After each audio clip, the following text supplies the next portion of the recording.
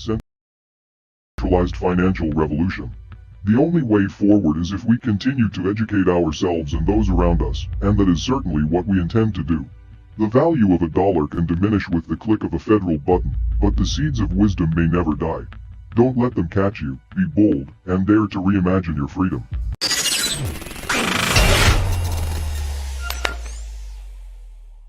Curious about Web3? Learn Web3 with the leading Web3 wallet at MetaMask Learn. Stay tuned. We're about to wipe the floor with this one. I'm Robert Davi, and you're tuned into Coins, the only podcast that might literally set you free.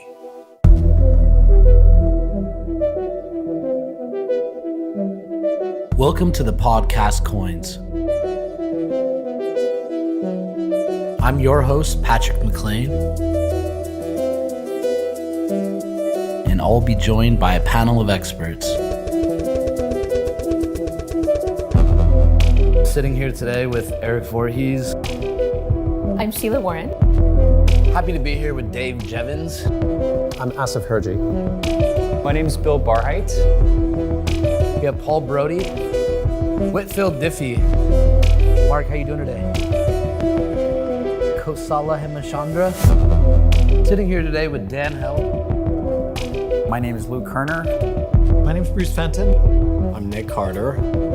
Melton Damaris. Raoul Powell. Roger Vair, Lynn Ulbrich, Anthony Scaramucci, Alex Mashinsky. I get to sit here today with Charles Hodgkinson, Sam Bankman-Fried, Nathaniel Popper. Paolo Ardoino. Could we define this as a war?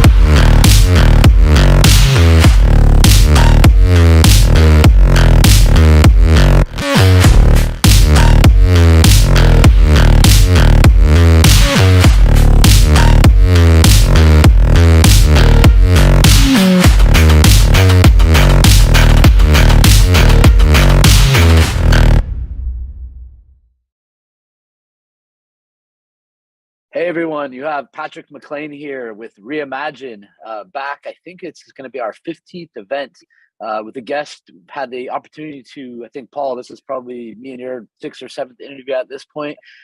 We've worked on docu-series together over the years, and definitely an interesting time in the market. So I'm excited to kind of hear Paul's thoughts here and let some of the students ask questions that are of interest. But before we get into it, let me go around and have everyone kind of introduce themselves.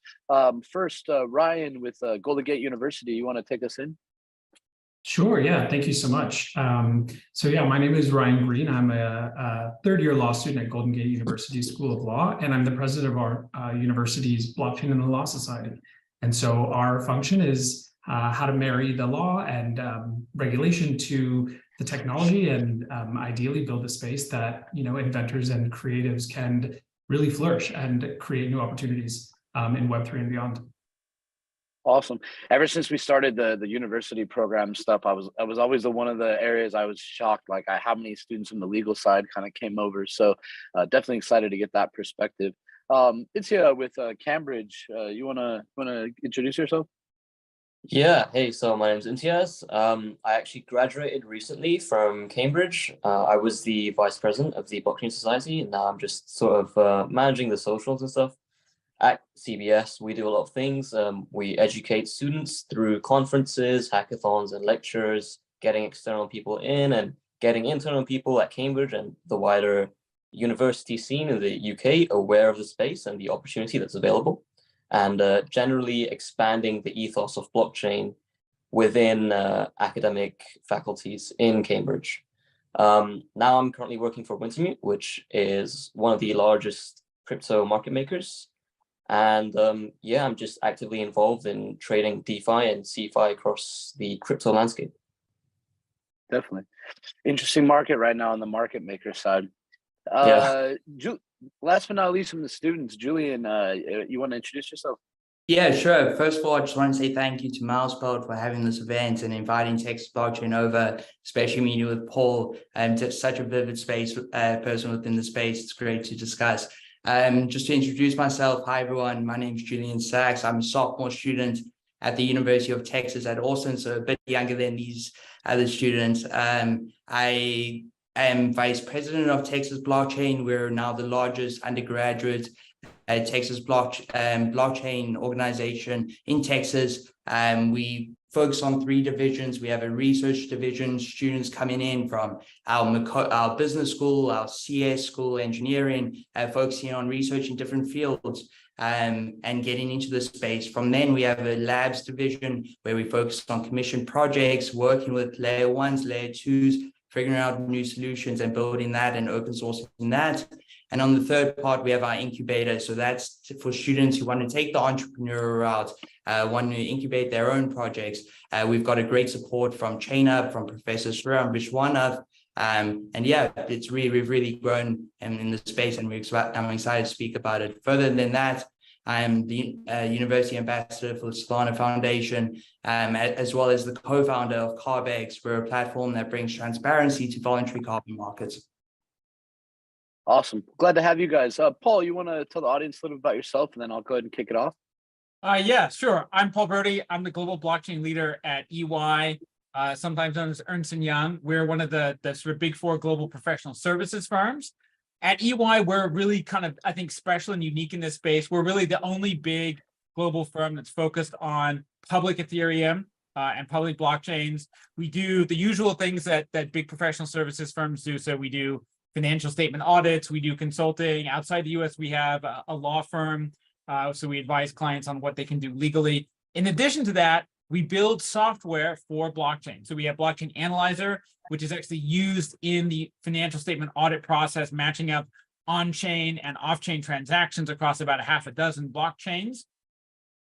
We have an application called OpsChain, which is about tokenizing digital assets or physical assets and putting them onto the Ethereum or Polygon proof-of-stake blockchains.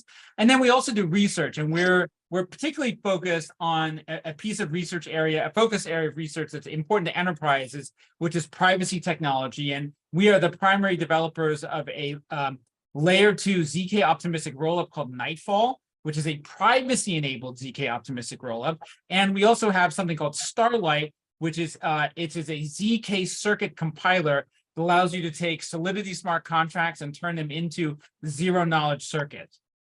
So all of these things are designed to make it possible for enterprises to do secure business transactions on public Ethereum. Awesome. Well, appreciate everyone joining. Let me go ahead and kind of kick off the first question, and then I want to get Paul's view on a few things, and I'll start to pass over to the students. So, a few years ago, actually, Paul was part of a thing the Milespelt team did. We made like a small docu-series. We rented the Treasury building and had a little fun.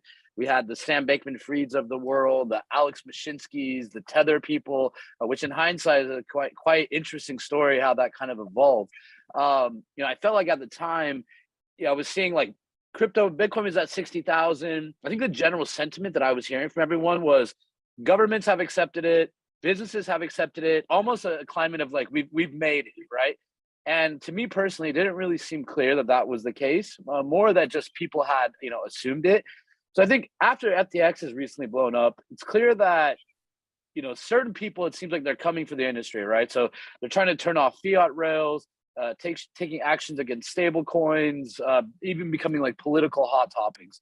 I was with Paolo Andrino, the CTO of Tether, just a few days ago for this event, and in reference to a student question, regarding audited, he kind of highlighted that he even views that the big 4, right, which kind of Ernst & Young falls in that category, has risk to even service some of these clients, right? Just like what it might do to their reputation when we're kind of in a world now where people are asking for auditing, right? So I guess, Paul, I want to get your perspective. How bad was what just happened in the crypto industry? And, specifically, I'll kind of break this up into 2 parts. And specifically, how has the attitude of traditional businesses kind of evolved since that disaster? And then the second part, and take a little time answering these, how do you see the role of EY or similar companies as off-chain auditing becomes a larger topic. And can anybody really trust it if you guys don't throw your hat in the ring and offer those services?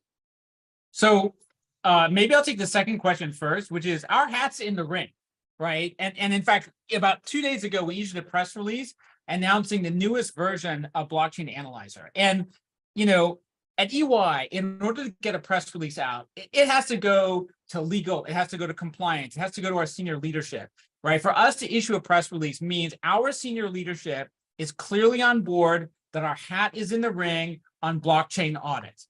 Now, audits are risky, right? You're effectively kind of signing up for potentially a lot of risk. And in a lot of countries, in fact, auditors are liable, they have unlimited liability. You can't limit your liability. If you screw up, you can be liable down to every last penny.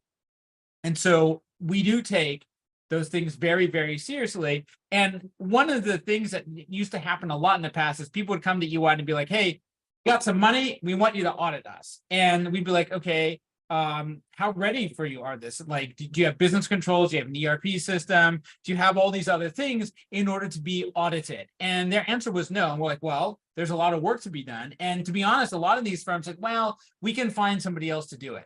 One thing that's really, really good right now is that we're still in this business. The rest of the big four are still in this business. And all of a sudden, when you tell people, here are all the things you need to do to be audited, suddenly they're taking it really seriously. They're not just saying, oh, that seems a lot of time and money. We had lots of clients that said that seems like too much effort a couple of years ago. Now the tune is really different.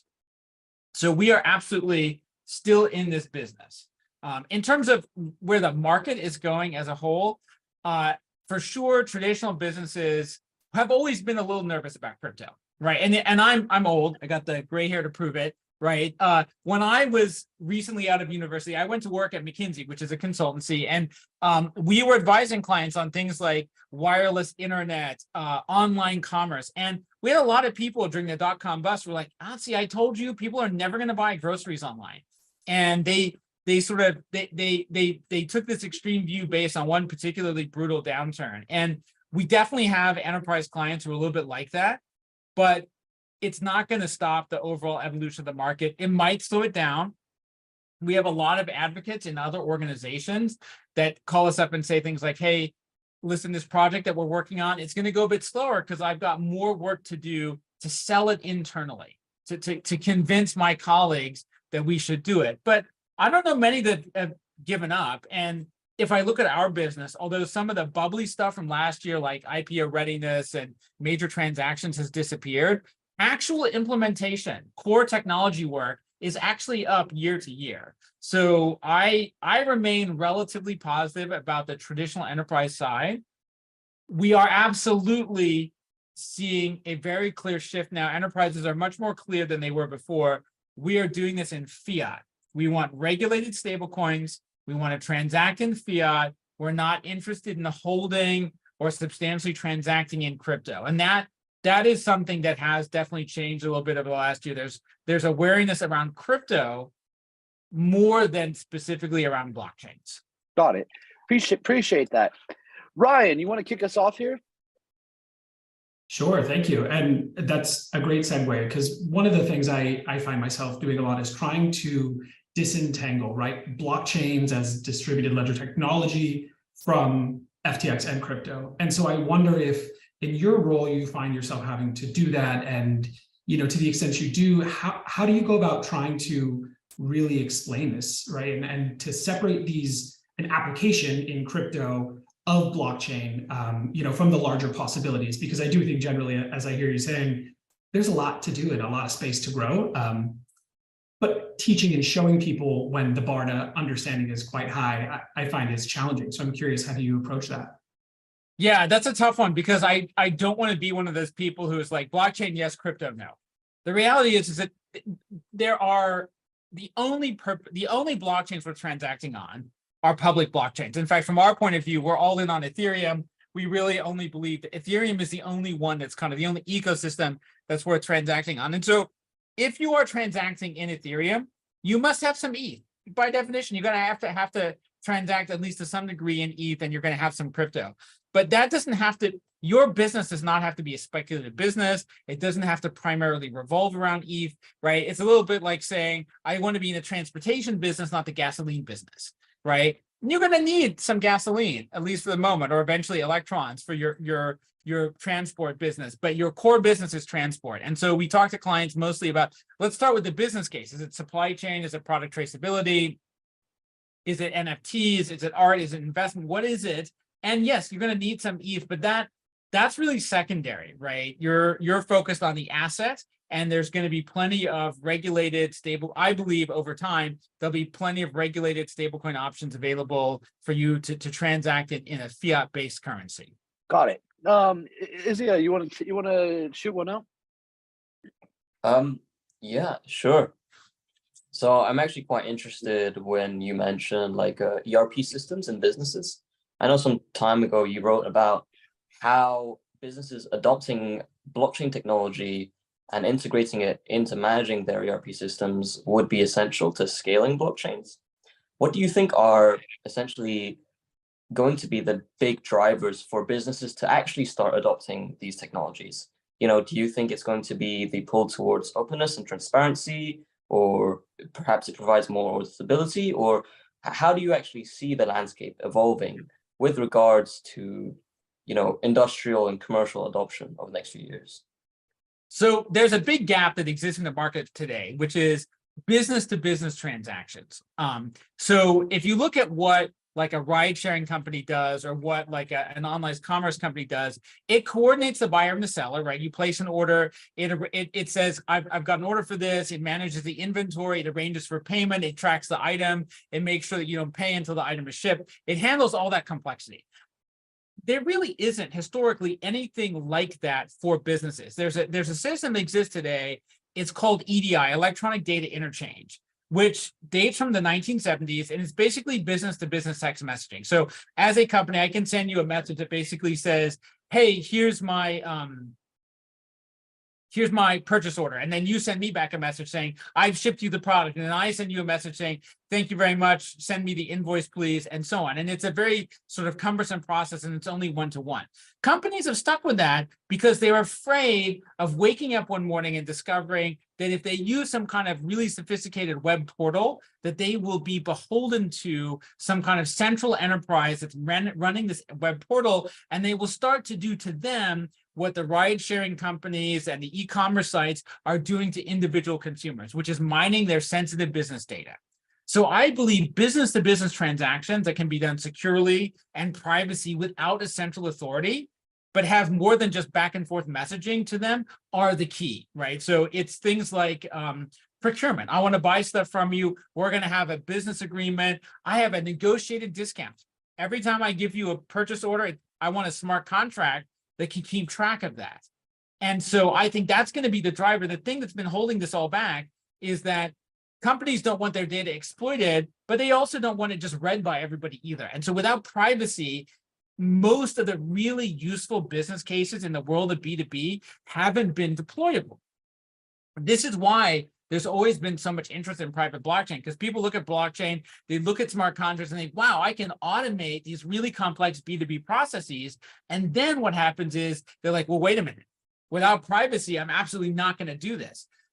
So then you get in this weird situation where they want a blockchain, but they want privacy, and you can't get privacy on the public blockchain. So now they're going to try a private blockchain, which is kind of pointless anyway, right? And they end up in this complete mess. Whereas what they really needed was a robust privacy solution on a public blockchain. And we've only just now gotten to the point where that's actually possible. Yeah, sounds really interesting, man. Well, I'm excited to see what all the zero knowledge technologies will enable.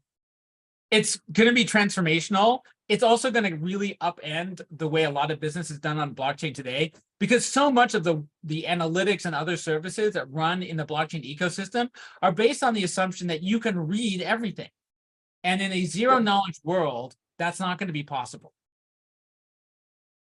No, and I've been hearing you talk about that for a while, like the work you guys have been doing on EY on the ZK side is, you know. Everything takes so much longer than you think it's going to. I mean, honestly, we started down this like zero knowledge privacy tech roadmap in 2016. And it's 2023. We're still plugging away at it. We finally have product that works. It's 1,000 times more efficient computationally than the prototype. But if you had asked me when we were going to get here in 2016, I'm like, oh, we should be there by like 2018, something like that. And here we are in 2023, and we finally got our layer 2 privacy rollup launched, and we've got our privacy algorithm tool called Starlight that's in beta, right? So we're, a little 4 or 5 years behind schedule. Who's counting? I just want to know who's naming these. These are all awesome names. I feel like our head of research, Duncan, is based in London. He's naming them. So I wanted something called Event Horizon to go like when we get to the perfect privacy solution. I wanted to call it Event Horizon. Nice. I'll be looking out for that one. Julian, you wanna come in here? Yeah, sure. I think what we discussed in the prior conversation leads into mine pretty well. I know we discussed about it, so I don't want to discuss too much, but obviously you recently tweeted about the launch of Nightfall version 3.0. And for those that are unaware, Nightfall is the application to transfer ERC standard-based applications under zero knowledge proofs. And you can do this at 1.5% of the initial cost. So my question is, as we've spoken with B2B applications and using security, we previously spoke about private blockchains and your viewpoints on those. How do you see Nightfall with the new version kind of linking into all this B2B security? And for developers, I know I have an enterprise-grade application and having something where my large corporate buyers want this privacy, and looking at a development point of view, how can we get on these? How can we consider if Nightfall is a good application for us? I think that's a great question. I mean, it has taken us a long time. It's taken us a long time, and now that it's out, we have to actually convince everybody we're building applications for it. We have to convince other people to do so too. There's two things that you have if you're an enterprise and you transact, right? I always say every business to business agreement comes down to sort of two things. I've got money, you've got stuff, and we want to exchange my money for your stuff under the terms of some kind of an agreement. So there's two things to do there. First of all, there's this money for stuff transfer. Now in financial markets, it's a swap. It's very easy and straightforward. But in the world of business to business, you've got business rules like volume discounts, rebates, standard pricing, all kinds of stuff like that. And so the other part of it is the business logic. So Nightfall allows you to move tokens back and forth under privacy with business logic. And there's a development API for that. There's tools. By the way, Nightfall is completely public domain and open source. There's no special EY hook in there. Secondly, we developed a tool called Starlight. And the idea behind Starlight is that we learned the hard way. It turns out that teaching developers to make zero knowledge proofs is really hard. We thought, oh, they're all engineers, they'll understand the math, no problem. It turns out it was too difficult. It was really hard. So we decided to create a compiler that allows you to take a Solidity contract and mark it up with the stuff that you want secret and then spit it out as the zero knowledge proofs. So now you can have the business logic in Starlight, and you can have the payments and transfers in Nightfall, and then the two can actually work together. So you can have the big privacy data set, which is Nightfall, and then you can set customized logic, because every business to business contract is different, but a lot of the underlying transfers and payments are very standardized. So that's a goal. We're still in the early stages. We're going to have our first product out in May, and we're spending a lot of time briefing banks, investment companies. There are so many companies that are thinking about doing this because they've all been waiting for scalable, public, truly open privacy technology for them to use. Very awesome. Just curious, and I should probably know this, but is there any chance for students to program on this platform yet? Absolutely. And in fact, so Nightfall is live on the testnet. And if you go to, I think it's github.com/EY blockchain, I think it's EY, capital B blockchain, you will find the code base, everything that we've done in this space. It's public domain, it's open source, anyone can use it. We've got a Nightfall, we've got discussions, we've got a Discord, we are delighted for students to use this and to get involved and to try. And we're going to be sponsoring hackathons because my end state goal isn't just to make a business for EY. I want that. But more importantly, I want to completely change how the world does business. And to do that, I've got to get all companies using privacy.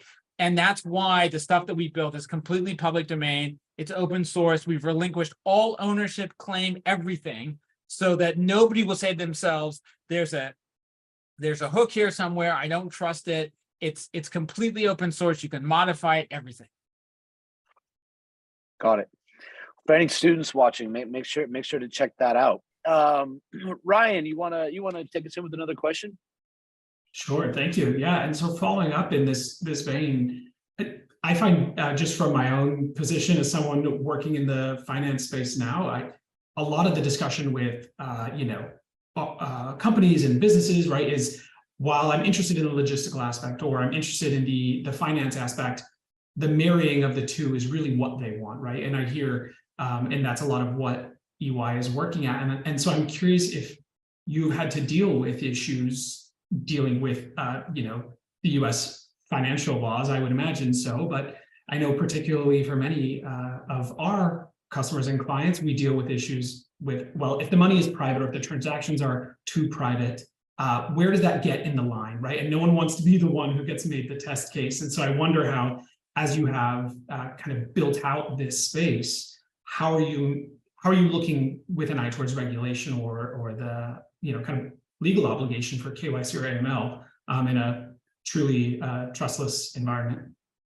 So we spent a lot of time thinking about this, and this was a source of a lot of nerves because of the regulatory action, the situation with Tornado Cash, right? We didn't want anybody to look at what we were doing and say, they're facilitating money laundering. So one thing I didn't talk about before, but I'll address now specifically is with Nightfall, not just anyone can use it. You actually have to have what's called an enterprise digital signature certificate. And to do that, you can get them from any of the big SSL certificate providers. You have to provide your business information, and it has to be screened against sanctions lists and things like that. So your transactions in Nightfall are only open to enterprises. They're only open to verified participants, and they're not anonymous. They are private, but they're not anonymous. So external regulators can see who is transacting in Nightfall, and they can identify those people because they have publicly available certificates. Now, the thing that we had a lot of debate about is, and you'll see this out there's a bunch of these like decentralized ID or ID-based solutions or permission chains or permission components. And one of the things that we really wanted to avoid was anything that looks like a gatekeeper role or permissioning. And that's why we picked these SSL-based certificates, because SSL certificates and enterprise ID kind of authentication certificates are a public open standard that's available from multiple companies. So our goal is, yes, you do need this data, but it's a lot like the web, right? Access to the ecosystem it's not gated. It's not, there's no central authority that's controlling this. You can get it from multiple different parties. We wanted to remain, even with the identification component, fundamentally permissionless. Very, very interesting. Do you think there's going to be room for companies to pop up that kind of handle that like commissioning those records or kind of issuing them? So there are already so many companies. Everybody who gets an SSL certificate for their website, if you look at the security certificates, those are the exact same companies that can issue these. And that's why we picked them. They actually have infrastructure experience. There's many of them, so you have a choice. That's actually a key thing for us. And as there are other options available, we'll look at them. But the key thing is, no, we don't want any one company to potentially be a gatekeeper. It has to be a fundamentally open approach. Got it. Very interesting. And Cambridge, you want to come in here? Yeah. So actually, interesting that you mentioned Tornado Cash. I know one of the developers still being prosecuted for it. Leads nicely into my question, which is, do you think that regulators who are trying to regulate this technology, do you think they have or will have or actually are even trying to attain the necessary knowledge and intricate understanding of, blockchain technology, let alone zero knowledge proofs, to be able to regulate the space properly? I think they're trying. And I can't read the minds of regulators around the world. I'm very lucky. I've had a chance to talk to tons and tons of regulators, tons of central bank authorities in the course of my work, pretty much around the world. And I would say for the most part, they are trying. The US in particular has a relatively decentralized regulatory system. We have a lot of sort of competing centers of power. There's Congress, there's the SEC, there's the CFTC, there's SEC commissioners who are maybe not the same as the chairperson or the enforcement department. There's no simple monolithic like controlling entity. I'm generally optimistic that in this environment there will be a lot of messing about, but we will eventually get to a set of rules that are viable. I would be astounded if we ended up with kind of crypto fundamentally illegal, right? It is, you got to remember, there are publicly traded, SEC regulated cryptocurrency exchanges out there, right? There are, clear EU regulations. The UK has adopted, I think, a stablecoin bill that's going to, the regulators to define the specifics. Japan has a really outstanding regulatory environment. Everybody at FTX Japan is getting their money back, right? And Japanese regulators deserve a pat on the back. Honestly, Japan's regulators are really underappreciated for the quality of the work that they've done since Mt. Gox. So I think my instinct is that this regulatory kind of wave of actions is ultimately going to have a positive event. And by the way, it's worth keeping some perspective. Crypto is like $1 trillion. Global stock markets are $100 trillion. Global bank deposits are another, I think, couple $100 trillion. The scope, the amount of institutional money that is sitting on the sidelines waiting for good regulatory clarity it's hard to comprehend the huge quantities of that. And as slowly as this happens, there will be, as the regulations mature, there will be this monumental flood of money into the blockchain ecosystem as people come to understand the value prop around digital assets, digital, blockchain-based services. DeFi is going to be fundamentally transformational. It's not going to be the DeFi that we know from a year ago of like, hey, I wrote like a cool algorithm, let's just deploy it without testing. It's going to be a very different world of DeFi, but DeFi is going to be enormous and transformational. It is going to do to traditional banking relationships what app stores did to the TV business, to the cable TV business, to mobile carriers, right? It's a kind of this direct access mechanism where you can deploy applications and people can bring their money to you, and it's going to get scale. I think we've certainly reached critical mass in crypto. We have. It's slow, but as I've told a lot of people, 100% of ultra high net worth family offices are doing something in crypto. They're doing it just to test the water, to get familiar. They're waiting for good regulatory clarity before they go from 0.1% of their portfolio to 2% or 3%. But when that happens, the crypto ecosystem is going to go from $1 trillion to 5 to 10 to 50, right? There's no reason to think it won't end up 20 to 50 times larger than it is today in less than a decade. Yep. Is that what you think maybe is slowing this down? Is that some of these like traditional businesses that will shake up? I mean, are they essentially taking like a lobbying approach to try to make sure there is no regulation, to leave it in this gray area? Oh, no, I think enterprises, blockchains, banks, everybody wants regulatory clarity. They don't want the gray area. There's two things that are going on. Over in the finance side, if it comes to money, you need regulatory clarity. It's not enough. And we'll give you an example. We've built a couple of stable coins for major banks who don't want to launch them until the rules are clear. It's not that they can't. It's not that they're not interested. It's that they are uncomfortable until there is clarity. So on the financial services side, they want clarity. Over on the enterprise side, on the industrial side, if I want to transact, we've got a client, for example, that's getting ready to do traceability of packages of medicine on public Ethereum under privacy.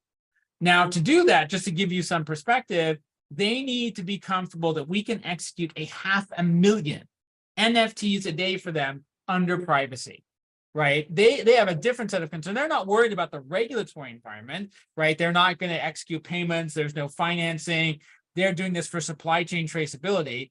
If somebody stole all their NFTs, you'd have a data corruption problem, not a multi-billion-dollar theft, right? Because the NFT isn't the same as the actual product. But they want to be confident that their business data is going to be secure, then they're not going to be spending more money on gas fees and on making the medicine itself, right? We're working through those processes, but I would say 12, 18, 36 months from now, we will routinely see industrial clients doing 1, 2, 5, 10 million transactions a day on the public Ethereum ecosystem. And our own forecast is that just for one industry, just for automotive, we think that when automotive industry is fully deployed on top of Ethereum, that will require 4 billion transactions a day. 4 billion for one industry. And I think, we sit down all the time and start thinking about how we're going to make sure that this scales. But I think on the finance side, you want clarity. On the industrial side, I want reliable, our clients say they need reliable privacy, they need sophisticated business logic, and they need truly epic levels of scalability. Very interesting.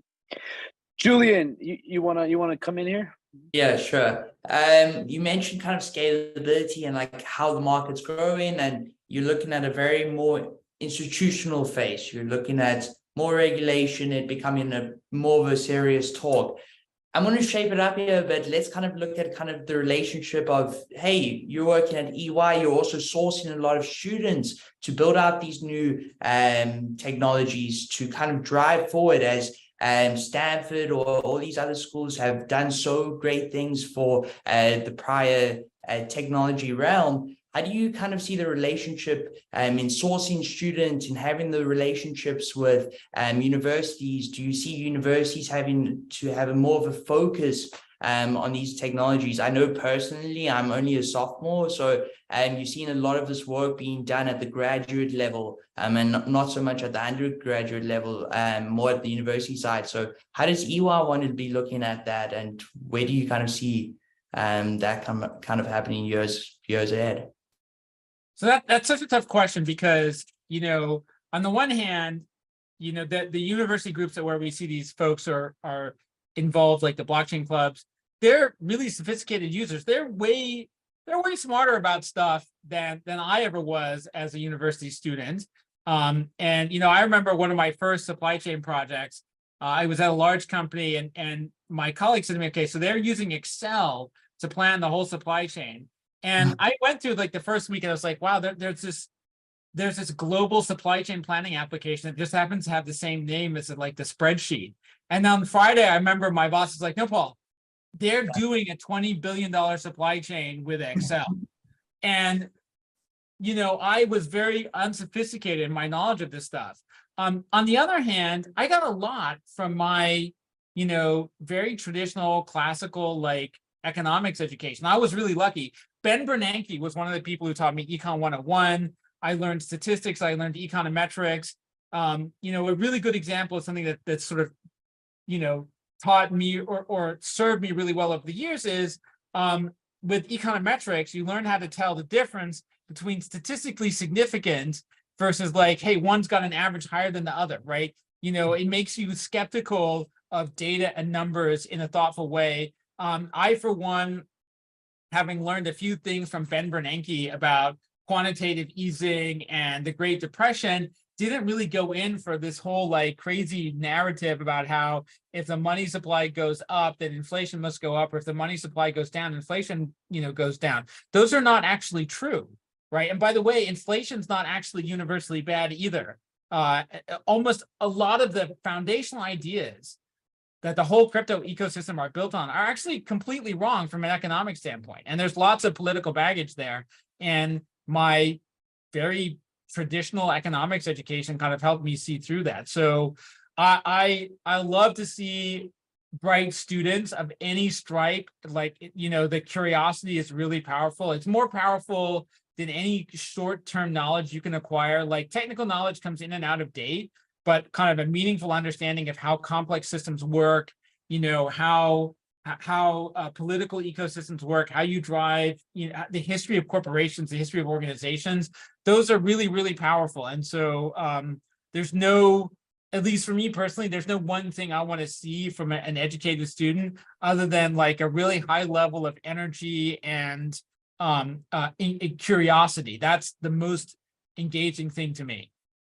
That has the longest longevity, that curiosity and the feeling like I always want to learn more and just like wanting to add value, that has the most longevity. Definitely agree.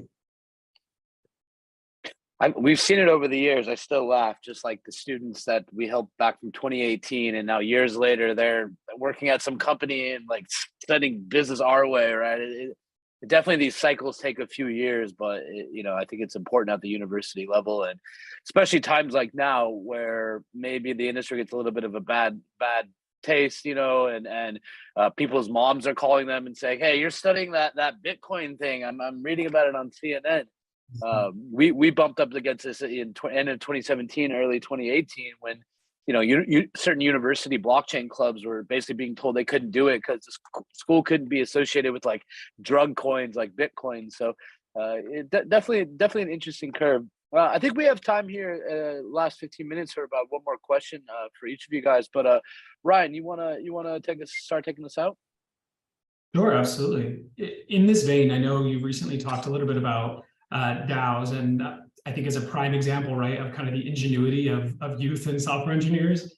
Of course, the law is just simply not caught up with a DAO, much less the application or its construct. And so I know, of course, Oric recently released a white paper talking about using a co-op as a legal wrapper. And so I'm just curious how you view that as opposed to, say Wyoming's DAO statute. And really I'm driving out, I guess, the idea for many that I understand say, hey, these things, these wrappers, they don't adhere to the principles of decentralization or the purpose of the DAO initially. And so I'm curious how you kind of weigh those out, or how you look at these as these things are evolving and growing. So definitely looking at them as they are evolving and growing. I really liked the Oric idea because the Wyoming LLC thing is useful, and I think Texas supports that as well. And I think also you can do it in Dubai, and it's great and it's important for DAOs to have this like real world legal component that they can act in the real world. I love the Oric idea because, and full disclosure, by the way, my husband is a senior partner at Oric. That's not why I picked it, but I love the Oric idea because co-ops are really consistent with this kind of ethos of decentralized participatory process. One of the things that has frustrated me a little bit is I feel like sometimes some very aggressively corporate money-focused entities have hijacked the identities of DAOs. They've claimed they're foundations. They're not. They're for-profit businesses. Like, call it what it is.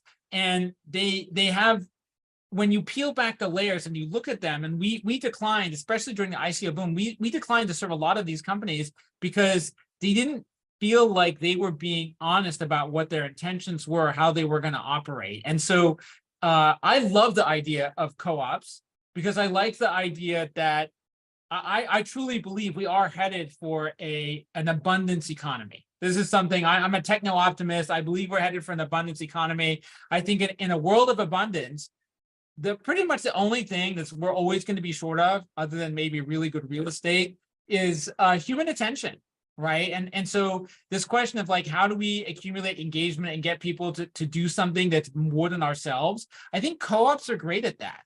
And maybe co-ops have not been as successful in the past because you need capital. But if we're headed towards an era of capital and asset abundance, then we need to think about what is the capability or the process or the mechanism that drives engagement rather than just capital accumulation.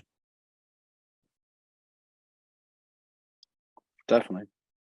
Isio with Cambridge, you wanna ask your final question? Yeah. So you mentioned actually like that the DeFi of the future would not look like DeFi last year, and I think that's quite an interesting point. You mentioned that people won't just write any kind of smart contract and deploy it.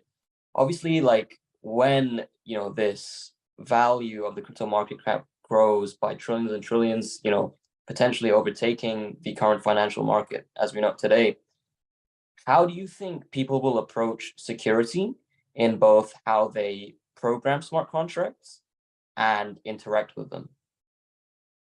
That's a great question. For a few years, I really thought we were going to get into a world of something called formal verification, which was like sort of a process for mathematically proving that your code was kind of effectively unhackable. It hasn't really caught on, even though it's been around for a while. Maybe it's too difficult. I think we will end up with some kind of a security model that looks a little bit like what we have today for the web or online banking, which is this like belt and suspenders, multiple layers of security. Some of them very, very hardened and sophisticated. Some of them maybe not quite so much, but quite a bit of redundancy of different mechanisms. So I don't know for sure, right? I think we're still learning about how security will be implemented in a ZKP or zero knowledge circuit kind of world. Will we be able to test things as easily? Will third parties be able to kind of really put your code through the hoops and understand what it does? Remains to be seen how that will develop. But I think, we still deal with lots and lots of hacks in the Web 2.0 world, but the damage those hacks seem to do seems to be maybe quite a bit lower, right? We've evolved lots of mechanisms for handling them. So I do not know how the problem will be solved, but I'm increasingly confident that this problem will be solved, that we will get past it, and that we won't be held back by a sort of abject terror of the possibility of being hacked. Julian, you want to ask your final question here, and then I'll go ahead and take us out? Yeah, sure. Nothing too vertical focused, but I think just in general, obviously you guys are doing amazing things. How do you guys position in your certain partnerships you guys are doing, where you're getting involved? Is this a case of, hey, EY is launching Nightfall, doing Starlight, and just launching it out, letting developers and teams kind of say, hey, I want to take the initiative for ourselves? Or are you guys looking to do big partnerships with large enterprises or projects? How's that kind of viewing looking? So the biggest thing about partnerships is, can you really do them justice? Can you do it? Do you have enough time and resources to do it, right? And everybody's like, hey, partner with us, partner with us. That's great. And it's funny too, because 4 or 5 years ago, when I wanted to partner, people were like, I couldn't find almost any companies that were committed to doing anything on public Ethereum, right? Everybody who wanted to partner was private blockchain focused. Now we're finally, I would say, spoiled for choice. We've built a really good relationship with Polygon, a good long-term relationship with Polygon. We've built a really good relationship with Fireblocks. We're going to continue to be quite selective about the partners, but our approach remains, especially for like Nightfall and Starlight, if you want to use it, we want to help.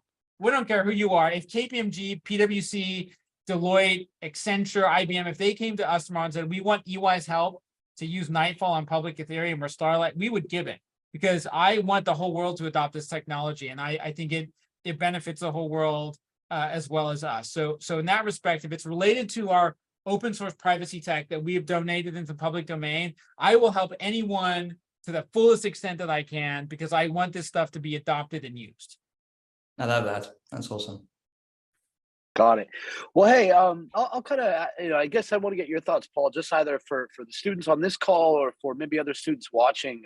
What advice would you give them as they're starting to maybe think about a career in blockchain? And when you look out the next, 2 to 3 years, what are maybe a few good case scenarios you see happening, and maybe on the other end, some bad case scenarios that no one's foreseeing? So thank you. First of all, I just say thanks for inviting me to these year on year. And thank you to all the students, Ryan, Julian, Imtiaz. You guys ask awesome questions, and I'm really pleased to be a part of this discussion. I learn from the questions that people ask. In terms of advice that I would give, I would say maybe 2 or 3 useful things. I think they're useful, right? And keep in mind, my children don't believe anything I say is useful, but maybe a couple things. Number one, you've got to have something that you're really good at. Like, it's great to be good at bunches of things, but you've got to be really exceptional at something. And it could be writing code, it could be understanding supply chains, right? You know, I would say we have a mix of people in our organization. Some people have come to blockchain because they're technology people or they're math people. And some people have come to blockchain because they know supply chain or ESG, and they have a problem and they believe they know enough about blockchain to have some idea of how to solve it. But they come to it from some background of expertise in something. And depth of expertise is always valuable, right? Being really good at something, being twice as good at something as somebody else is worth 4 times more, right? It's sort of an exponential curve of depth of expertise. So that's one piece of advice I would give you. Second piece of advice I would give you is establish a track record. So one of the things when I'm looking to hire people is like, I don't want to hire somebody who's like switched 9 jobs in 9 years, right? I want to see people who not one job for 9 years, but I want to see that you stuck with it for a while and that you got promoted in a job that you had, that you demonstrated that you could stick it out through the good times and the bad. Because I can promise you, right, having been at EY now just coming up on 8 years, we have had plenty of bad times and lots of frustrations. And there have been many days when I've come home and I'm like, this is it. I can't stand it anymore. This place is driving me crazy, and I've stuck it out. And if any good job that's worth doing, it's going to feel like that at times. And you got to demonstrate that you can stick it out. And then thirdly, think carefully about your reputation. You only get one chance to throw away your reputation. And in this business that's full of scammers and less than fully reputable people, and I feel very bad for what I think were probably many high integrity, well-intentioned people at some of these firms that were banging their head against the wall and be like, dude, what the heck is going on? I do not understand. Like, this doesn't add up to that. And they were probably sitting there, they were like, hey, they were calling the boss and be like, hey man, things don't add up, right? And I feel really bad for them, but think carefully about your reputation, right? It's the most valuable thing that you have. So those would be my 3 suggestions. I value, you know, curiosity, engagement, and enthusiasm more than, you know, having somebody that fits the ticks the box perfectly on any particular job or resume. Some good advice, and I'm sure any students listening appreciate it. So definitely want to say thanks to everyone making the time. I got Ryan Green with Golden Gate University, Imtiaz with Cambridge Blockchain Society, and Julian Sachs with Texas Blockchain, and of course Paul Brody with Ernst & Young. Appreciate everyone making the time. It was a great conversation, and for anyone watching, thanks for tuning in to another Reimagine, and we appreciate everyone, and we'll see you guys again soon. Yeah. Curious about Web3? Learn Web3 with the leading Web3 wallet at MetaMask Learn. You thought DeFi was just a buzzword, did you? You thought you could remove our face from your books without a legitimate explanation, did you? Does a mask on Ben Franklin offend you? Or perhaps the symbolism frightens you, because it represents the end of your arbitrary decisions made in the name of elitism? Well, I've got news for you. The decentralized financial revolution isn't letting up, and we will not be silenced. The future is being determined under your nose. I suggest you wake up.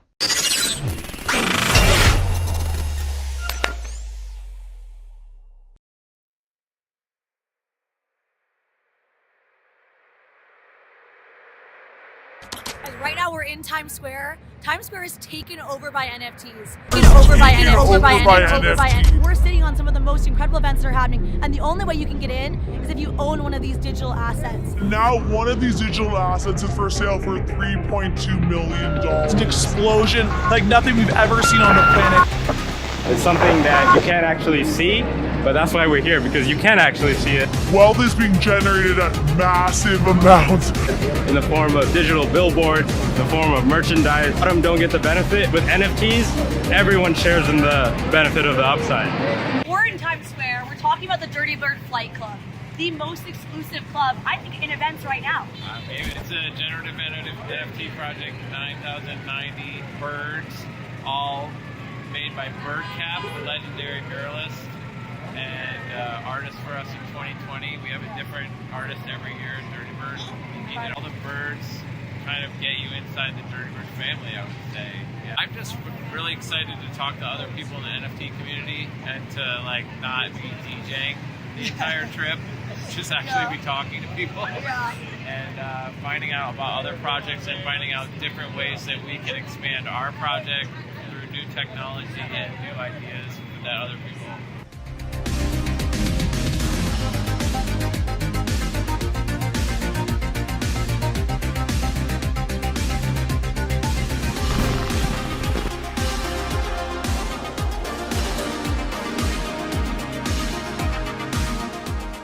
So NFTs really give the opportunity to capture moments in time, to secure them with blockchain, crypto technology, and anyone can really own it, right, in a decentralized way. So this is really going to help a lot of photographers and underserved creatives, right, bridging the digital world, but also like capturing real-world moments.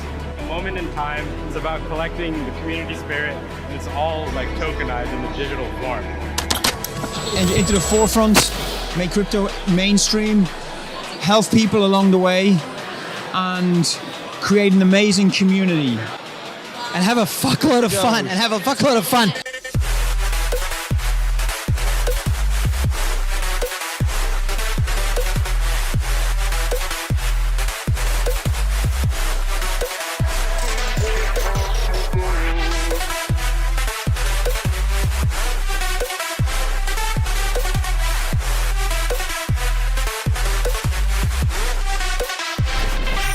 So I'm a collector, and I look for promising artists who really don't have the exposure that they should, and I offer mentoring and my advice and try to kind of be a kingmaker and connect people. So you have teams like OpenSea. I mean, we're here in the Edison on the rooftop, and OpenSea is one of the featured blockchain NFT platforms here.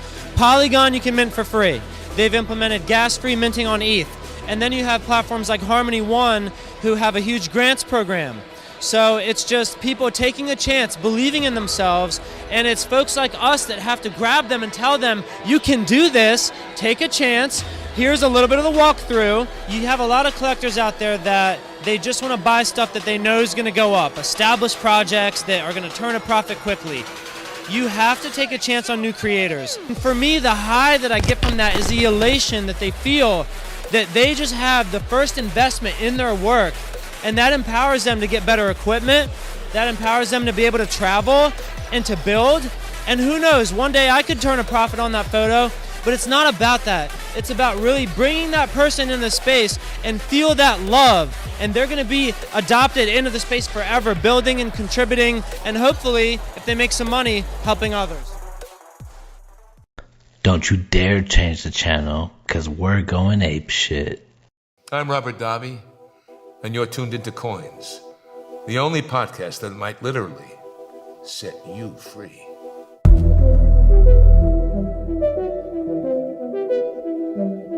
Welcome to the podcast Coins.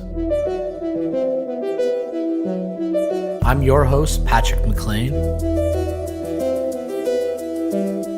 and I'll be joined by a panel of experts. Sitting here today with Eric Voorhees. I'm Sheila Warren. Happy to be here with Dave Jevons. I'm Asif Herji. My name's Bill Barheit. We have Paul Brody. Whitfield Diffie. Mark, how you doing today? Kosala Hemachandra. Sitting here today with Dan Hell. My name is Luke Kerner. My name's Bruce Fenton. I'm Nick Carter. Melton Damaris. Raoul Powell. Roger Vair. Lynn Ulbrich. Anthony Scaramucci. Alex Mashinsky. I get to sit here today with Charles Hodgkinson. Sam Bankman-Fried. Nathaniel Popper. Paolo Ardoino. Could we define this as a war?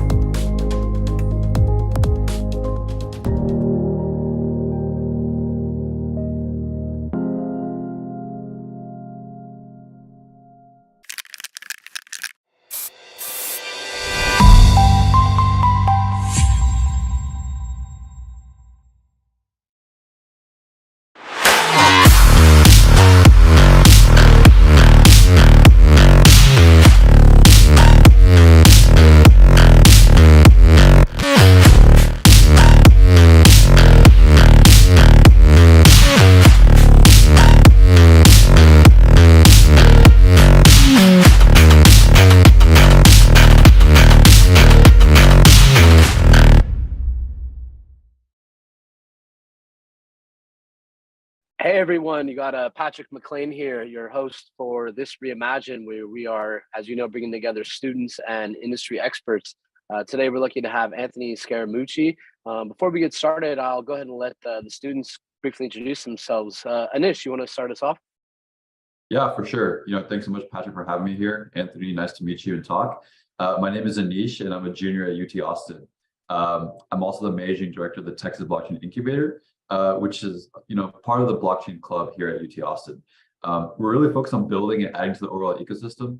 So part of my role is really focusing on helping these startups go from just an idea to actually launching and creating real world impact.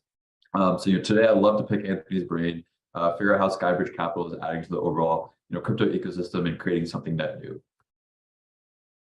Thanks, Anish. Francesca, how are you doing?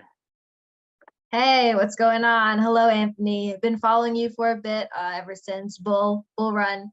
My name is Francesca. I often go by Franny. I am half Italian. My mom immigrated here. I'm currently a senior at VCU, Virginia Commonwealth University, based in Richmond, Virginia. I'm majoring in fintech, financial technology. Yes, it is a major. I've been around. My niche is really into blockchain tech, its utility. I'm the president of VCU Blockchain. We've been around for only 2 years, just really focusing on how we can provide the most value back to students and our locals, since we are in a city. So really pulling together people from the engineering department, business department, arts department, since we do happen to have one of the top art schools, and really seeing what utility, what value we can provide back to students, and giving utility to blockchain technology, cryptocurrencies and such. So again, thank you for having me here. Yeah, happy to. Last but not least, Abdullah, you want to introduce yourself and your what you guys got going on in your school? Yes, of course. Hey everybody, great to meet you, Anthony. Glad to be on here. My name is Abdullah. I am a student at the Ross School of Business at the University of Michigan. I'm here representing BAM, Blockchain at Michigan. We're a club that's probably 4 to 5 years old, completely student-led and student-founded. As a brief overview, we have our club divided into 3 different sectors: our education sector, our consulting sector. So we work directly with companies on certain projects, whether it's testnet like development projects or business projects. And then our third division is what I currently lead, is our governance division. We have around $30 million worth of tokens, delegations that we have received for Uniswap, Aave, and Compound from a number of protocols and VCs, and we're actively working with different stakeholders in the community to propel certain proposals, to vote on certain proposals, and direct the direction of some of these protocols. And Anthony, I know you guys delved into opportunity zones from your side as well. We currently work. I currently work at an investment firm in Ann Arbor, Arana Ventures. It's a blockchain investment firm, and our sponsor is Jackson Dearborn Partners. So they invest a lot in like commercial real estate and a lot of opportunity zones. So there's some interesting synchronicity there. So yeah, that's a little bit about me. Happy to be here, guys. Well, it's nice to meet all of you guys. I appreciate it. And go ahead, Patrick. No, you want to give the audience just a brief introduction on yourself, and then I'll go ahead and kick us off. Okay, yeah, so I'm Anthony Scaramucci, the founder and managing partner of Skybridge Capital, which is an 18-year-old investment manager based here in New York. My 30-second background is I'm originally from Long Island. I went to Tufts Harvard Law School. I worked at Goldman Sachs for 7 years, built a registered investment advisor that I sold. The company I sold to ended up selling itself to Lehman Brothers. I left in 2005 to start Skybridge. And about 3 short years ago, I pivoted some of our assets into the digital space. And so we probably have, I don't know, about $500 or $600 million in the blockchain cryptocurrency assets. Thank you for that. So let's go ahead and get started here. One thing I was just talking to the students about before you joined, though, we had a few minutes, was really thinking about, even we've been involved with the university program. And I was joking, back in 2017, we would try to fund some university blockchain clubs, and they would get a letter from the school like, we can't be involved with this drug coin, right? Like it was still hangover from like the Silk Road. And I'm starting to get a little worried now for a lot, there may be 150 universities that'll be watching this feed. I'm starting to get a little worried now, the after effects of, some of the stuff we've just seen with FTX and government regulation cracking in, and kind of what the perception is. In early 2021, like I even had a chance to like sit down with SBF for like 3.5 hours, like of the show we made. You were actually part of it, called Coins. And ever since then, I kind of followed his trajectory. And even how I got to know him was from some friends I had who were like, some of the biggest traders on FTX. I feel like, to me, there was a crescendo around April when there was that event in the Bahamas. I know you got to kind of see a little bit of that kind of front row. I felt like there was that April event, and then we had Luna, and then we had the rest of this shortly after. And like what I heard about what happened in the Bahamas was that it was just kind of like a party in the back end. Like starting there, like did you start to get your first signs about the FTX team like in that April event that something might be wrong with them? Well, the short answer to that is no, because I sold a piece of my business to Sam in September. So if I had gotten any inkling that I thought there was something significantly wrong with him or FTX in April, I obviously would have never sold a piece of my business to these guys. Just to provide a little bit more context and backdrop. So I have been in the conference business since 2009. We have a conference called SALT. I'm actually going tonight to Abu Dhabi, where we're hosting an event at the Yas Island Hilton Hotel called SALT Investopia. We do the conference now in Singapore. We'll be back in New York in May with the original SALT conference, sort of North American concept.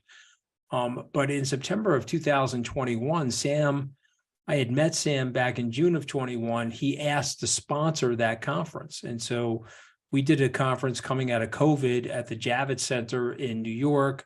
FTX was one of the principal sponsors. I got to know Sam at that conference, and that's what led to that Bahama event, because we ended up having a 4-conference sponsorship from FTX. It was a 3-year deal, and we promised them that we would do an event in their jurisdiction. He had his office in the Bahamas. I'm very good friends with the owner of the Rosewood Hotel and the Baha Mar complex there.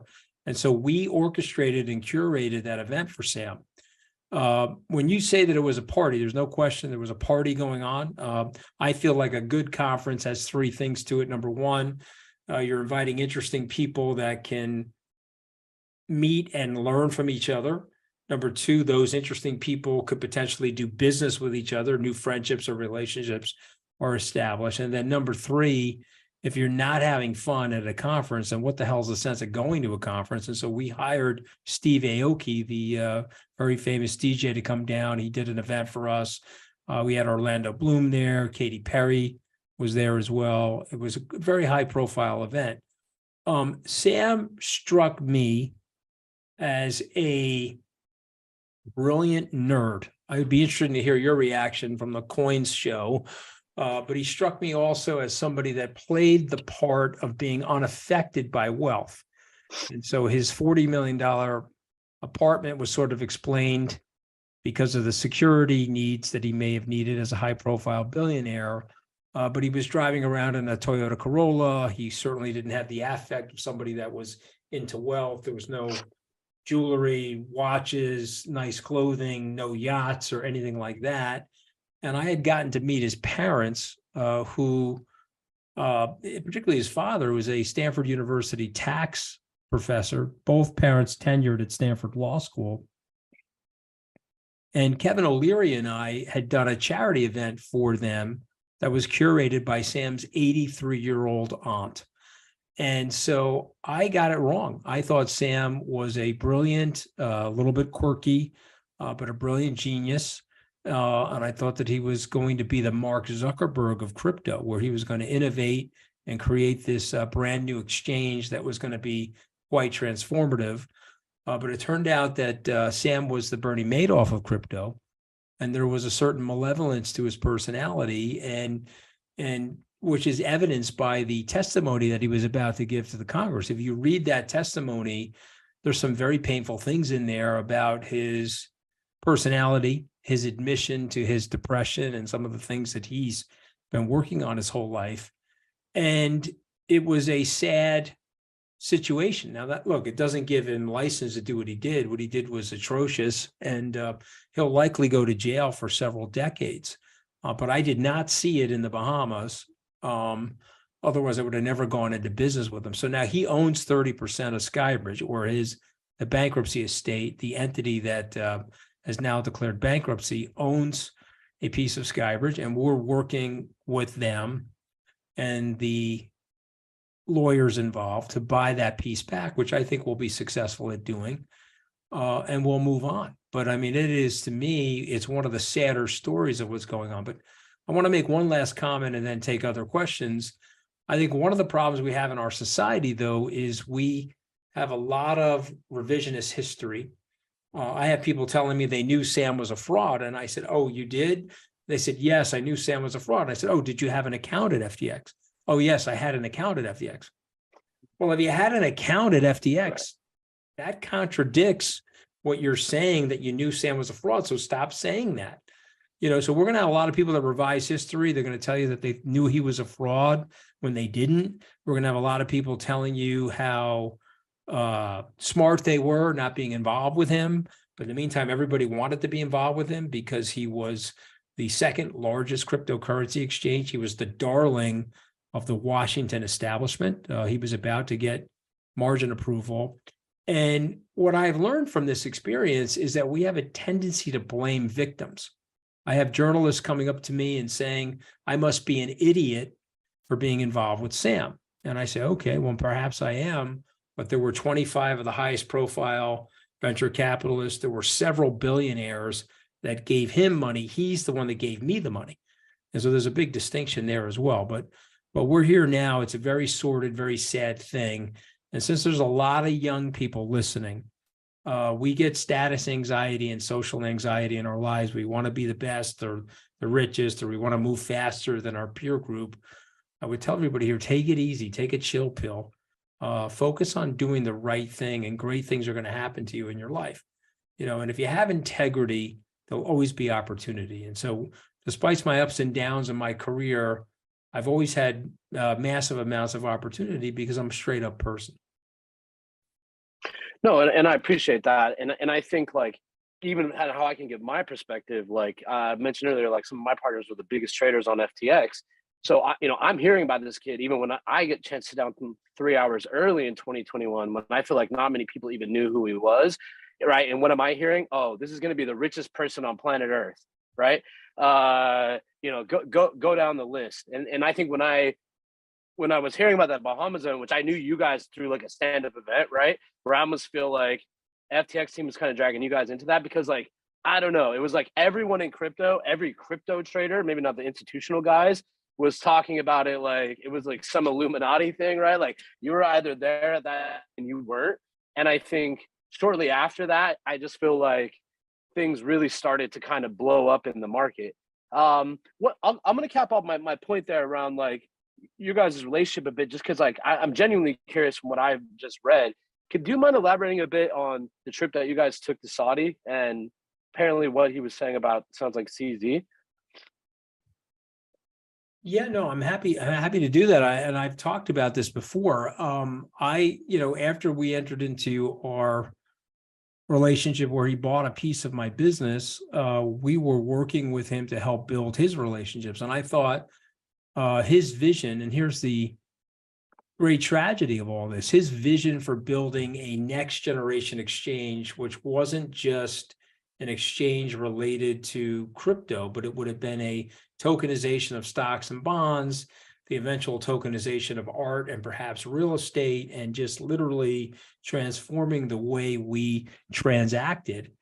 That was his vision. And I thought it was a very compelling vision. And obviously 25 of the best venture capitalists, sovereign wealth funds, billionaires felt the same way because they had funded FTX with over $1 billion of capital. And we were out there to raise him more capital. He was going to raise another round of financing. Now, what we didn't know at the time is that he was filling a hole from the debacle that was taking place. And you mentioned it. So after the Crypto Bahamas conference, we saw the end of Three Arrows, the hedge fund. We saw the unwinding of the Terra Luna project. You had the Celsius debacle, and there was a really big crypto crash, if you will. Sam made it out that he was inoculated from that he had good risk management, and he had avoided that tumble. But what in fact had happened was he tumbled down alongside of everybody else, and he was taking client money to cover up the mistakes that he had made. And so he was looking to raise capital. He positioned it as being very different. So I want to apply the context here because I think it's very important. So now he's purchased a piece of my company. We're traveling in the Middle East to raise him an additional $1 billion. I am introducing him to friends of mine where I have 30 plus year relationships. So these are people that are, I have relationships with longer than Sam Bankman-Fried has been on the planet, or longer than these students that we're talking to. And, I stuck my neck out for him. So I took him to see the Crown Prince, MBS. I flew with him to the UAE to meet MBZ, the ruling leader of the United Arab Emirates. And, Sam is a very bright, very smart man. And he came across well, and he came across as a very articulate person in those meetings. But what we did not know is he was creating this nefarious activity under the surface. His flaw, though, was youthful arrogance, because he was sitting there among his many flaws. I mean, obviously the indiscretions being his biggest, but his youthful arrogance, he was in the room criticizing his competitor, CZ, who is the founder and CEO of Binance, which is the largest cryptocurrency exchange. And you guys may know this, but CZ helped Sam get his business started. He was the seed capital for that business, and he still owned a lot of that business. And yet Sam was in the Middle East, where CZ now lives, and he was criticizing CZ. And I think that the word got back to CZ, because it's a small community, the Middle Eastern community, and he got upset. And so maybe 5 or 6 days after that meeting, he sold or pushed into the marketplace $500 million of Sam's token, the FTT token. And Sam wasn't able to handle that. He didn't have the capital or the wherewithal. And so the house of cards that was FTX collapsed as a result of that. Now, I've had the opportunity to talk to CZ subsequent to this debacle, and I believe CZ. CZ suggested to me that he wasn't trying to put Sam out of business, but what he was in fact doing was brushing him back, so to speak, or letting him know that he didn't like the negative commentary that he was saying about him. But Sam was a house of cards, and so the whole thing collapsed. And so this is weird of me saying this to all of you students, but I'm grateful for that. I'm actually grateful for CZ, because God forbid these relationships that I have so much trust in, and God forbid that these relationships that mean so much to me had put money with Sam. That would have been a nightmare for me, and I would have been very distressed about that. And so I'm just letting you guys know that sometimes there's a silver lining in everything. I'm glad that we took that trip to the Middle East. I'm glad that Sam said what he said. I'm glad that CZ knocked him out of business, because that would have been a really worse situation to have people that I have these 3-decade-plus relationships with give them money. That would have been a disaster. Definitely. No, it's a very Buddhist way of looking at it. And definitely there's a silver lining to everything, and we just have to look for it. And yeah, I think it's probably for the best. Definitely sounds like it. So thanks for that. Francesca, do you want to kick us off? Yeah, just shifting the conversation more towards digital assets. Thinking long term, what role do you personally think Bitcoin will play within the US economy, and how are you positioning SkyBridge to reflect your views regarding Bitcoin?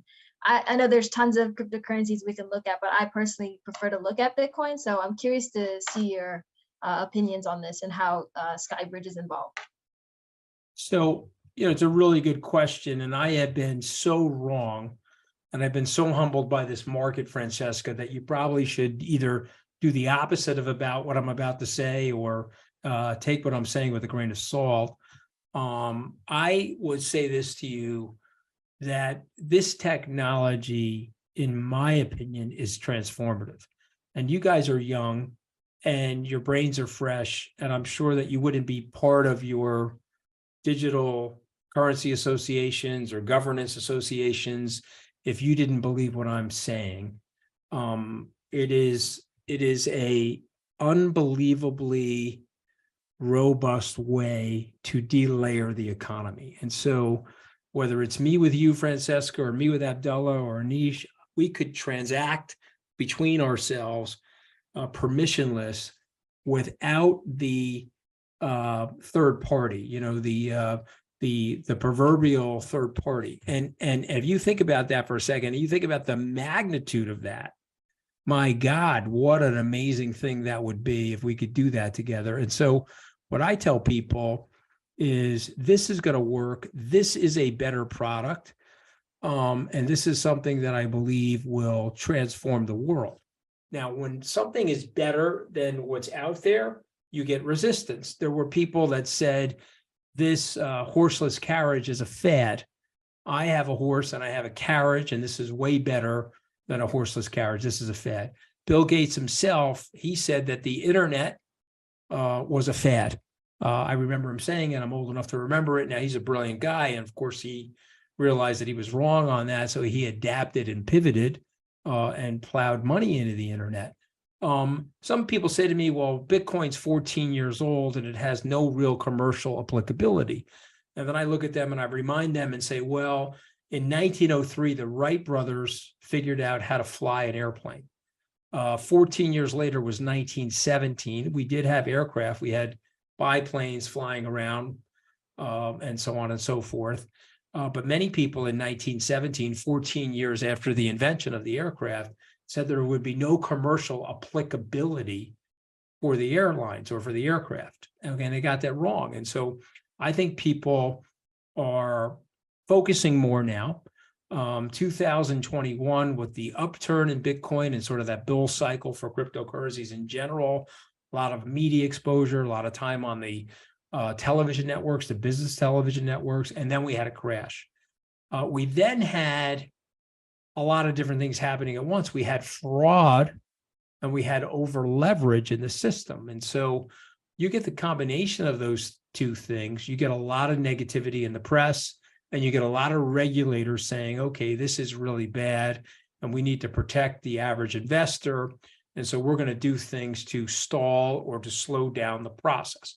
So with all of that, the fact that Bitcoin is still 24-ish thousand, or let's call it 23,000 today, somewhere in that neighborhood, is a sign that this is a pretty sturdy technology. And many of these layer one protocols, I think, will be successful. That's not to say that the 12,000 coins out there will be successful. I mean, many of those will likely go to zero, but I think it would be foolish of us to take the short-termism that's happening in the marketplace today and extrapolate that negatively. So I'm willing to bet 5 years from today, things like Bitcoin will be, 3, 4, 5 times more valuable. Now, one last point, and I'll take another question. We've just gone through the greatest, most aggressive interest rate hike since the inception of the Federal Reserve. You go back and look, we jacked rates from 0 to 5%, and we did it in about 17 or 18 months. That is unheralded jacking of interest rate hikes, if you will. And that's coming to an end. And what it does, there'll be a very big pivot back into these assets. That's my opinion. Definitely. These are good questions. I feel like I'm in the hot seat. You guys are a lot friendlier, though, than the White House press corps. I'll give you that. And you're probably a little less drunk than the White House press corps, too. So that makes it a lot of fun. Anish, you try to live up to that. You want to take us? Yeah, for sure. Absolutely. Definitely this question leads off of what Franny just asked, but obviously back in the late 90s, I obviously wasn't around for that time, but from what I've read, underneath the Clinton administration, the regulation that they put on the internet kind of set up the future for why the US became such a hotbed for such activity with Silicon Valley and all the innovation that happened. Looking at that same situation now with crypto, it seems like the US is almost fumbling the ball. And the regulation is not up to par, and it's not catching up to the innovation that's happening in the industry. And we're now seeing, places like the EU, Dubai, Singapore, creating these robust, legal frameworks for crypto companies to operate. And we're seeing such an exodus of, talent and innovation leaving the US. How does the US put themselves back in the driver's seat and what is necessary for regulators to do in order to promote the crypto industry within the U.S. And what do you see Skybridge Capital playing a role in that? So it's a really good question. And so I don't have a great answer to that question because obviously I'm an American and perhaps this is American centric. I love the United States and I feel that the United States has had the mantle of financial services leadership for 120 plus years. And I think the innovation that the United States came up with the Securities Exchange Commission 90 or so years ago was a great innovation, regulatory innovation, because it made people feel safer. The introduction of the FDIC, all the things that were put in place in the United States after the Great Depression actually helped people get more comfortable, and they helped create a free-flowing capital markets. And I think, unfortunately, now the pendulum has swung so far that in the United States, we are becoming way more restrictive. If you think about the original charter, the charter was, we want free-flowing capital, but we want mom and pop investors, retail investors, institutional investors protected. We don't mind what they invest in. They can invest in anything that they want as long as the people that they're investing with are completely transparent and they delineate all the risks associated with the investment. That by and large has worked, but I think where we are right now is, what is cryptocurrency? Is it a commodity? Is it a security? How should it be regulated? I think the problem that we're having is because we have inertia in the political class and we have people that don't like taking risks in politics or leading. We have no direction or guidance from the US Congress. There's no legislation that's demarcating how the Congress feels about these assets, if you will. And so we are regulating through enforcement. We have the, I don't want to be overly critical, but we have the Securities Exchange now making a decision to regulate arbitrarily and capriciously. So we're going to have a Bitcoin futures ETF, but the Grayscale Bitcoin Trust cannot convert into a cash ETF, even though there's really no difference between the two of them. And it would unlock $7 billion of value because the trust is trading at a discount. The SEC will not allow it. And so now we have to force it into the court system. And I predict that the Grayscale guys will probably win the case. And if they don't, it'll go to the Supreme Court. Why are we doing that? We should have clear demarcation and clear legislation. And so my final thought on this is what I would encourage everybody to think about is what is going on that works in the industry and what is going on that doesn't work in the industry. And people should have that conversation with their congressmen and women, because the way to get this done is the way they did it in the 1930s. They went to the banking community and they went to the securities community and said, okay, how do we stop the shenanigans and how do we prop up the good actors in the industry, and then write the rules so that the rules are very clear and good men and women who want this industry to grow and they want this industry to be a leader for the United States will follow those rules. But I'm pessimistic right now, Anish, because we don't have the leadership in Washington to do what I'm recommending. No, and I think we're just, to your point, I think we're a few years away. I think we saw in the last election cycle, but I think there's going to be politicians where this starts to become, a core part of their pitch. And I think if we go out another few years where there's American citizens are missing out on $5,000 airdrops simply because they have the wrong passport, right? Like this might become an election issue. But Abdullah, you want to take us to the next question? For sure. My question is surrounding more so fund management. So Anthony, you've worked across a multitude of different sort of assets. You've worked in equities, bonds, some real estate, and now you've pivoted towards crypto. And this is a completely different asset class, an asset class that is warranting things like, okay, the SEC has to reestablish some of their rules, perhaps, and has to relook at how we test its directed, things like that. And so from your perspective, what are some of the differentiating factors from a fund manager standpoint that you look at while investing in coins and tokens as opposed to different assets, right? Whether it's like a token, we have something that's a lot more liquid. You're differentiating between like a safe and a SAFT. So there's so many other considerations. What are some of the more paramount ones that you consider before investing in something? Yeah, these are really good questions. And so again, what I would say to you is that we do a ton of research. And I start with the premise that I'm going to get a lot wrong. I have been humbled by life. I have been humbled by markets. We just got done talking about Sam Bankman-Fried. I got that wrong. I thought Sam was a brilliant young man. I thought he was going to build a next generation exchange. And I got it wrong. I didn't see the nefarious nature to his personality, or frankly, the malevolence. I just got it wrong. And so I have a number of investments in the space. I think you have to view this space as so nascent, so new, that you have to make the judgment, rightly or wrongly, that many things are going to fail in the space. But if you get certain things right, they could go 10, 20, 30 to 1. As an example, I have a very large investment in Solana. Solana is a layer 1 protocol.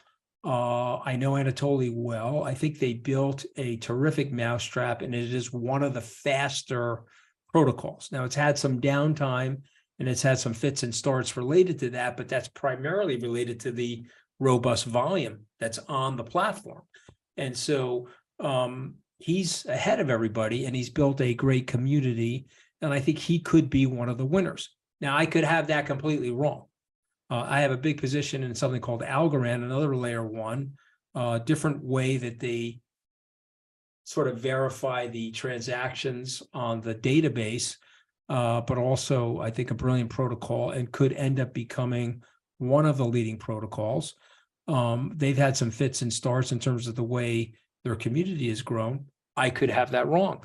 But my point is that we're doing the research, we're meeting the technologists, we're meeting the cryptographers, we're analyzing the TPS, we're analyzing the TVL, the transaction per second, the total value on the chain, to determine whether or not we're going to be right about something.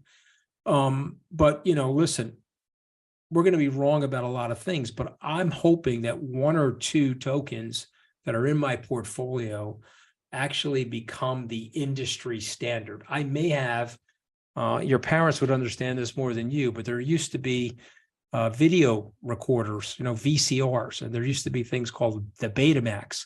And Sony had something called the Betamax, and for whatever reason, it didn't catch on, but the VCR actually did. And, it's the same thing with Blu-ray. There were other competing technologies, but the Blu-ray disc became the industry standard. And so one of these the Betamax made their tapes proprietary, where VHS made it an open standard. Sony tried to own the tape thing and lock it down. Right. Okay, so there you go. Okay, so Patrick knows his history about this stuff better than I do, and so that should tell you something. An open sourced system is probably going to work better than a closed source system. There may be an AI token that's being developed right now as we speak that may leapfrog everything. I don't know. What I do know is that I used to log onto the internet in 1998, and we used things like Alta Vista and Lycos and America Online. We had all these portals that got us into the internet.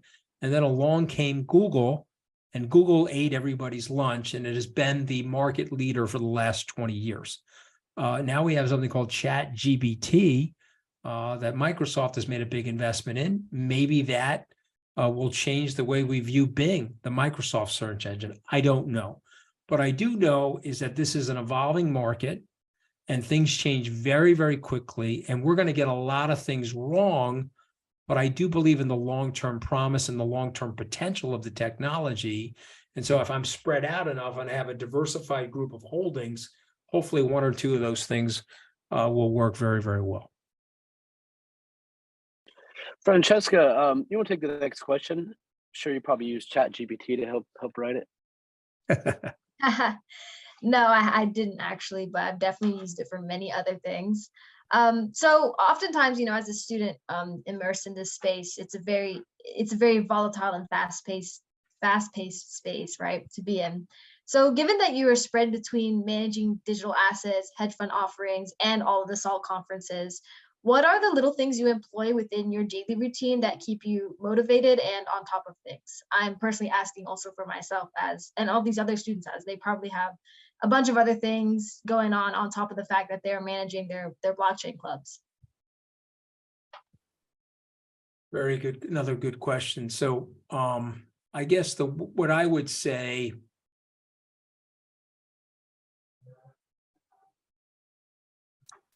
I think I've been so humbled by everything. The reason why I'm hesitating is because I don't have the best answer. I just have an observation that I'll make. Okay. What I will say to you is, when I started in the business, we didn't have email. Okay, so that's how old I am. Okay, I'm 59 years old, so I'm old enough to be your parents. Okay, and maybe one or two of your grandparents. So try not to laugh. But here's what I would say to you. When I logged into the internet in 1996, I had a dial-up modem. Okay, and I think Patrick probably remembers those. It was like whirring and burring underneath my desk, and then it took 35 to 50 seconds for my AOL landing page to arrive, and then I could log on and buy a Pez gun from eBay and maybe a book from Amazon, and I could look at my emails. And I thought, okay, this is pretty cool. And there was wildly attractive valuations to all this, and everybody was super excited about all this. But then there were a lot of naysayers that, well, what's the practicality of all that? Well, just imagine if a time traveler came to visit me from 2023, 27 years later, and said, well, you know what? You're going to be on a Zoom call with students. It's going to be like George Jetson talking over the voice and television set. And you know what? You're going to see billions of people streaming 4K video from their Netflix, Amazon Prime, Paramount Plus, whatever the streaming account is. Oh, and you know what? There'll be trillions of dollars of transactions that take place on the internet. It won't just be Amazon, but it'll be tons of different places that are buying and selling goods and services. And so you're asking such a good question, and I'm trying to answer it observationally about the past, because I cannot predict the future. But what I can tell you is going to happen is there's going to be this huge exponential explosion in the future. There could be AI on your computer. There could be embedded AI software in your phones. I don't know. If you listen to Elon Musk, he's developing something called Neuralink, where there may be even an embed in your brain, where you'll all of a sudden you'll have total recall on every piece of knowledge that there is in a society. So when you think about all these different things that are happening, and you think about the way we're now crowdsourcing and crowd developing things, it's impossible to predict where all this stuff is going, but I am wildly bullish and wildly optimistic about it. But another really good question. It might take 23. It might have taken 23 years for the Zoom call to connect over that dial-up internet too. Right, you remember that? Yeah, I would have been coming into you like a Godzilla movie. The voice would have been 10 seconds ahead of the motion. Everything AOL I remember is they were just sending CDs all over the world every week. You'd have like a box of CDs in your mailbox. They're just sending CD-ROMs to every address. But, listen, Steve Case, even today, he's a brilliant guy, brilliant marketer. You know what I mean? Not every company lasts, and we're seeing that in crypto, probably on an accelerated scale. Anish, you wanna kick off the next one? Yeah, for sure. Anthony, I actually lead accelerator here at UT, so I work with startups, every day. I'm seeing all these new use cases, seeing all these people come up with some crazy ideas. I'm like, man, there's so many applications for this crypto technology. In your eyes, you mentioned that crypto allows for peer-to-peer permissionless transfer of value. I think that's probably been the #1 use case for blockchain technology thus far. But what are some emerging use cases that you're taking a look at and you're kind of watching from afar and kind of passionate about? Okay. So I'm not an investor, but I am looking at the crowdsourcing of AI. Okay, now you guys may have heard of the Helium token or not the Helium token, but what you can do is you can buy a device from Helium and you can build like a cellular protocol, if you will, alongside of your friends that own these devices. And you can have this sort of crowdsourced cellular activity and you can earn Helium tokens while you're doing this. I believe that there will be crowdsourcing of AI. I believe that there will be software that can get embedded on your computer, and as the chips get stronger and faster, there'll be AI skills, if you will, that can be crowdsourced. And I believe that there will be tokens that will pay you to plug your computer into that sort of global network. And so that's something I'm looking at, and that's something that I will likely be investing in. You have maybe a follow-up on that, Anish, if you want. Yeah, I mean, we've seen like OpenAI, right? They recently became closed source. So what are your thoughts on like them being closed source? And do you think something like AI should be democratized for everybody? So this is the debate, and this is the interesting thing. And Patrick brought this up because he's a good student of technological history. So Betamax closed sourced, okay? You know, Citibank invented the ATM machine and they invented the ATM card and they closed sourced it, right? And, you know, there you go, right? And so, you know, one really was successful, the other was less successful. You know, Apple didn't sell the operating system software to everybody. They held it. They ended up with a 3% market share. Microsoft was selling it to everybody. They ended up with a 97% market share. Now, Apple started to catch up once they developed the iPhone and the iPod and all the different things that they did.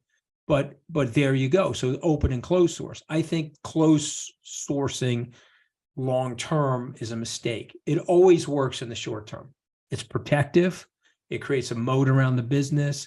If the business is ahead of the other businesses and they close source it, well, people will be driven into that business. But if it's competing against something that's open source, the open source stuff will probably win, because what happens with open sourcing is you get more and more people involved, and it creates exponential advancement and exponential progress. So if you're asking me a question about the democratization of AI, in some ways that will happen. In other ways, it won't happen. There'll be some AI that is closed-ended, and there'll be some AI that's open-ended. I don't think you'll have just blanketed democratization of AI, but there'll be a tremendous amount of AI that you can access. And I think it's a fascinating thing. I just, you know, listen, you know, Elon Musk points out that the AI, you know, we got to be careful too, because if you create, you're ways away from creating something sentient or something that has consciousness.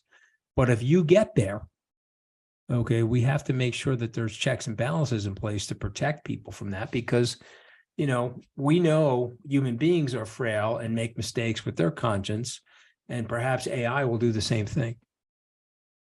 Well, that's the funny thing about OpenAI is Elon Musk is the first check there, right? Their charter was to democratize AI and keep it open. And then they put out ChatGPT, caught on, went viral. Next thing you know, they sell the whole thing to Microsoft. So it's actually quite an interesting story, even what happens when people try to go in with those intentions. But hey, Abdullah, you want to... People like making money, right? We both know that. So that was the most effective way to make money off it. And so that's what they did. Yeah, no, 100%. But yeah, we'll see if we can keep an organization. You know, it almost feels like we need a public utility around AI. Abdullah, you want to take us in here? Sure. From a fund's perspective, timing is very important, and reading the times, reading the trends, and assessing narratives is absolutely vital. So from your perspective, if we divide narratives and trends up into two parts, let's say short term, let's say two years, 3 years, and then long term, say 5, 8, 10 years. what sorts of applications do you see being prominent in the short term? Something perhaps, say in the like DeFi perps or account abstraction, and then in the long term, maybe taking house deeds and putting them as NFTs and involving incumbent systems and putting them on chain. What are some of the narratives that you're seeing short term and long term at the moment? Yeah, I mean, all of that I'm seeing, and I'm also seeing a friend of mine is working on a project that he calls watercolor, which I think is a fascinating name because the water is liquid, right? And the color is art. And he's coming up with a way, he's working with a few big insurance companies to tokenize art. And so you'll have a masterpiece that you can literally buy a percentage of through these, tokens, if you will. They're effectively NFTs that are backed by a hard asset. And it's a fractionalization of the hard asset, but it's digitally fingerprinted. So you own an original. And he is going to start trading those. That will create liquidity in that market. And as you know, when you create liquidity in a market, you get more capital formation. And so, not to bore you guys, but years and years ago, when you wanted to have a mortgage, you went to your local bank and you met with the banker and they made a decision whether you were credit worthy and they gave you money to buy your house. And that mortgage sat on the balance sheet of that local bank. Well, about 45 years ago, a guy named Lou Ranieri said, well, we shouldn't do that. Let's fractionalize this. Let's sell those mortgages in a very large pool. So it's not just Anthony's house or Francesca's house. It'll be everybody's house. There'll be thousands of them together. And we'll get some big institution to buy that stream of houses and the cash flow associated with it. And so that was called a mortgage-backed security. And so weirdly, they're going to do the same thing now with illiquid assets. They'll be able to do that in the art world. They'll be able to do that in hard asset real estate, maybe a collectible like a baseball card. I believe all of that's coming. And as that comes, that greater liquidity will create more investment opportunity and it'll create more capital formation and capital flow. I mean, these are really good questions, guys. I'm very impressed. We've been enjoying these student talks. They know what they're talking about. But hey, I got just time out. I got to drink more coffee, so I make sure I'm on my game. I got to make sure there's more caffeine in the system here. No, you're doing great. But hey, I'll go and ask the last question here, and I know we're bumping up on time, and want to respect it. For the students watching, Anthony, I think the ones who are interested maybe in a career in blockchain, are maybe a little frightened on some of the market, cycles they're seeing and the extremes, and maybe their mom's calling them and saying, "Hey, are you working on that Bitcoin thing? My friends are at lunch were asking me about it, right?" How would you tell them to think about this space as I think about maybe a career? Well, what I would tell mom is that this is a very early space and that she should watch 1883, which is on Paramount Plus or available on Amazon Prime, because this is the Oregon Trail. This is covered wagons heading west to find freedom and to find opportunity. And so there will be dangers. There will be hooligans. There'll be people that'll try to steal the furniture out of your covered wagon or steal your treasure as you're heading west to create this new, wonderfully prosperous world. And so we're in a new frontier. And so what I would tell mom is that there's going to be a lot of ups and downs and there'll be a lot of uncertainty. But the people that are willing to stay in it, and I think this is the one lesson I would leave for all the young people listening, perhaps the only hallmark of my career is my persistence. I have had ups and downs. We just talked about this disaster with Sam Bankman-Fried, and I stay in it. I get up every morning and go to work enthusiastically, and I love my job. And so what I would tell mom is that I'm doing something that I love, and so therefore stay with me despite the ups and downs, because I intend to stay with it despite the ups and downs. But we're in a volatile new business, and so you have to expect that. Definitely.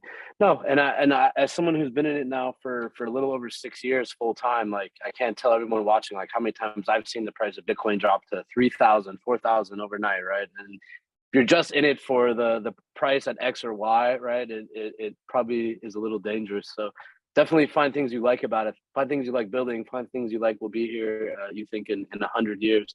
But hey, appreciate everyone watching. For all the students, great questions. Hopefully you enjoyed the talk. Anthony, we know you're busy and definitely appreciate you making the time. I hope everyone enjoyed it. Hey, listen, it's great to be on with you guys. I appreciate it. Thank you. Thank you, Anthony. Everyone watching, tune in, and we'll be on the next talk here after this. Have a great day.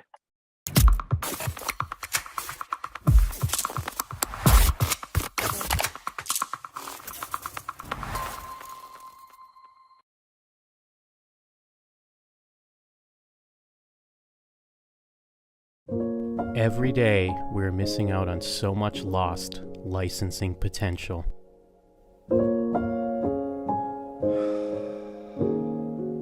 The saddest part is it all comes down to unanswered questions.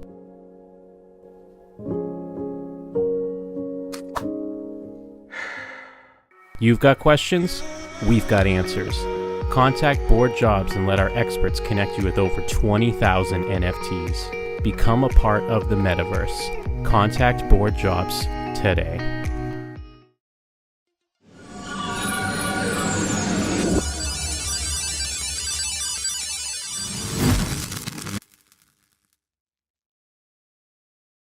Curious about Web3? Learn Web3 with the leading Web3 wallet at MetaMask Learn.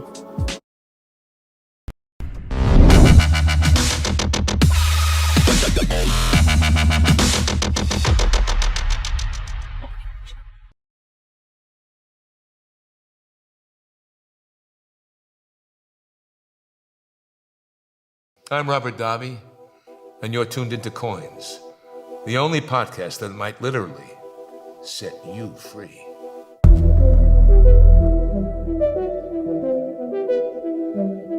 Welcome to the podcast Coins.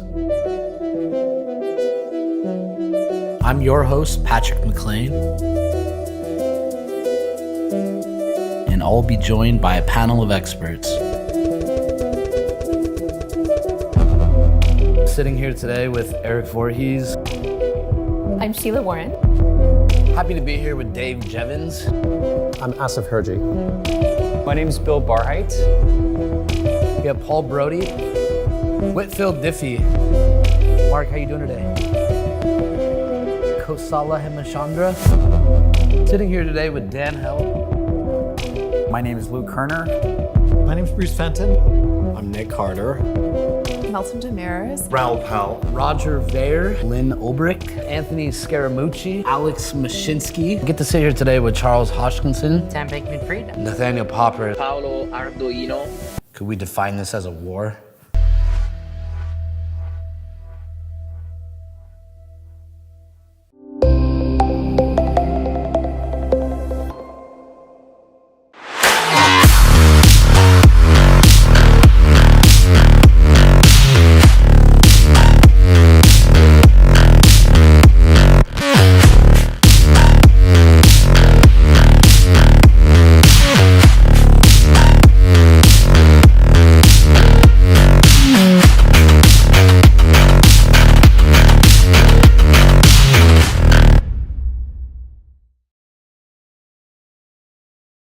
Hey everyone, it is Patrick McLean, your host for this Reimagine. I think this is our 15th event.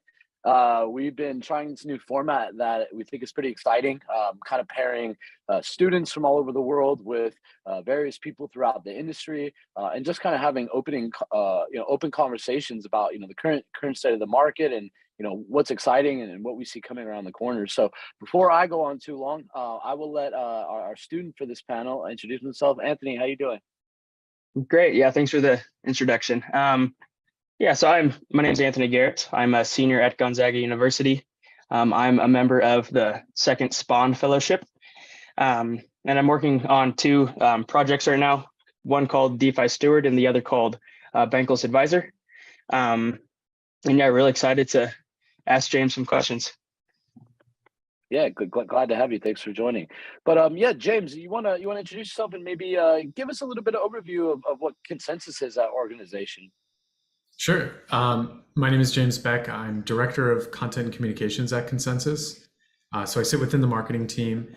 when I first joined Consensus in 2017, marketing was kind of a newer concept. We were not really thinking of ourselves as, an enterprise company or even a software company. We were primarily incubating different groups of people that were thinking, hey, how do I build an application on Ethereum?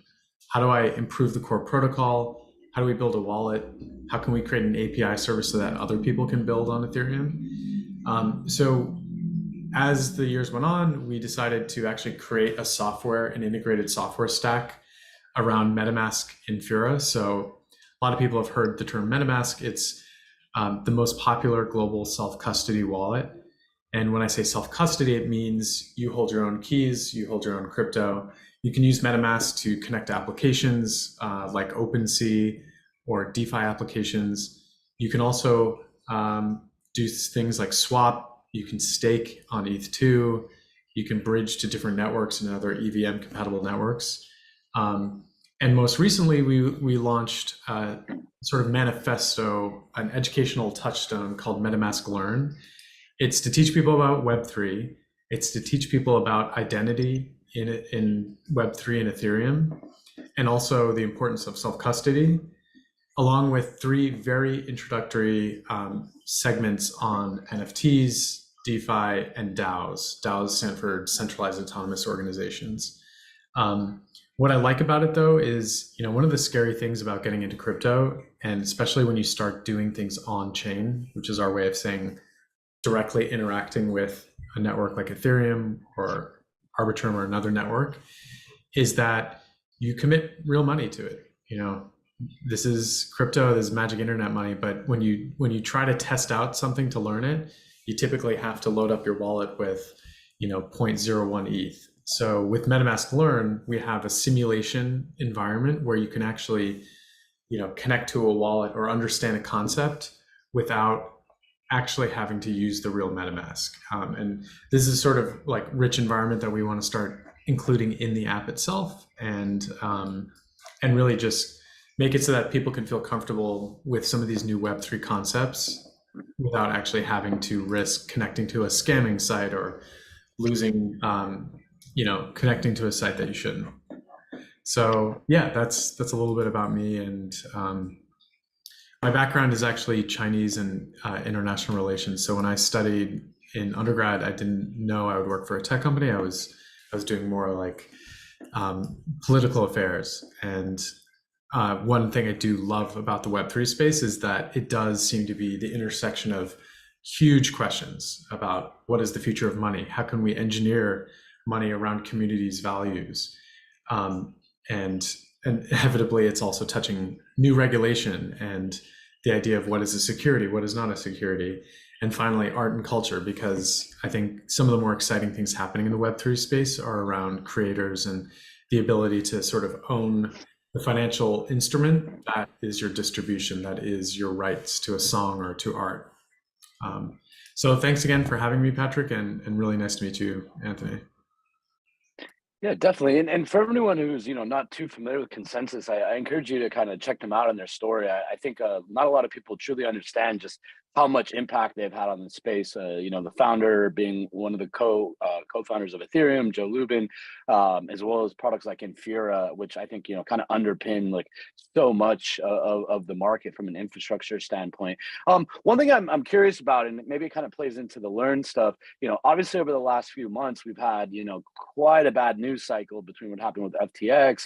You've got these banks closing, regulators coming at it. So really curious to hear, how is that affecting your guys' mentality going forward? Are you guys more worried or scared about the market now? So just kind of want to get your guys' general feel. Yeah, I mean, in November when, it really started with Luna last June 2022, and we were kind of at the high watermark of a bull market for crypto and generally equities. And, many people would argue that the entire market was pretty frothy. But at the same time, what we were noticing was all of these incidents, and whether it was BlockFi or Celsius or eventually FTX, they were all what we call CeFi in our space, so centralized finance. And in a lot of ways, they're not too different from banks, and in worst case scenarios, shadow banks. And so, you're a customer, you put some money, they custody your assets, and they do stuff with your assets. Unfortunately, we didn't have a lot of transparency into what was happening on the FTX side. A lot of customers were not aware that they were so leveraged and that a lot of their leverage came from their own token, FTT. So it was kind of in some ways, calling a bluff, or really they were revealed that their entire business model is built on a house of cards. And I like to remind people that in November, when this started happening, DeFi, meaning decentralized finance, all the protocols that make up over collateralized lending, so things like MakerDAO, which is a stable coin, or Aave, which is a lending protocol, they were humming as usual. And the reason why is that the whole point of DeFi is a smart contract executes as written. So sure, there can be an issue if you write a faulty smart contract.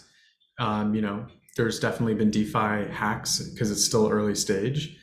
But the idea that I can trust something, or I don't have to trust an institution, I can just trust the smart contract behind it, is pretty revolutionary. And so, as we were waiting for Sam Bankman-Fried to release information on their reserves at FTX with real, decentralized finance protocols, you didn't have to ask anyone. There was no one that could be covering up anything because all of it was transparent on chain. And so in a lot of ways, Consensus and our main products like MetaMask and Infura, we were pretty unaffected, except maybe you could say we were affected by general public sentiment turning and souring to crypto. But it does present us an opportunity to really teach people about self-custody and on-chain financial products, and really just teach people that this revolution is going to be tantalizing for people because they're like, wow, we have now the ability to create financial primitives out of thin air. But unless it's on-chain, unless it's transparent, there's not a lot of reasons to trust it, because there's no FDIC insurance for CeFi companies right now. Yeah, and speaking of that, this interview will be played later, but today we're experiencing the fall of Silicon Valley Bank, right? So whether it was trust in crypto companies keeping their treasury on FTX or normal companies, quote unquote normal companies keeping their cash with regular banks, this distrust element is, and I think especially in this period of time in the world, is becoming more and more clear that the clear need that we have. But Anthony, do you want to take us in with your first question? Yeah, I'd love to. And you briefly mentioned how CeFi is this house of cards operating essentially the same way that banks do now. But then if you put all of these like securities primitives on chain, you can't really hide what's going on in the black box of CeFi or banks. But how do you, as an investor or the mass population that doesn't understand how to use query a database like you do on Dune, how do you understand the objective return potential of these different DeFi protocols? Does that make sense? It's a great question. I really liked, there was there's been interviews about DeFi for some time, and everyone still wonders, hey, so you're still putting money into a smart contract and hoping for yield. And if you're not, you're right, a sophisticated investor looking and creating your own SQL dashboards using Dune, you're going to have a hard time parsing what is real, what is not. I ultimately still think that the things we're missing in DeFi is some sort of credit worthiness score, and not necessarily a one-to-one with what exists right now with a credit rating, but just some sort of way to be able to take out an uncollateralized loan. Because in a lot of ways, if I can put up 1.5 ETH and take out 1,000 USDC, if I have enough money to over collateralize my loan, I probably don't need the loan as much as someone who's, in a developing country saying, I need to actually take out $1,000 to buy grain to be able to plant next year's crops. And so there needs to be a way of assessing creditworthiness of people that doesn't exist on chain. So then you kind of ask, well, what is there? And I still think one of the best barometers of any blockchain protocol is how many people are using it and what is like the daily volume going through, and inevitably staking. So some people, right now there's a big debate in the United States about whether or not staking services, such as the one that Kraken offered that the SEC is investigating, whether or not staking services are essentially, allowing customers an investment in this security. And we actually just published, our lawyers today published an article saying, no, not only is staking not a security, it is security for the network. So when I think about, in some ways people consider staking a DeFi activity, I would agree, because what you're doing is you're essentially fulfilling the rules of the protocol. You're providing a service and you're getting paid for that service. And so we advise people, and as a part of our own writing guidelines, don't use the words like yield or, juicy yield when you're talking about staking. Literally, you're validating transactions, you're providing a service, and you're getting rewards. And protocols will have rewards based on how much the protocol is being used. And historically, Ethereum is the most used blockchain protocol. So I really think if you're trying to get into this, start with staking. One thing I'll follow up on there, when we talk about kind of like use cases or numbers that are bring in like lots of users. I saw the other day you guys did an announcement with, I think it was Unity, the gaming engine. Do you mind talking about that a little bit and how important that you guys think that is? Yeah, so I mean, I'm not a game developer, but game developers are very familiar with Unity. It's the engine behind things like Call of Duty. There's a couple blockchain games that use Unity as well, such as Decentraland. And ultimately, this is the main sort of construct that people use to create games. So what we recently did with MetaMask and Infura was say, we're going to actually add MetaMask, their standard development kit, MetaMask's SDK, and also Infura and API access to Ethereum, to the game assets or to the asset store for Unity, so that if you are a developer and you're making a game and you want to have some sort of NFT component or maybe rewards via token, you can build it right into your game. And we've made it easy. And not only that, we're going to be going to a conference called Global GDC. It's like a gaming conference. We're going to be like working with developers to help them go through their examples and tutorials and use cases. I think, if you think of the evolution of different things happening in crypto, we like to start with like basic use cases of money, sending money, receiving money. Then we talked about early examples of decentralized finance with composable parts like stable coins. We talk about NFTs, we talk about DAOs. Gaming had its moment with Axie Infinity, but I think that was also just like a real flush of interest in a play to earn game with a lot of users in the Philippines and Vietnam. I think we haven't yet seen all the potential with in-game items being transferable across games, with things like your reputation being transferable between games. So I'm pretty excited about that use case. Yeah, it seemed like a pretty big announcement. I feel like not everyone fully grasped like how much potential that actually has.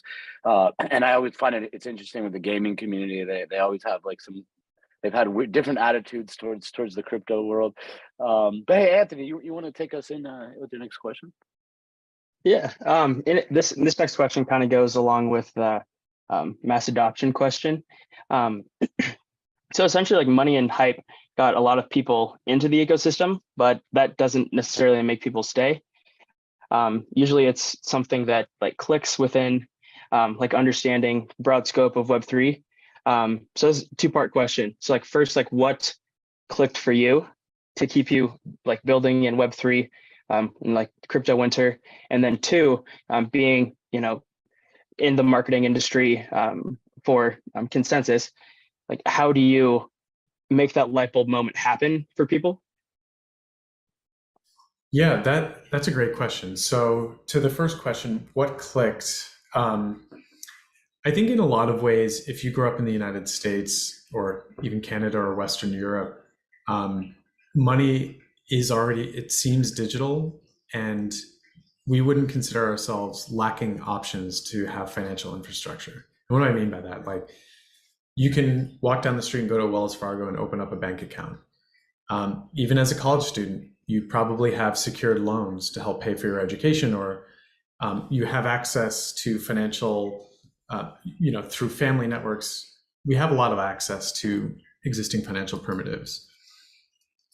When some of my coworkers, though, especially coworkers who live in high inflation rate regions, so talking Argentina and Nigeria, for them, even the simple ability to access US dollars is pretty game changing. And so if you can take your salary and convert it to USDC in a way that you can do so literally with an app on your phone, that is a sort of monumental change. It's all of a sudden there's a flattening of global differences in the same way that the internet made it so that people could view news simultaneously in different parts of the world, or view information and send messages. You all of a sudden have the ability to like transfer in and out of currencies, and really you give like USD exposure to people all over the world who may not have the banking infrastructure to be able to do that. The other thing that I think is sort of a light bulb moment was like NFTs are kind of polarizing, because people are like, why would you want to buy an entry in a ledger that points to data that might not even be on chain? And so when I say points to data, it could be just a JPEG image that is sitting on someone's server. But when I understood, one of my family members works in the music industry and really is just buying and trading rights to songs. So much of an artist's work exists outside of themselves, meaning it's the publishing rights agency. It's in a lot of cases, it's a label. And in the same way that the internet made it so that you didn't have to rely on a magazine to get your idea out, I really do believe that these new financial primitives mean an artist can own their own distribution and their rights and the relationship with their 100 greatest fans without any platform intermediary. And that is still being slightly explored. And there's really cool projects out there like sound.xyz. I really like Catalog, but even those are slight intermediaries. They're still taking the complicated blockchain stuff, they're packaging it up, and they're saying, here's a platform, you're an artist, we're going to give you a distribution platform. But in the end, artists should be able to basically create their own website with easy to use tools and their own minting engine, and be able to sell their work to their greatest fans without people even necessarily knowing they're buying an NFT. So I'm really excited about that. And I'm sorry, I've forgotten your second question now. Yeah, it was just essentially like, how do you get that light bulb moment, or what will be the light bulb moment for, the masses, for mass adoption? Yeah, well, in a lot of ways, the mission of Consensus is we provide a lot of software tools and tools for developers, but we also like to think of the idea of you can be a builder in Web3 without being a developer. As soon as you're building wealth for your family, as soon as you're building a way to connect with your 100 greatest fans through an NFT, in a lot of ways, I think you're a builder. And so there is going to be no monolithic answer for everyone.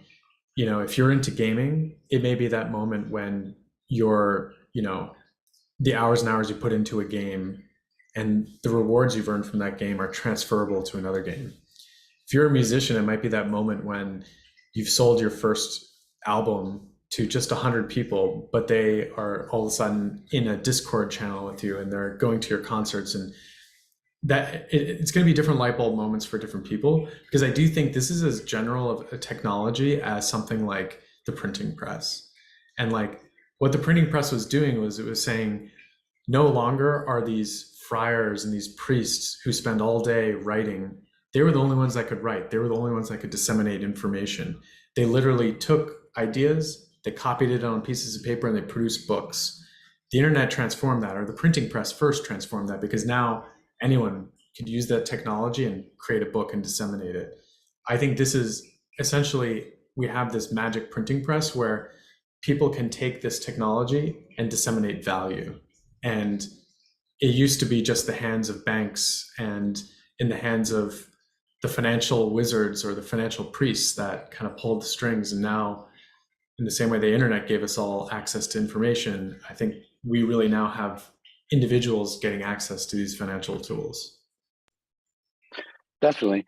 I want to go back at one point you were talking about earlier, and I had just mentioned on another panel, like I used to live in Tanzania like many years ago, over a decade ago. I was seeing what they were doing with like M-Pesa and all this like mobile money, and like I always found it interesting just how big of a disconnect there was. Like the Western world kind of didn't know anything about that at the time. I think they were kind of shocked to hear, oh, like they're sending all money from their cell phones. And I think, you know, how do you guys view like regional strategies? I mean, like, do you guys foresee like a lot more growth like in developing countries, like, who kind of like are going to skip over the traditional infrastructure, kind of like they did with cell phones? I feel like there's not a lot of hardwired internet in a lot of the developing world. They went straight to like 5G, right? So how do you guys view strategies regionally? That's a really good point. I mean, I do think that technological leapfrogging is possible, and it's like what happened with M-Pesa, where you could SMS money to each other, and they've essentially figured out a way to share money without needing a traditional brick and mortar bank. When we look at our own business strategy as MetaMask, and we look at where monthly active users are, United States is number one, but it's really quickly followed by Philippines, Vietnam, Indonesia, Turkey is in the top 10, Russia's in the top 10. These are all, and Argentina and Brazil. These are all places that have kind of a tumultuous traditional financial environment right now. And so when we, think about the app, when we created MetaMask Learn, the first thing we decided was, despite being a US based company, we're a global company. We have people in 30 different countries. We want to make sure that everything is translated in local languages, because in the US, where regulators are bearing down on the fallout of FTX, sentiment hasn't really dipped in places like Vietnam and the Philippines. I think that's actually where we're going to see even some of the most interesting new gaming ideas or new financial primitives, where people actually are skipping banks and traditional loan structures and saying, oh, I'm going to create a lending pool on chain. So I think it takes a while for us to, match some of the existing companies that are really big in East Asia, especially, but Southeast Asia, I'm feeling really good about. And also the Ethereum Foundation they recently announced that DevCon 8 is going to likely be somewhere in Southeast Asia. So it's really incumbent on the community to think beyond English, beyond the US. I'll go for that Bali trip. Anthony, you wanna come in here with the next question? Yeah. So I mean, I was able to interview Charlie Shrem this morning, and I asked him just like, how do you scale Bitcoin? So I'll ask you, how do you scale Ethereum? The fees are too damn high. I mean, fees are great right now because it's supply and demand, and there's not as much on-chain activity as the heyday of November 2021. But really, it's about, I think it's two things. You need usable layer 2 networks. I'm for the idea of more zero knowledge EVMs, ZK EVMs. So Consensus, we have a testnet version. We're going to go live with our own zero knowledge EVM, ZK EVM, pretty soon. And the whole point of it is that you have massively increased throughput. So you can send millions of transactions versus thousands of transactions, and it won't throttle the network. And two, you have way cheaper fees. So, I don't think even public Ethereum as it is now is ready for mass adoption, because no one is going to spend $20 worth of ETH to do a everyday financial transaction like buying a cup of coffee.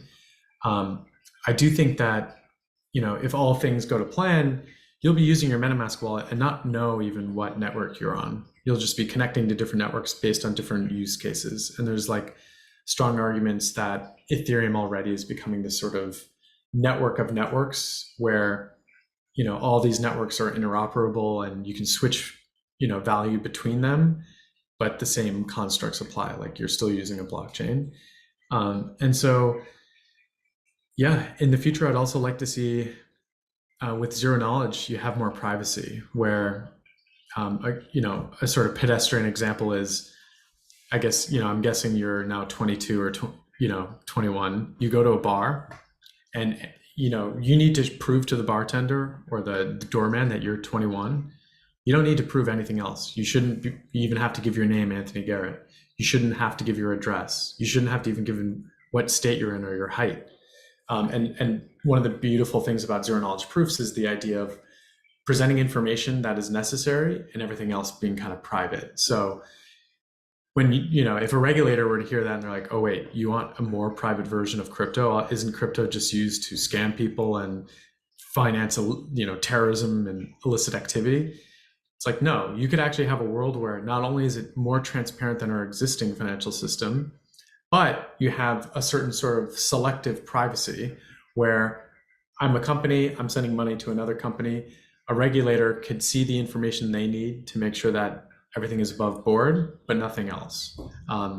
This is largely theoretical, but just 20 years ago, the idea of a zero knowledge proof in finance was theoretical. It was the domain of mathematicians at Gonzaga. It was the domain of Eli Ben Sasson, who created Starkware. He was an applied mathematician studying zero knowledge proofs, and he was only interested in it from a mathematical concept. And now all of a sudden he's running, he's part of a multi-million-dollar network because there's actual use cases and applications for these really exciting mathematical concepts.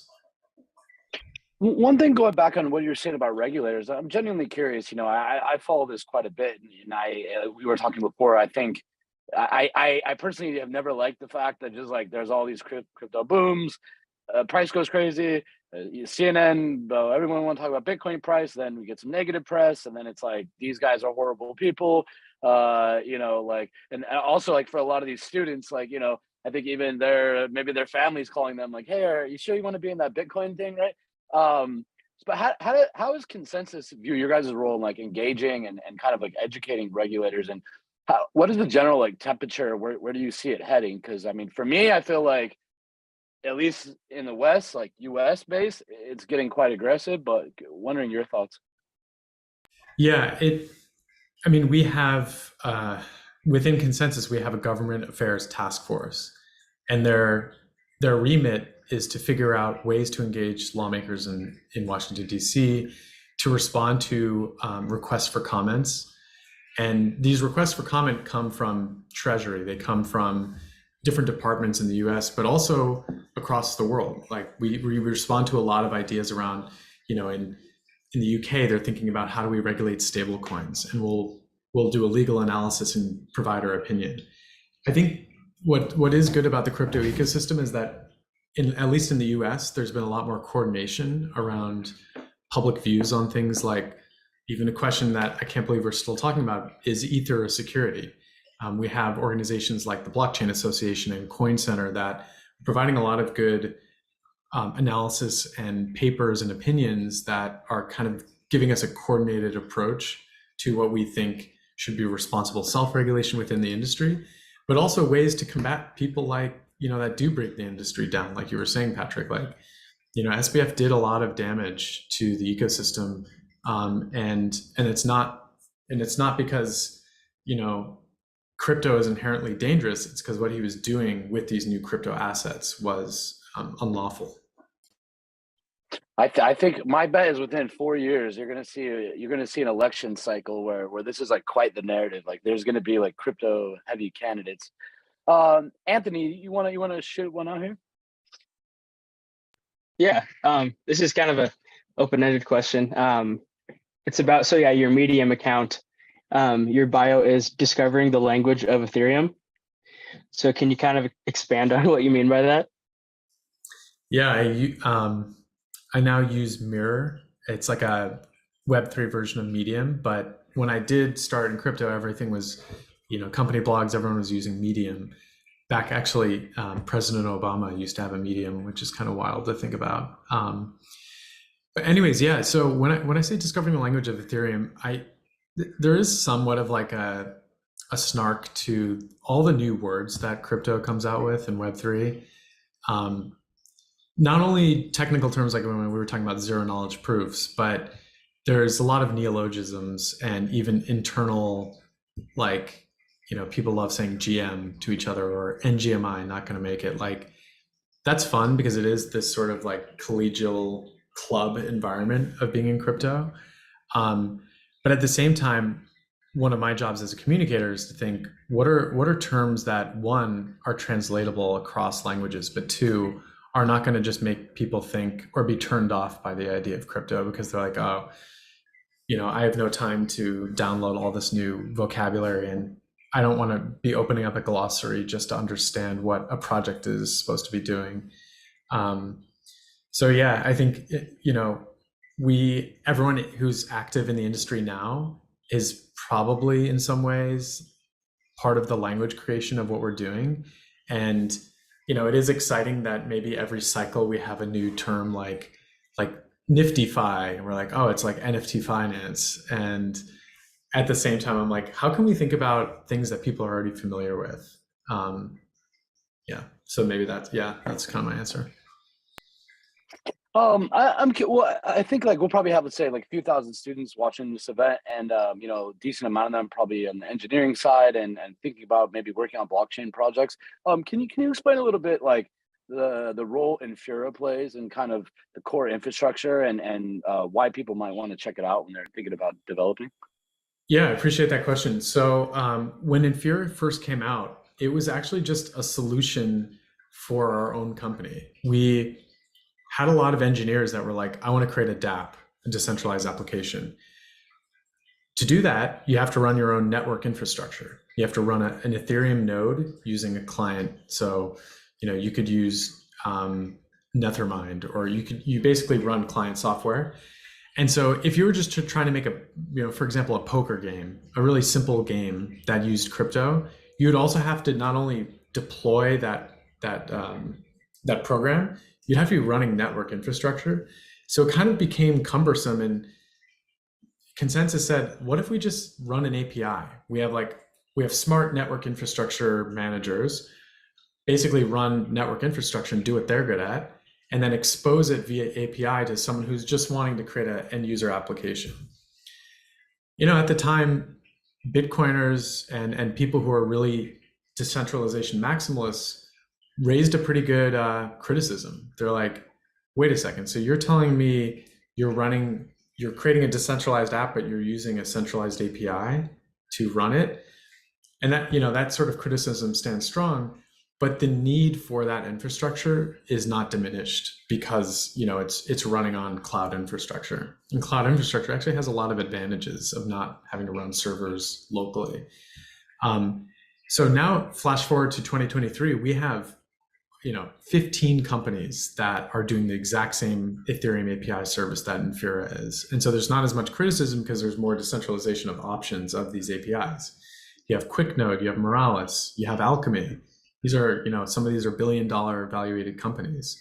The goal of Infura, though, is to decentralize its API service. So about a year ago, the founder of Infura, E.G. Galano, announced a decentralized infrastructure network where even the requests could be, like the infrastructure around API requests could be decentralized, and we have there's like a whole set of terms around like operators and validators. But the other goal of Infura is to just get as many developers building blockchain applications as possible.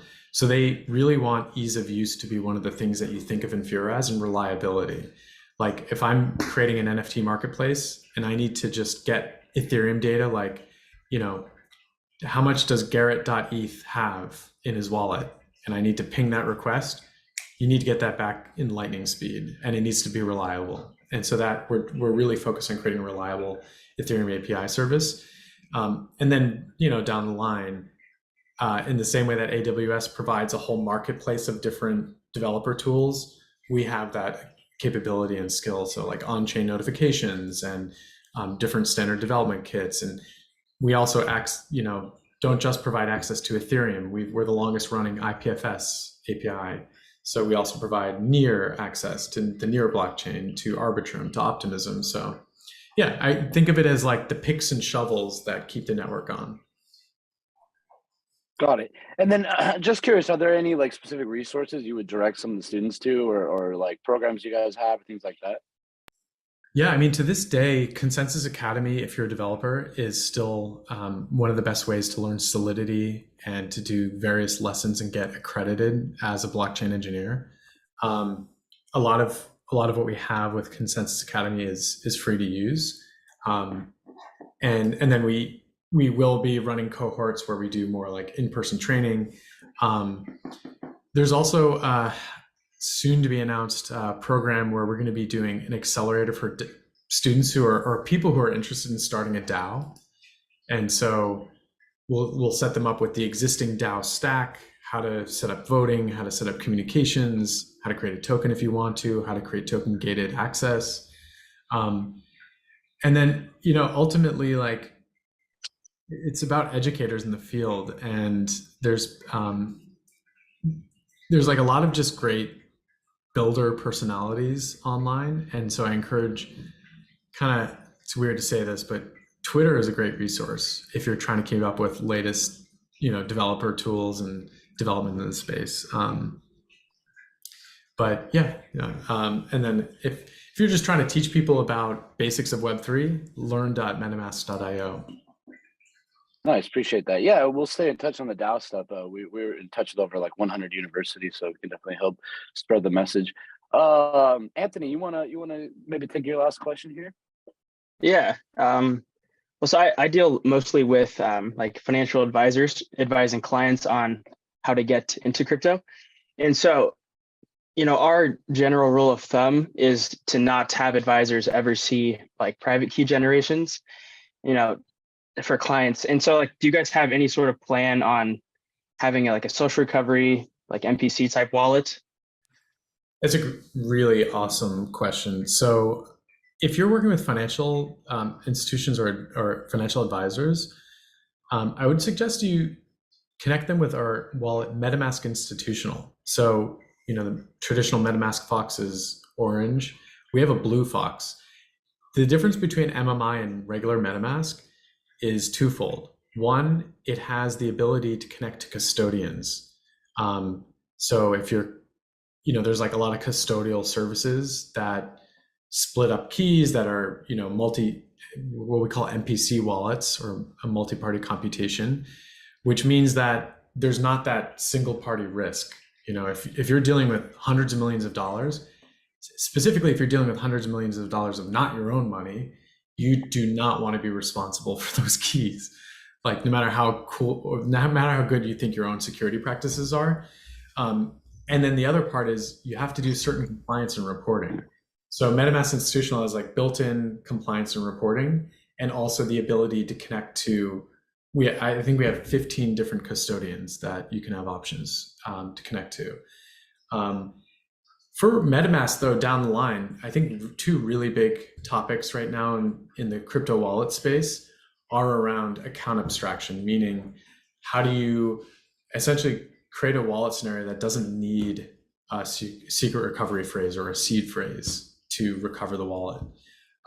That, to me, is the future, because I think we'll look back on this time and the whole idea of writing down your secret recovery phrase, keeping it in a safe or hiding it somewhere will seem kind of like ancient history or very backwards because of new models for security. So we're definitely thinking about that. And the entire design principles of MetaMask is to open source the wallet, meaning if you have an idea for a new signature method, or let's say you want to add Bitcoin to MetaMask, or what if you want to add your blockchain network to MetaMask, build a snap. So we give a lot of bounties for people who build these snaps, which are like new implementations of MetaMask or new features.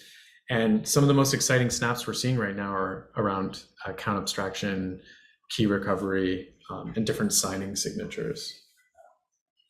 Definitely, yeah. I've been reading Vitalik talk about that a lot lately. But hey, I think we're bumping up to time here, and I definitely want to respect everyone's time. I guess I'll close this out, and I think for any of the students watching, maybe some have been in this space now for a couple of years, maybe some are new to it. What advice would you give them if you were a student today and kind of knowing what you know now? Like, how would you be how would you advise them on thinking about if they're getting into a career in the space? Yeah, so I think what's exciting about crypto right now is that despite the sell-off, despite the market kind of seeming like it's in a slump, it's never a better time to access a lot of the funding that protocols have in their treasury. So, inevitably, a lot of even student organizations have a lot of sway in protocols like Uniswap governance. There are all sorts of different DeFi protocols or NFT groups that have like these treasuries, and they want to spend it because they want to benefit their community or expand, or they need builders.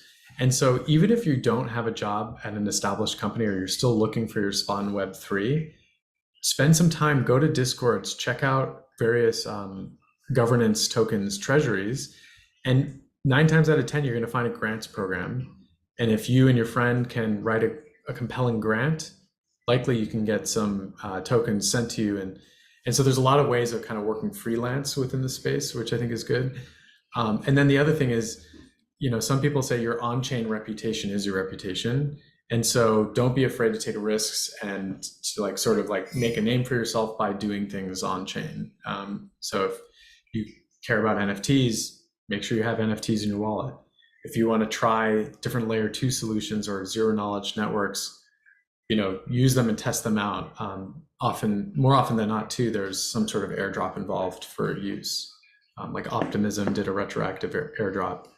And then finally, go to a hackathon. I think it can be seemingly intimidating to spend money to go to Denver and sign up and try to find a team. But hackathons are a great way to just meet other builders in the space that become either lifelong friends or your future colleagues in your company. And hackathons are there's so many, and companies do have a lot of money to put up for bounties and for hackathon prizes.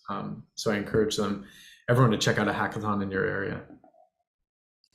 Definitely. Well, a lot of great advice, and it's been an awesome conversation. Again, for anyone watching, I would definitely, if you don't know much about Consensus and the suite of what they offer, go check it out.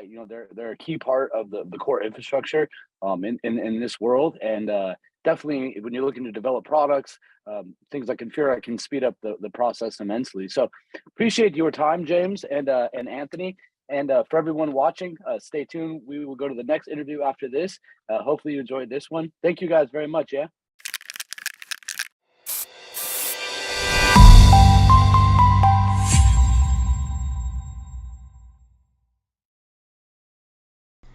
More alpha coming at you now.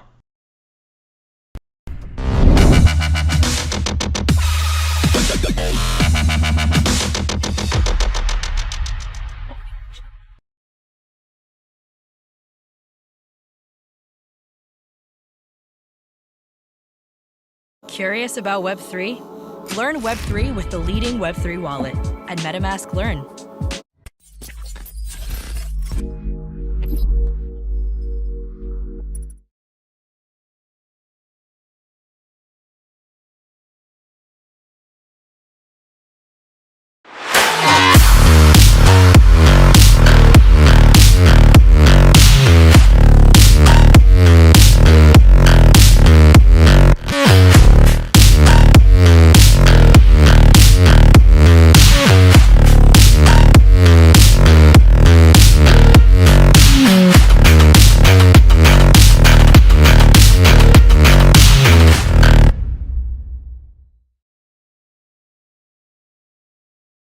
Hey everyone, you've got Patrick McLean, your host for another Reimagine guest that we've been lucky to talk to many times in the past.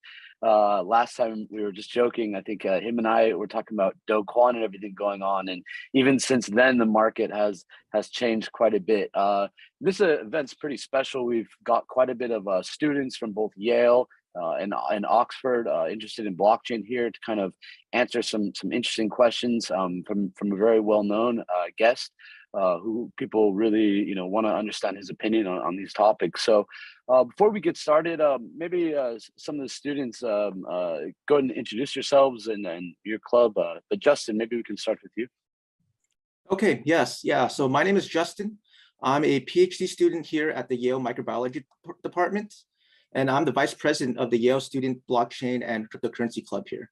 We have about 50 active members in our club and about 150 people on our mailing list. And our main focus of the club is to educate interested graduate students that are really busy in their many different backgrounds by inviting professional speakers in the field to talk about blockchain and what cryptocurrencies are, their philosophy, and to connect these graduate students with potential employers. Awesome. Tom, how about yourself? Sure, thank you. Hi, everyone. So I'm Tom. I'm a master's student studying mathematics and statistics at the University of Oxford. And I'm the co-president of Oxford Blockchain Society. So we host a wide range of events, from introducing the entire university ecosystem, what is a wallet, to smart contract boot camps. We're traveling to hackathons. We'll be at Denver, and we're really excited for our Oxford conference in Trinity term, which is our final term. So please also keep a lookout for that one. And huge thanks to Paolo today for talking to us. Awesome. Dave, how are you doing today? Yeah, doing great. So I'm Dave. Thanks for inviting again. I'm the co-founder of Yale GSS Blockchain Crypto Club. So basically, our club is doing a lot of research together, investment thesis, investigation and stuff, and also we do boot camp, kind of to help students to dive into and also do hackathons and stuff. And also we go to conference together as students body. So basically we also hold activities to let students kind of hang in together with also employees and all employer, and to get more into the industry. So yeah, glad to be here. Yeah, appreciate it. Last but not least, Ito. Hello, my name is Eito. I'm a fourth year in computer science, doing a master's here, same as Tom. I come from a very tech and AI kind of background, and I'm the co-president of the Oxford Blockchain Society. I want to talk about sort of the vision of the Oxford Blockchain Society. Our sort of motto is to educate, cultivate, and accelerate. And we really want to establish Oxford as the second pillar to London for where the the blockchain innovation within the UK happens. And we've had a lot of vibrant startups coming out of Oxford, and we really hope to be supporting that, continuing forward through OBS. Awesome. Well, glad to have all you guys, and we'll get in here kind of with the conversation. And Paolo, I don't know if you need much of an introduction, but I think really I'm interested to definitely talk to you during this time. I think in this world, like let's say post FTX, the last few months, right? I think we've undergone some changes as an industry where regulators are kind of looking at it, and it seems to be coming out of a bit more aggressive stance. It seems that one of the places they're attacking first is kind of stable coins and all of the banks, all of the fiat on-ramps. In your position at Tether and kind of how you see the industry, I'm curious to hear your thoughts around, how has the market changed over the last few months? Is regulation coming, and are they coming for stable coins? Well, definitely. Well, first of all, thank you very much, everyone, for having me today. It's a pleasure. And if there is something that I love really a lot in this world, is actually education, and people really trying to bring education, as you guys are doing, to your fellow colleagues in the universities you are participating in. So the world is a mess. The world of blockchain and cryptocurrencies has been left a mess since FTX, honestly. I think that even the days before the entire FTX collapse, no one could believe, even myself, that the issue was so big. Really openly, I think the most frustrating part is that, as I'm sure you know, the entire blockchain ecosystem started with Bitcoin, and in January 3rd, 2009, the first block referenced the 2007-2008 financial crisis, talking about the Bank of England to be on the brink of collapse, and felt like this entire movement started from, a willing to move forward, to go past the errors of traditional finance. And then the sad realization is that crypto industry learned really well from Madoff and all the other colleagues. And I think we could do better. I think that that is not a representative of the entire industry. I think we have seen how few bad apples can taint an entire technology that is probably one of the most important technologies of the last 100 years. And so how we get from, how we resurrect from these, those events is really the real question mark. So myself and many other colleagues have been talking to regulators, have been talking to, other people in the industry. The hedge funds are scared. No one wants to anyway keep much money on crypto exchanges. Stable coins are, as you said, Patrick, under attack. We have seen BUSD being basically shut down. We are seeing the SEC also starting more questioning more aggressively crypto projects. So definitely this will be a moment of, this is the moment of truth, right? So we are definitely going to see regulators looking how they can enforce actions towards certain participants of the industry, sometimes in a proper way, sometimes as an overreaction. And the problem is that we have seen the past overreactions towards good projects when projects like FTX were able to survive and thrive, quote unquote thrive, because actually they were not thriving.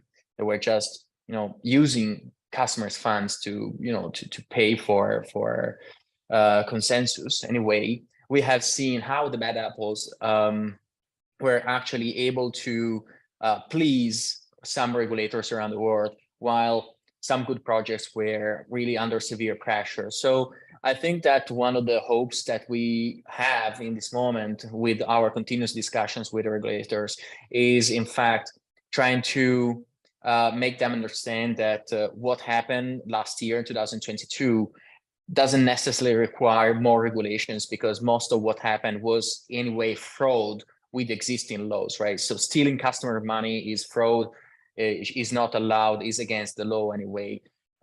We also, as an exponent of Tether, we aim for regulations, but regulations that would help this industry to thrive, to grow, to to protect the customer while allowing innovation to foster. So it's going to be more and more difficult now with FTX, but I believe that there is still some opening with regulators and with both in US and Europe to make this to educate them.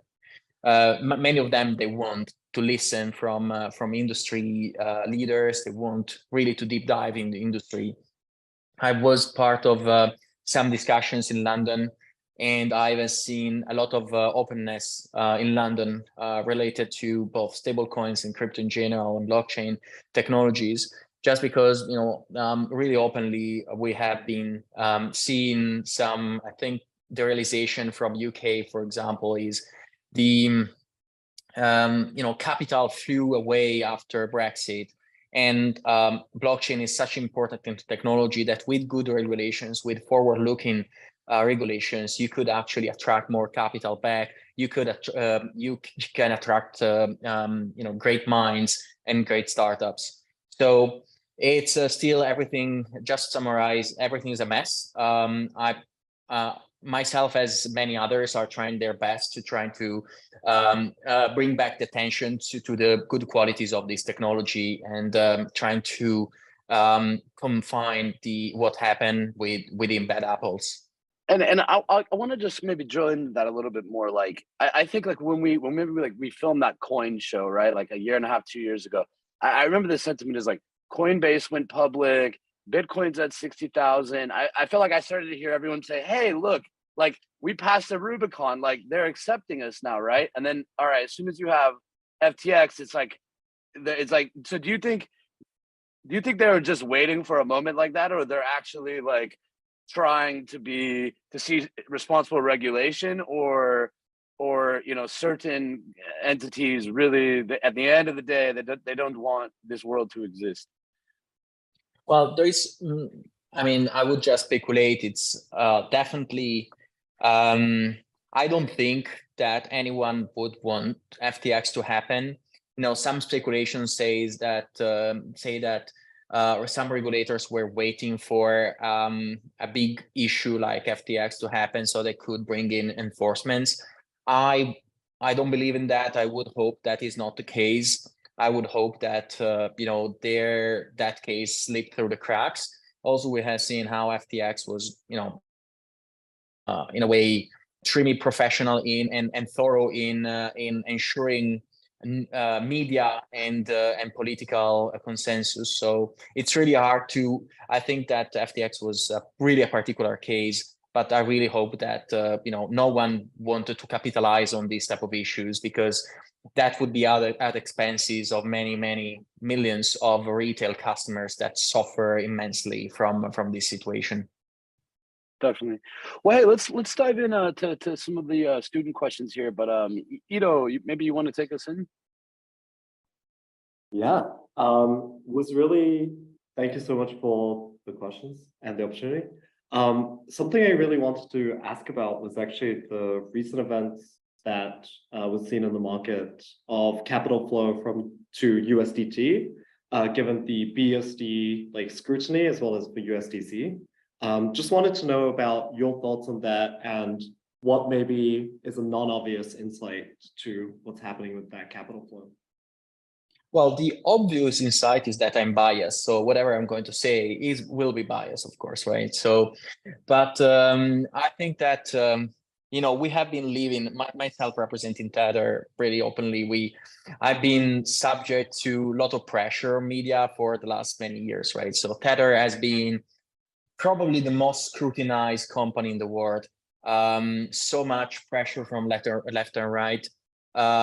We have been definitely, I think, in the last few years, we improved ourselves, right? I'm not here to tell you that we made everything perfect. And then we had, the bad guys were pressuring us. But I think that the potential, the innovation, and the actual strengths of Tether were, misunderstood by many as, being, kind of a bad apple. So for the past many years, right? So we have been hearing many conspiracy theories about Tether for so much time. And kind of most of it you could relate to actual being either shy or being a company that was focusing on tech rather than communications, right? So we started such a small company in 2014. No one of us could believe that we would become so big so fast. And it's sometimes you have what is called growing pains, so that you grow so fast that it's really hard to catch up and make everything perfect. But yet I believe that in the last few years we demonstrated a lot. We grew this company to a peak of $84 billion, and now is around $70 billion. I think that the realization is that Tether is actually the only company, not the only company, but I would say one of the few companies, you could count them on the fingers of a hand, that really resisted for so many years in no matter what condition, despite all the attacks, despite all the scrutiny, we're still there, and we're still the first stablecoin in the market. I think the realization is that for Tether, also our business model, I think, is more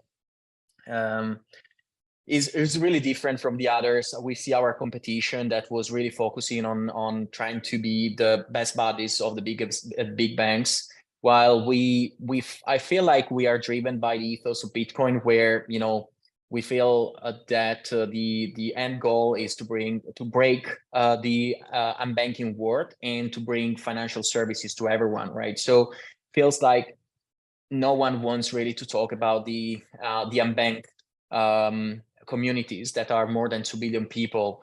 And like, yeah, everyone would like to be seen to be helpful to them just for good marketing, but no one really asks. And I think that the strength of Tether over the years was realizing that there are a ton of people that don't have bank accounts almost everywhere in the world, starting from Asia, from South America to Africa, and really literally billions of people. And we started to grow our customer base there. We started to be recognized as one of the pillars of many communities and many families' lives. And so I think there is not enough, there is no money that can buy that feeling, right? So what we achieved was not even because we were good, actually, right? We achieved that just because we created a useful product, but we realized that Tether was big after the fact, in a way, right? So after many others in many communities around the world realized that. And so I feel like all these recent events, when, there were many companies better than us in putting their names on stadiums, putting their names on, Formula One cars, everywhere, basically, on football teams. In the end, the result is that all that money was either their investor or their customers' money, and in the end, they left their customers hanging. So if you can count on a company in this ecosystem, would be Tether.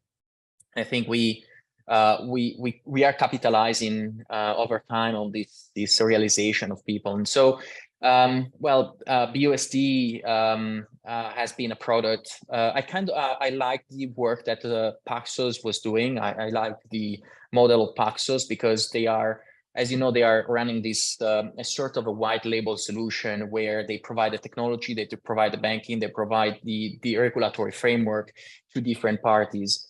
And so I'm kind of actually sad to have seen BUSD being shut down, because despite what people could think, you as an industry leader, you never want to be in an industry where there is only yourself, right? So if there is only yourself, you cannot really call that an industry, and you're basically left alone hanging, and you just are waiting for all the attacks, all the scrutiny coming to you, actually, rather than actually building more partners, building more choices. That is always been helpful. So in a way, of course, we are always glad to see Tether growing, but not at the expenses of a competitor that has been shut down in general. So yeah, but in general, as I said, I think Tether, despite all the attacks, has been proved the most solid company in 2022. In just 2 days, 48 hours, Tether redeemed $7 billion, was 10% of our reserves. 30 days, we redeemed $20 billion, was 25% of our reserves. And the simple question that I ask everyone is, go to your bank, wherever you live, and ask them 25% of their assets and see what happens, right? So we have seen in many countries like Lebanon, and Turkey, and so many in Venezuela and Argentina, most of the time when this happens, people, get arrested or get thrown out of the bank, because this is abnormal for the traditional financial system. The only time this happened was in 2008. Washington Mutual was this bank that was asked for 10% of their reserves back, and that bank went bankrupt. So I think that we definitely, it's not just us. I expect the crypto industry to do much better than the banking system, but I think that Tether is paving the way. Thanks for that. Dave, you wanna come in next? Yeah, for sure. Thanks again, Paulo. So my question is kind of regarding the auditing. So I'm kind of wondering what is the, people are kind of, wondering about that. So I'm kind of wondering, what is the auditing procedure of your balance sheet? In regard to your business covering different entities, is it audited by one or more auditing company? So the auditing is a great point, is a great question. So first of all, there is no stablecoin that have a full audit, what is called full audit. So stablecoins are engaging with auditors to provide attestations. The attestations are the industry standard. So the first question is why stablecoins don't have a proper full audit as, you know, a financial institution. That is a legitimate question that we ask ourselves many times, right? But keep in mind, right? So just to give you some real life examples, if you find an auditor, right? So, and to do a full audit, you can imagine that you usually want to go with a top 4 auditing firm, right? So there are 4 big auditing firms. They are called the Big 4. So you contact them, you start working with them, but the end result, of course, would be having the full audit. But in order to, you have to pay for their services, right? For their services, and whatever amount of money you would pay would never make up for the fact that they have thousands of other customers that are the banking industry that will never accept to be audited by the same company that would audit a risky company like a stablecoin. Let's put this in this way. There are no regulations around stablecoins, right? The US and Europe didn't create any meaningful regulation around stablecoins. Regulations are useful to determine how a stablecoin should work, right? So what type of reserves it should have, how to manage issuances, how to manage redemptions, what are the KYC and AML processes. But, if there are no regulations, you go to a Big 4, right? Big 4 auditor. And, you of course pay for their services. But why they should be the one that stick out the neck and take on the risk to basically put a stamp on your audit when there is no regulator that is going to say how that should be done? So why they should risk, for making, I don't know, $1 million, $2 million more per year, I don't know, why they should risk that when they're making 1 billion on the other side, completely fine, happy, in a nice regulated environment.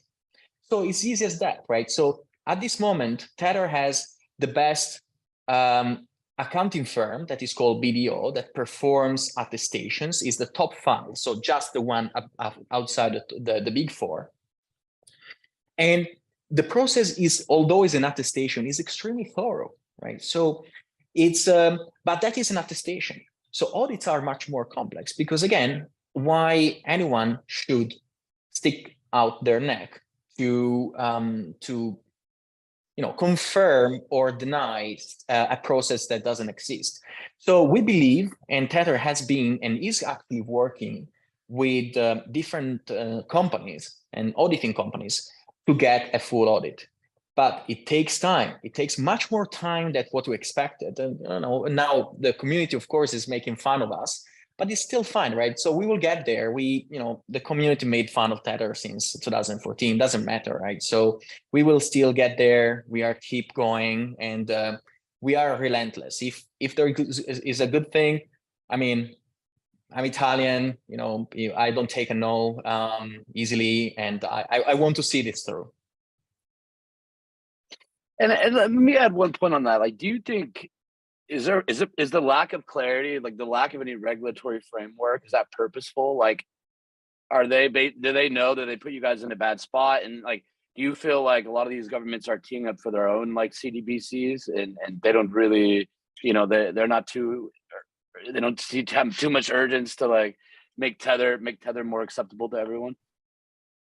Well, I don't think that is the case. I think that most of the time, right? So I'm seeing Europe trying to regulate how Amazon should work 20 years later, right? So, so I think most of the time regulations are quite slow because it's really hard to understand and have the full overview of the entire ecosystem. There are so many parts pushing for changes and so on. You even look at the MiCA license, the MiCA regulation in Europe.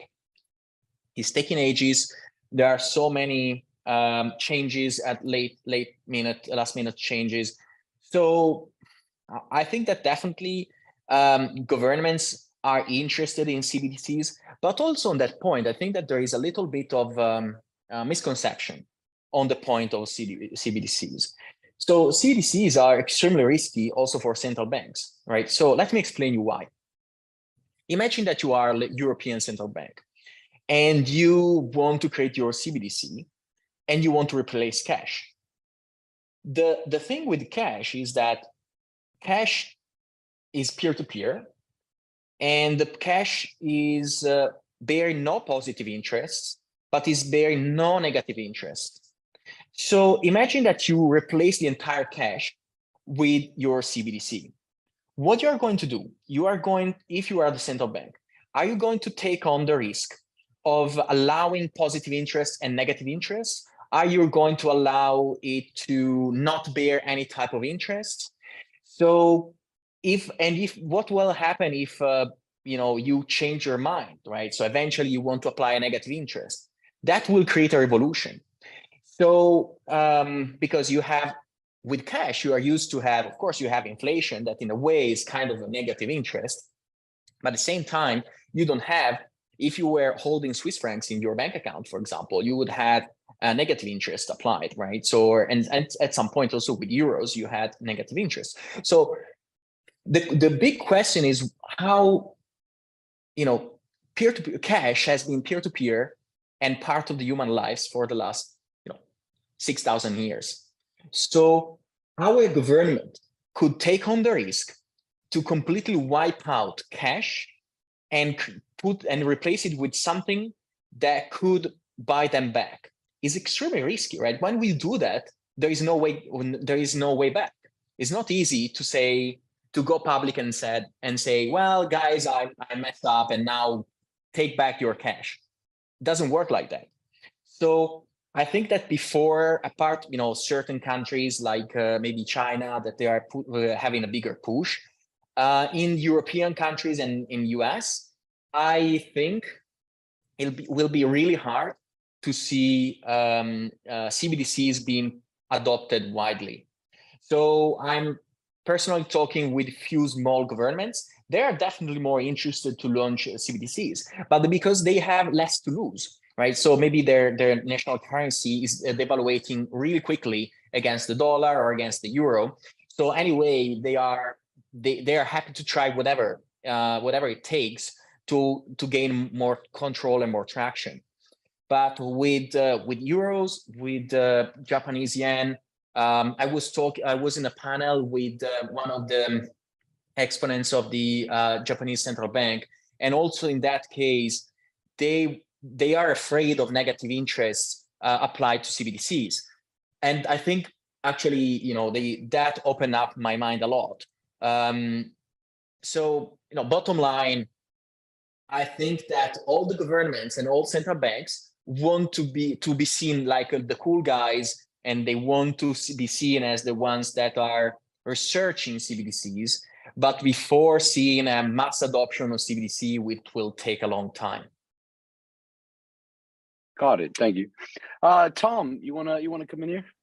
Yes, thank you. So aside from CBDCs, do you think in the distant future we will have a single stablecoin monopoly? And if so, what are the implications of that?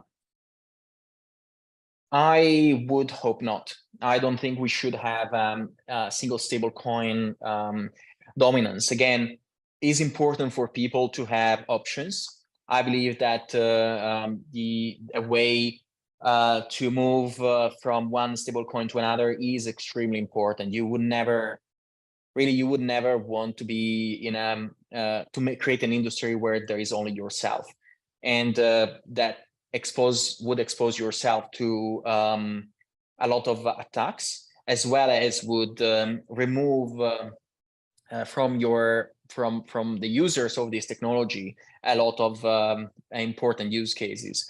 So I think having diversification and sort of decentralization is definitely helpful. I understand that I'm saying this and from the point of view of Tether, and seems kind of absurd, but I always said publicly that I don't care if Tether becomes the second biggest stablecoin or the third biggest stablecoin, right? You can imagine a future where JP Morgan could take probably $100 billion or $200 billion of their assets and create a US dollar stablecoin. That would be from the first day much bigger than Tether. That doesn't matter to us. The only thing that matters is that these stable coins would be interchangeable. And the only thing that matters is that, all these feel like all our competitors would still focus on probably e-commerces and big bank settlements, interbanking settlements, while we really want to focus on the $1 transactions in emerging markets and developing countries. So I think that world, especially, the world is so big and so full of opportunities that definitely we'll see more and more, stable coins coming up, probably proposed by the big players in the traditional financial ecosystem. So I doubt that Tether will remain forever the biggest one. Got it. Justin. Yes. So driving that conversation forward a little bit more, I've read that in 2021 December that the country Myanmar adopted USDT as their official currency. So I was wondering if you believe if more countries afflicted with political or currency crises will begin to adopt USDT as their official currency. Well, USDT is a great way to hold dollars for many people. And I'm with Tether. We are myself and Tether. We are dedicating all our resources to both financial freedom and freedom of communications. We build projects like Kit, like Hole Punch, that are fully free and super open. And to us, of course, it's an honor to be used as by the parallel government that tries to regain the freedom of its own country. Of course, it's really hard to, this is a technology. So sometimes you have also the bad guys using a certain technology. So you have, as a private company, as well as a company in general, public or private, you have to do your best to ensure that, or to protect the technology from being used by the bad guys. But I think that we are seeing in Argentina, even if it's not, or in Turkey, if it is not an actual, legal tender, we are seeing Tether being part of the day-to-day life of people, not just the crypto people, right? So you see people doing groceries or getting salaries using Tether.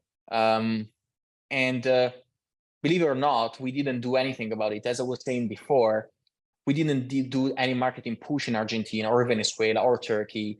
We are definitely helping Turkey now with the, after the earthquake and what happened. We are doing donations, and of course, but the beautiful thing is when things happen organically, because it just means you created a beautiful product that works.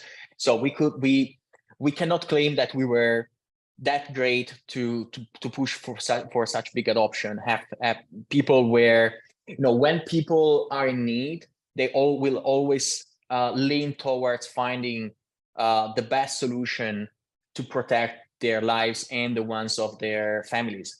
I have the example of a friend in Turkey that was telling me that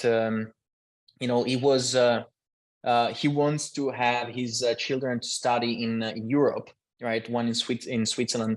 And if he would save in Turkish liras, at the end of the year, he would be poorer than at the beginning of the year, because just the Turkish lira is devaluating so fast that there is no way for him to make up for this loss in value. So he's using USDT just because that's the best way to. This is not about speculation, right? So it's not like your old Bitcoins or your old Ethereum. That would be still speculating with your family money. And if you are a trader, if you want to take a small bet with a little portion of your money, that's fine. But most of the people I'm talking to, and most of the people that are using Tether are they don't care about speculation, right? They just care about saving money for their own families and and friends. And how do you think that's kind of played out, for example, like in El Salvador? So, I mean, I know like you guys, I've seen like Samson Mao there, I see Brock Pierce there, right? When all this is going on, I feel like the Bitfinex team kind of like working with them a little bit, how has that played out in El Salvador, especially like since the price swings? I mean, like yeah, you think it was like a good move for them so far? I think it was a great move. So far they have attracted a ton of capital, right? So you are El Salvador, you are a small country in Central America, and a country that has been known for being poor and violent in the past. And you become president and you really want to try to change things, right? So that should be, I mean, I wish in Italy we had someone that wanted really to try different things. And yet, I feel like in South America and, in Central America and in Asia and in Africa, there are countries that are set to outperform Europeans and European countries, definitely. Because they see innovation, they see the potential of this technology in a much clearer way than ourselves. So the realization was that there is this technology that at its peak was allowing around $3 trillion of wealth around the world, right? The peak was mid-2021. And imagine if you are a country that has a GDP of $10 billion per year.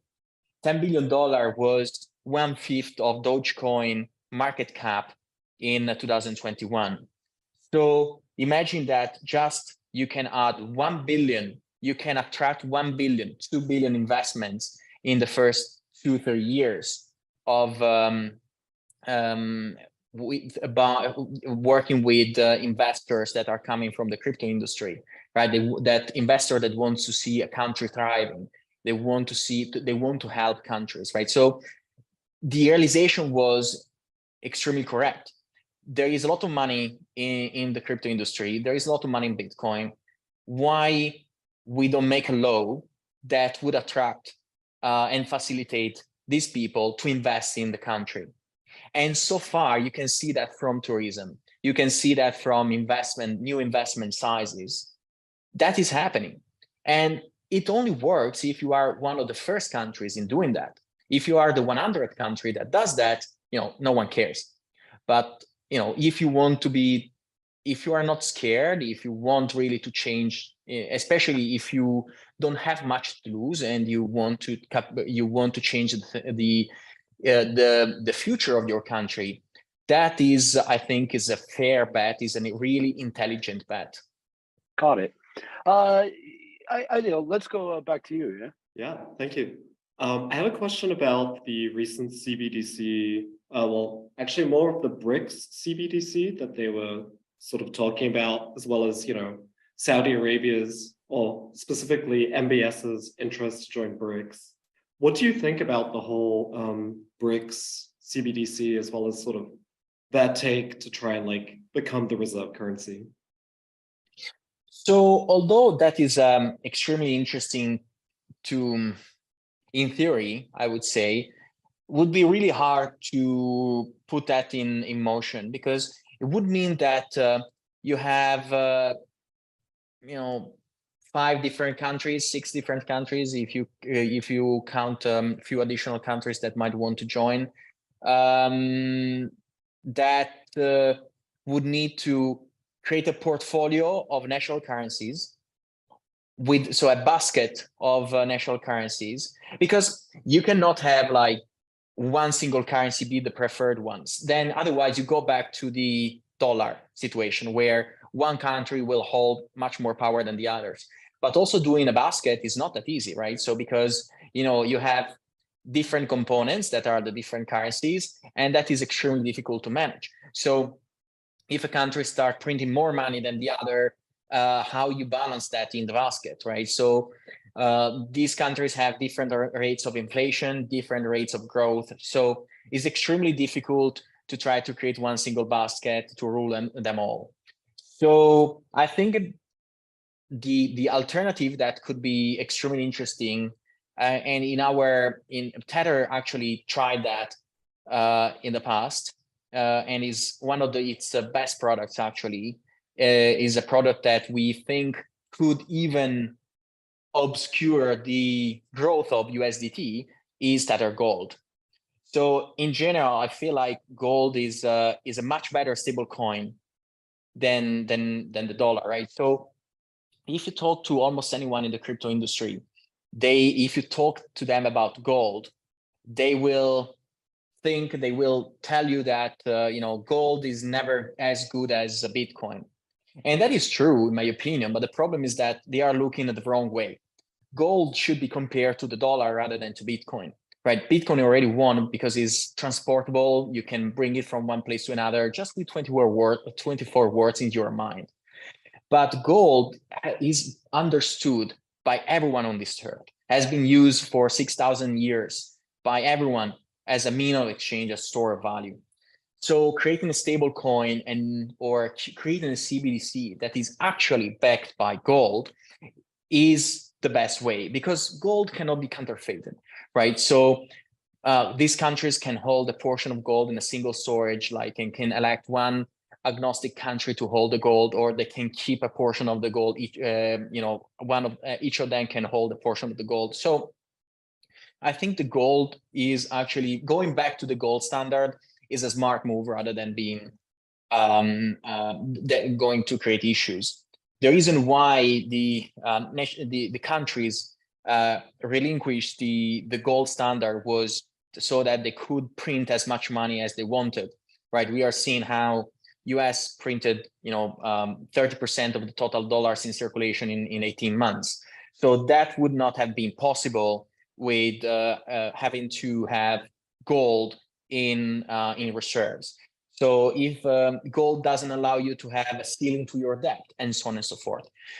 So I think that if someone wants to do it right, if someone wants to have a proper resilient stablecoin that is not subject to different countries have different inflation rates, growth, and so on, that would be a gold-based stablecoin. Thanks for that. Dave, let's go to you. Yeah, great. Thanks. I have a question in regard to fungibility. I'm wondering, Paulo, do you believe that fungibility of the USDT token will ever be an issue in the future?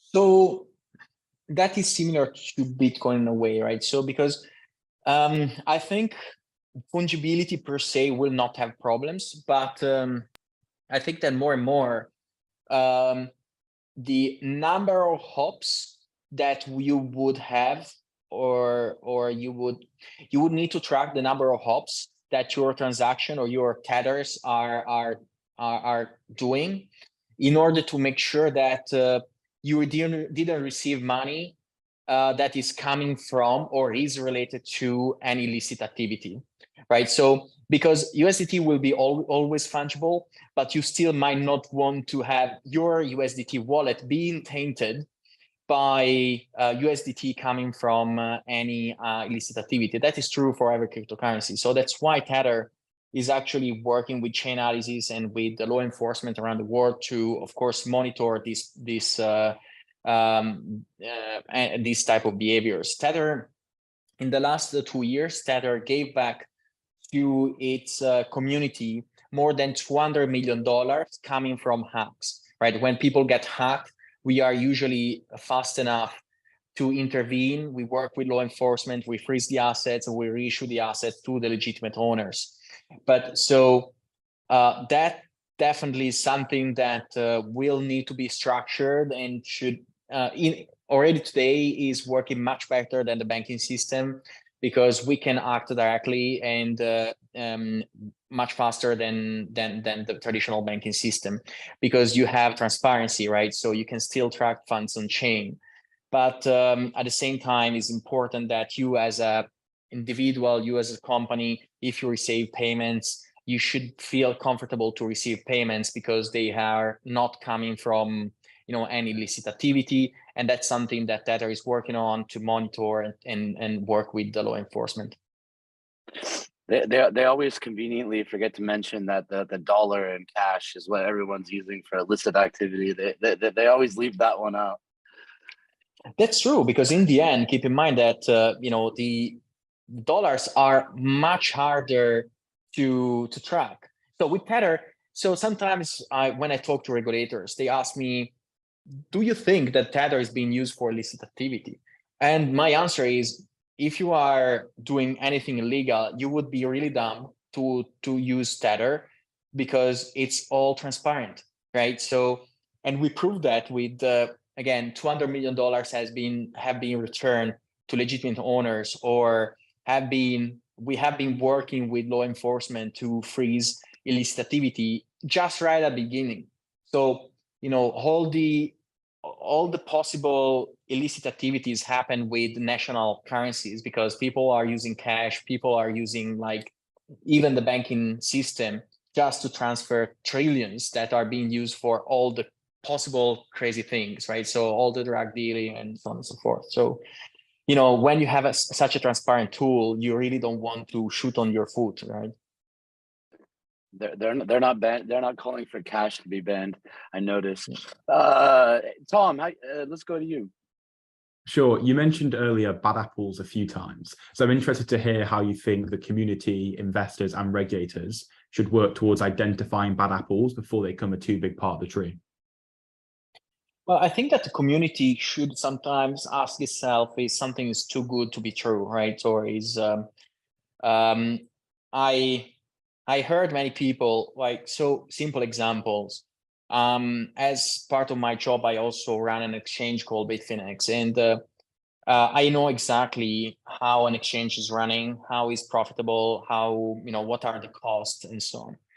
And when I hear, also professional traders that were trading much more, for example, on FTX, because they had such good fees that sometimes, they had the perfect fee tiers. So they basically, trading there would not cost anything, and they were making a ton of money. Sometimes you should ask yourself, wait a minute, but how is happening that every time I trade I make money, right? And my fees are zero. So how the exchange is making money, right? So, and eventually, if there are no costs, right, you are the product. You are their cash cow. And I feel like, so sometimes we as human beings tend to believe that good things should happen to us, and so we tend to believe in the good faith of everyone. That is nice, of course, but doesn't really protect ourselves from people at taking advantage of us. And again, so the community should do a little bit more research and trying to understand when things are too good to be true. On the other side, the regulators should try to focus on the big guys rather than the small guys. Sometimes we have seen in the past how regulators happen to target the small guys to make an example out of them, because that is an easy win, rather than focus on huge operations that actually are really, again, too good to be true. And I'm going to say again what I said at the beginning. What happened in 2022 with all those companies, because it's not just FTX, right? You have, of course, Terra Luna, you had Celsius, BlockFi, Voyager, Genesis Trading, DCG, all these companies, right? All these companies were doing things that definitely are considered illegal in any possible way. It's not like you need a regulator that create a new crypto rule that tells you that that thing is illegal, right? So I think it's not that we need more rules, but we need the existing rules to be enforced. Definitely. Justin, you wanna take us? Yes. Yeah. So before time runs out, I wanted to switch topics to peer-to-peer technology, since I really wanted to pick your brain on this topic. Yes, I have time. Awesome. Yeah, because I've recently downloaded the Keat app, and I really like the ethos of the Keat app, right? We are no longer the products, direct communication without a server. But so I was always a very interested and person in the peer-to-peer technology field with the creation of BitTorrent. And I really wanted to know, like, why do you think that peer-to-peer technologies haven't really been very popular in the past decade? And what do you think will be the catalyst for mass usage of this technology? Well, no one ever developed on an actual peer-to-peer technology. So first of all, it took us to spend 5-7 years to arrive to the point where we could launch Keat. It took a long time because we had to rewrite everything from scratch. We wouldn't reuse BitTorrent technology, so we took ideas from some ideas from BitTorrent, but also we improved a lot on top of BitTorrent, and we did a ton of research and development. You see, Keat or Hole Punch as a communication transport layer cannot make money itself, right? It's a product that we don't own. It's a product that everyone can take, use it, and we will never make a dime because there is no point of control. If you create a pure peer-to-peer technology, right, there is no way to control it. So if you don't have a way to control it, there is no way to make money. The entire web, what we call Web 2, but in a way also Web 3, is completely skewed towards having centralized infrastructures because you need, if you are a CEO of a new company or a startup, and you go to an investor, to a VC, and you tell them, look, I want to build this cool technology, but they will never make money. What do you think the answer will be, right? So they will shut down the door and kick your ass, and you know, you are basically never going to see a cent. But the truth is that we at Tether, we have been extremely lucky, and we are activists ourselves. And I'm 38, and I'm coding since I'm 8 years old, and I'm seeing how internet was born. I started using I started using Usenet. I was there with where everyone, all the cool guys were on IRC and so on. And I missed that time. I missed the feeling, right? So where everyone tried to be like, everyone was kind of an hacker in the good sense, right? So the hacker term is, if you didn't read it, you should read the Hacker Manifesto. That is a great way. Is a great paper that describes what an actual hacker is. Is someone that wants to break the technology, want to understand how it works to make it better, right? Someone that believes that technology, it should be an integral part of our human life and should be free. No one should control technology. So that really opened my eyes. Really is what drove me through my career. And now that we have the possibility with Tether, we realize that we owe to everyone using Tether that we invest part of what we make in profits in open technology. So I think that in the end, to summarize to your question, Tether is in the only almost unique place where we can invest money for the benefit of everyone and not our own benefit. And I think that there is, that's the best feeling, because in the end, not everything should be about making more money, right? So, we don't need to buy, fancy yachts or whatever. It's much more important that we build cool tech. And also, by the way, that applies to AI.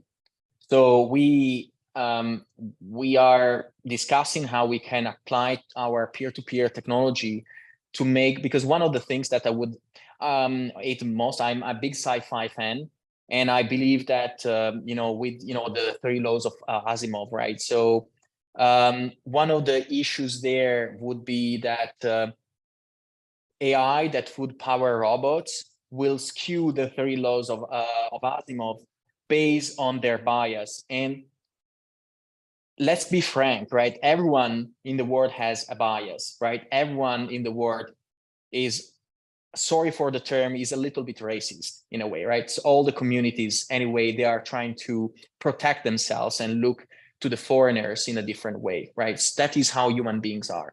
But the problem is that we should not have one single AI trained by one single group, owned by one single company, that define what the global bias should be, right? So you want AIs that adapt to everyone. You want to have AIs that can serve everyone, and they can be respectful of everyone's idea, rather than being polarized on a certain political view and so on. So I believe, and I'm creating this movement related to Hole Punch. It's something that we started in just a few weeks ago. We believe that there are ways so that you can create a real peer-to-peer AI that would, in a way, similar. You could create a ChatGPT version where not all the parameters are on a single cluster, let's say, but parameters can be spread across multiple peers, and every single of these peers could contribute with its own bias, because that's how humanity it is, right? So it is a set of knowledge, and knowledge is always subjective, right? So apart from math and physics, everything else is completely subject. So there is no, even with search engine, there is no big global truth. There is your own truth that is based on your environment, what you learn, your parents, your culture, and so on and so forth. So AI should go in that direction. And so if there is another thing that Tether is going to start funding, is like actual peer-to-peer knowledge base for AI and trading sets. Very interesting. Well, hey, I think we're getting up here kind of to the end of this conversation, and I appreciate everyone joining. And I guess maybe, Paolo, at one point, if you want to take us out, I think whether it's the students on this call or other students maybe that are going to be watching this, maybe their parents call them and say, hey, I don't know about that whole blockchain crypto world. I keep reading about it in the news, right? Maybe everyone's questioning how they want to take their career in it right now. What advice would you have for students as we kind of step into the next few years of the market, and what advice would you give them about how to look at like a career in the industry going forward? So I would say, first of all, read a lot about, so don't forget about why everything happened. So read papers from also, the beginning of times, that would be 2008. So it's pretty short time span. Still, you should understand why we got here and how it started and why it started. I think that is important that for the more technologies, I would recommend to not use blockchain as a Swiss knife, but use blockchain for the things that blockchain is useful for. So blockchains are great because they have a consensus and can have a way to store small quantities of data in a form that is non-modifiable forever, basically. But also don't forget that blockchains are extremely slow and efficient. So let's always think how and why you should use a blockchain rather than a pure peer-to-peer system like Hole Punch, for example. And always focus on learning and focus on building rather than speculation, right? Because we have seen what years of speculation made happen. And if you want to build a career in blockchain, first of all, learn to code. You don't need to be the best developer ever, but learn to get your hands dirty, at least a little bit, and really, learn the insides and out of both the technology, but also the ethos and the philosophy around it. Awesome. Well, for everyone watching, we hope you guys enjoyed this interview, and we look forward to seeing more of everyone, and all the students. Thank you for joining, Paolo. It's a pleasure as always, and we look forward to everyone tuning in. Thank you, guys. Yeah.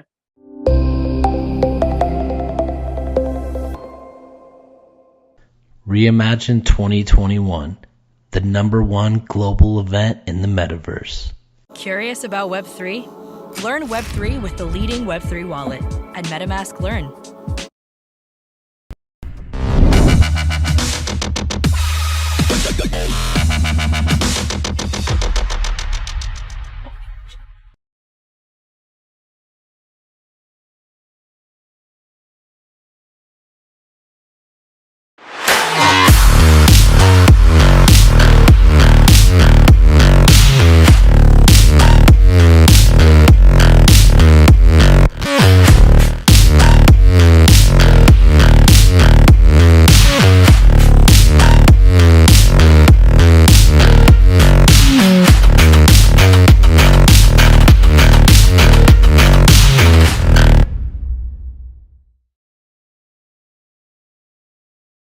Hey everyone, it is your host for today, Patrick McLean, co-founder and host of Reimagine, this 15th event where we are bringing students and experts in the industry together to have interesting conversations and kind of understand the state of the market. Before we get started, I'll let everyone introduce themselves. Luke, you want to introduce yourself? Yeah, of course. Hi everyone, I'm Luke Clancy. I'm the co-founder and president of Illini Blockchain, which is the University of Illinois blockchain student group, founded around 4 years ago. But yeah, I'm pretty excited to be here, Patrick. Thanks for having me and organizing this. Nice. But quick question: How many students do you guys have an interest in on campus nowadays? Yeah, so it's a little difficult to gauge. So our internal team, which is like application based, we have 44 people. And then our external community is probably around like 500 to 750. We've got like 1,000 people on our newsletter. Got like around 100 people coming to each event that we throw. And then a few different startups in the ecosystem and a few other clubs that are doing blockchain initiatives. So I'd ballpark it at like 1,000, 750 to 1,000. Sounds like some cool things going on there. David Gallivan, you want to introduce yourself? Sure. Hello, everybody. Thanks for having me. My name is Dave Galvan. I'm with MasterCard, and I lead our fintech engagement practice. So I'm the guy at the company who talks to lots of fintechs.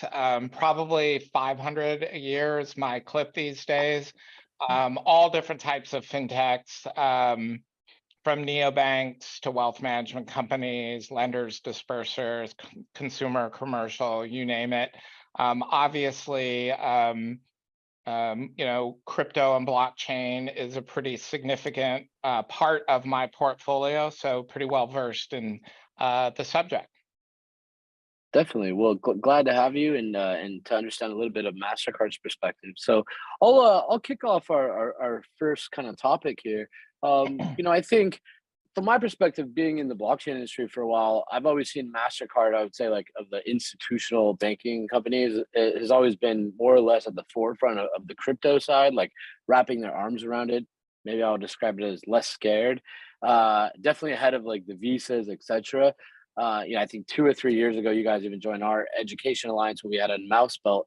So really curious to understand, from what you can talk to on the MasterCard side, after what we just went through with FTX, with all this news, all this drama, with Silvergate, we saw, I think it looks like they're about to shut down, right? Like regulators are applying pressure across the board. So, how does MasterCard view this? Like scared, more excited? So I don't think we're scared or excited. We're pragmatic, right?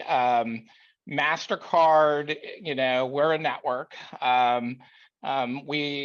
We've always been pragmatic about innovation, which is why we've built such a strong fintech practice. I've been running this practice for 8 years now. So 8 years ago, we saw an opportunity to start working with fintechs because they were providing a lot of value for consumers, doing things maybe that banks weren't doing and doing them quicker, all for the benefit of consumers. And we wanted to be a part of that, right? And so when we started to notice a lot of innovation in crypto and blockchain, again, we're pragmatic, right? We provide the rails that allow people to move money and commerce, right? We want consumers to do that safely and securely, but we're not like the currency police, right? We support like 80 currencies across the globe, and we're not deciding what currency people are using to purchase things, right? If there's enough demand for a currency, we will support it on our rails. And so I think if you look at it in totality, we've always been supportive of people that were doing innovative things, either on the blockchain or as related specifically to crypto and crypto-like programs. We always wanted it to be done safely, securely, follow all the regulatory procedures, but beyond that, we're not afraid of innovation. So we've always been relatively pragmatic about them. Definitely. And then, like, do you guys see this as a way to separate yourself from the pack? I mean, I don't know if we're so much concerned about separating ourselves from the pack so much as we're concerned about MasterCard staying relevant as a company, right? We fundamentally believe that we need to diversify revenue out of core. Core for us is card processing, right? We don't want to become Polaroid in 10 years because some better way of moving money came around, right? And so we don't want to be disintermediated, and we want to be pragmatic. And one of the ways to do that is to create a lot of differentiated revenue streams, right? We don't even consider ourselves like a payments company. We really consider ourselves a technology company, right? And because of all of this, it wasn't about separating from the pack. It was about embracing original and innovative ideas in this space. Yeah, agnostic of whatever technology was behind it. Like, yeah. Got it. Appreciate that. Luke, you wanna take us in with your first question? Yeah, for sure. I'm actually I'll go a little bit against my my original question in the name of the conversation and the way that we're flowing. And I'm curious, what areas of fintech do you see like blockchain being pretty ripe for disrupting, or for someone like MasterCard to use or partner with another company to help people make more money or move money more efficiently, right? Is it international payments, or is it remittances? Yeah, what do you think is pretty ripe for disruption? I mean, look, blockchain's just a protocol, right? What's interesting is what sits on the blockchain and what you do with the blockchain. Clearly, a lot of the association with digital currencies has been somewhat tainted, to Patrick's point about FTX and the downstream effect. And I'll be honest, a lot of the consumer-facing, coin-centric programs that I was looking at last year, they literally disappeared overnight, right? That doesn't mean the blockchain has disappeared. The blockchain is a really interesting protocol. It's the foundation of Web3 infrastructure, as you know. The repurpose of some of this stuff against maybe a consumer, crypto-backed product is definitely happening. I think some of the areas that I've seen that are really interesting are stuff centered around smart contracts. Definitely, we see remittances as a big opportunity to move digital currencies from point A to point B safely and securely. And again, we're not like telling this ship where to go, right? Yeah. We're providing the tool sets and the products and services to help guide that innovation, right? Wherever it goes. Remittance is definitely one of those areas that I think is super interesting. I've seen a movement into cold storage and access to digital currencies out of cold storage programs. The management of contracts and information across multiple areas is something that we've started to see. The management of identity across the ecosystem, also something I'm starting to see, just to name a few. I'm curious, once you spot a trend, right? So for example, remittances, we believe that remittances will be really, really helpful for people. How do you, as the Vice President of Business Development, go about executing to eventually develop partnerships and position MasterCard in a good way, right? Are you calling a bunch of different startups? What does it look like? Yeah, so it's a little bit of both. I mean, I think the one great thing about MasterCard and the fact that we've built such a strong reputation in the industry for supporting fintech and innovation is that we get a lot of people coming our way asking for advice and asking how they might partner with a network or how MasterCard might add value to what they're building. So my ecosystem, Luke, as you mentioned, is business development. So I'm top of funnel. I talk to lots and lots of people, but I also cultivate relationships with sort of specific entities. So for example, I work with 35 venture capital firms, right? And I routinely talk to them about their portfolios, right? And a lot of them come to me and say, hey, we're talking to this company, they're doing this weird blockchain thing, they want to try this. Is this going to even work from MasterCard's or a regulatory perspective, right? Could you talk to that company for us? And so at this stage, we got a lot of folks inbound just from the relationships that we have, the customers that we have built. But then also we do a lot of outbound stuff, right? We host a lot of conferences and events. We're thought leaders in the space. So I think it's a little bit of a two-way street. Having to do with our experience and our pedigree in this space. Definitely. Well, I wanted to go back to one point you were saying, like kind of the value add places that you guys are trying to add value. I think one of my good friends actually was part of made a show about crypto. Dave Jevons. You guys acquired his company CipherTrace.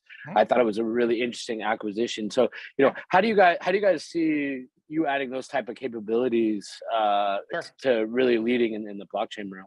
Yeah. And CipherTrace is a perfect example of our ability to partner with a company that's outside a core, right? If the world evolves, I mean, theoretically, and if you think if a particular network, a digital, like a blockchain network becomes big enough, right, has enough endpoints, right? We have 180 million endpoints in the world.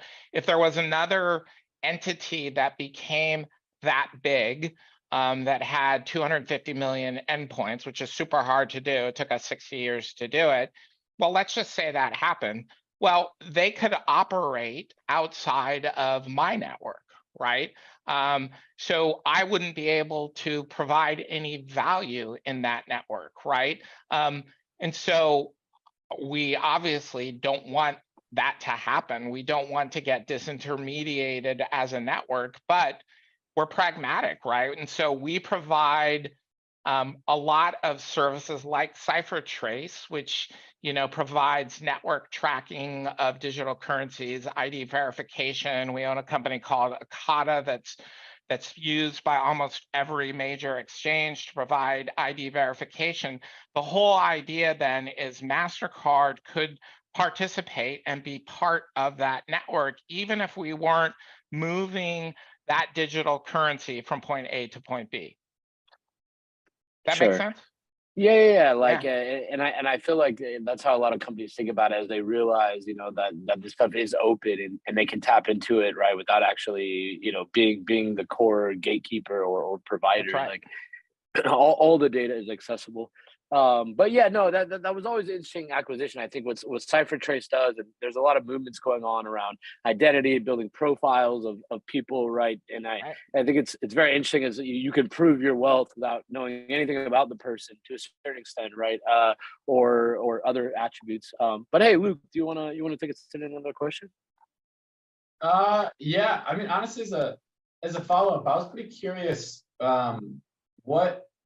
So there's the value of your network, right? There's the power of having millions and millions of endpoints, just being bigger than everybody else. And then there's also, you're trying to hedge against that by providing partnerships in other areas where you're not directly plugged into. When you're chatting with different startups related to the blockchain space, how many people are looking to, get inside of your network and tap into that power?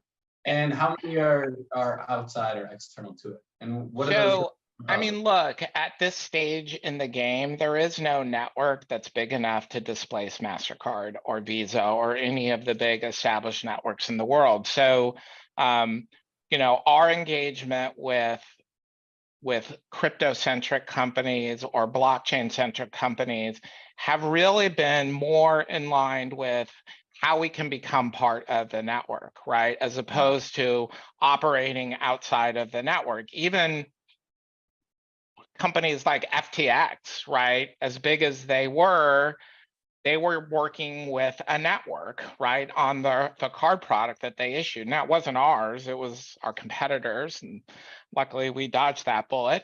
But that the whole idea was, if you had a bunch of digital currency in your FTX exchange and you wanted liquidity against that, you couldn't go to the Gap and do an FTX wallet tap and move, you know, a digital currency out of your FTX wallets into the Gap, right? You couldn't, that doesn't exist, right? So we provide the steps to that, right? So the real step is that digital currency is sold for fiat cash. That fiat cash is quickly moved to a cash account, and that cash account is what's used at point of sale to buy blue jeans, right? And the proxy for that is a network card. So in that construct, we're still an essential part of the digital currency ecosystem, right? And whether it's Gemini or, you know, countless other partners that we have, none of them have come to us and said, we're so big that we don't need a network. And actually, I want to build on that point a little bit, because I feel like I saw for years, like maybe years ago, I saw a shift where there was like a lot of, I've always been intrigued by like kind of prepaid, like the BitPay card, for example, where like you just said, people sell crypto, maybe it gets moved to a cash account and then gets loaded to like a prepaid type system. I feel like I saw Visa on some of those cards, and then years ago I saw like a lot of them started to be MasterCard as I would see them. And I'm just curious your take. Like, I feel like right now, like it seems like many regulators are trying to kind of shut off fiat or protect like fiat to crypto rules. Where do you guys kind of see that going? Like, is that debit card to crypto thing kind of a niche, or is that like a long-term hack where you guys kind of are an exchange at that point, right? Like, so in that infrastructure, like, and FTX is a perfect example. Nobody's pointing a finger at Visa for being malfeasant, right? Visa managed a fiat cash card at point of sale, right? Completely regulated card. Whether it's a debit card, a credit product backed by securities, or a prepaid card loaded with fiat cash, everything that hits that card through a bank partner of ours and then hits our network adheres to all of our regulatory standards, right?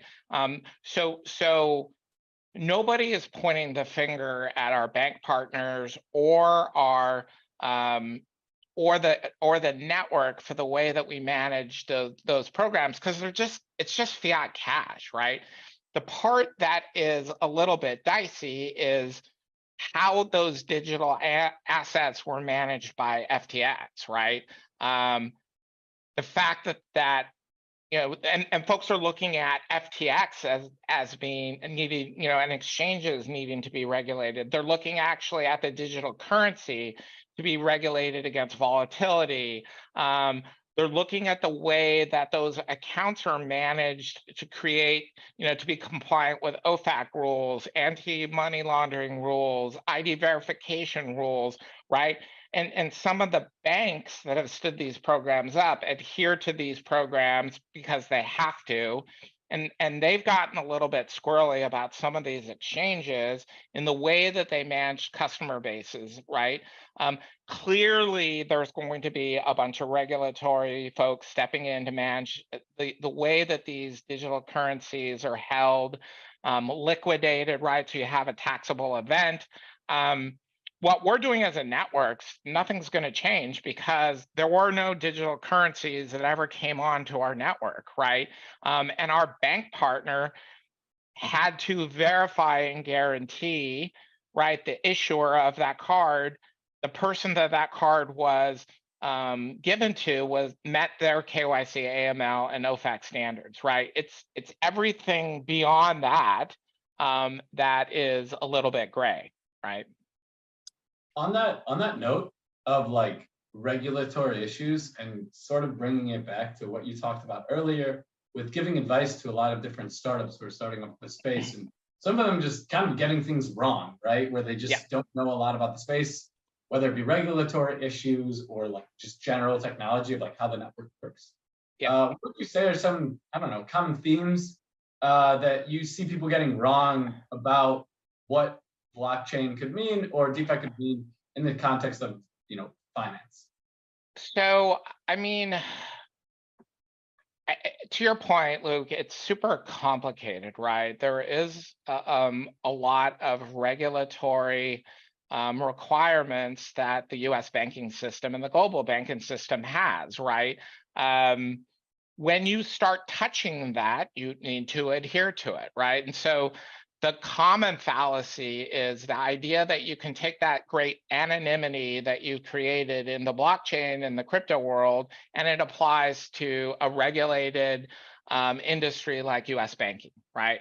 That's that's not going to happen, right? On top of that, there are just basic rules that you need to adhere to, whether they're set up by an issuing bank or the network, that you have to adhere to when you're issuing cards. Perfect example is, I can't tell you how many folks I've talked to that are like, oh, well, I'm based in the Cayman Islands and I'm going to issue this global spend card for everybody all over the world because that's where my customers are. And I'm like, yeah, great idea, never going to happen, right? There is no such thing as global issuing for anybody, right?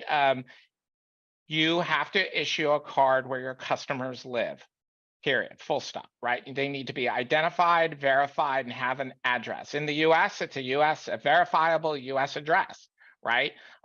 You want to ship a card to Dubai, well, you need to work with a bank partner in Dubai that's going to issue that card in Dubai, right? And do the appropriate KYC AMLs needed, right? And if you're working with like a network, ensure that you meet all the network requirements of global issuing, right? And so the single biggest fallacy that I work with is this idea, well, I'm going to issue this card in my digital wallet and it works everywhere with minimal KYC.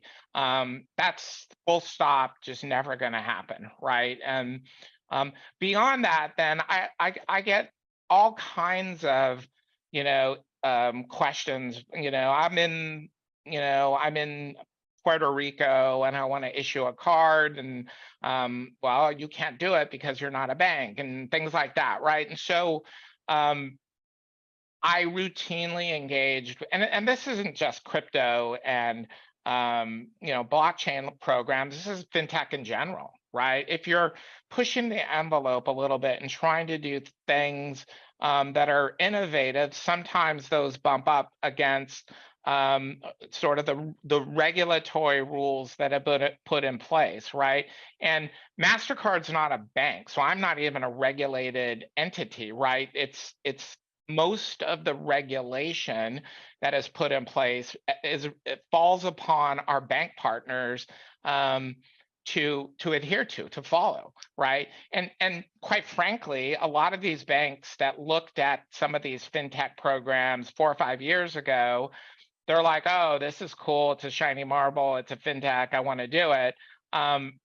They kind of didn't know what they were getting into, right? And in the early days of fintechs, a lot of these programs kind of just flew under the radar. So what you're seeing now is a lot of these banks are like, hey, 5 years ago, I really didn't do my due diligence on this program. That's never going to happen again, right? I am going to manage every program to the T. And I'm also concerned about reputational risk, right? I don't want to be dragged into an article in the Wall Street Journal with FTX, right? And so, you know what? I'm not even going to do crypto programs anymore, right?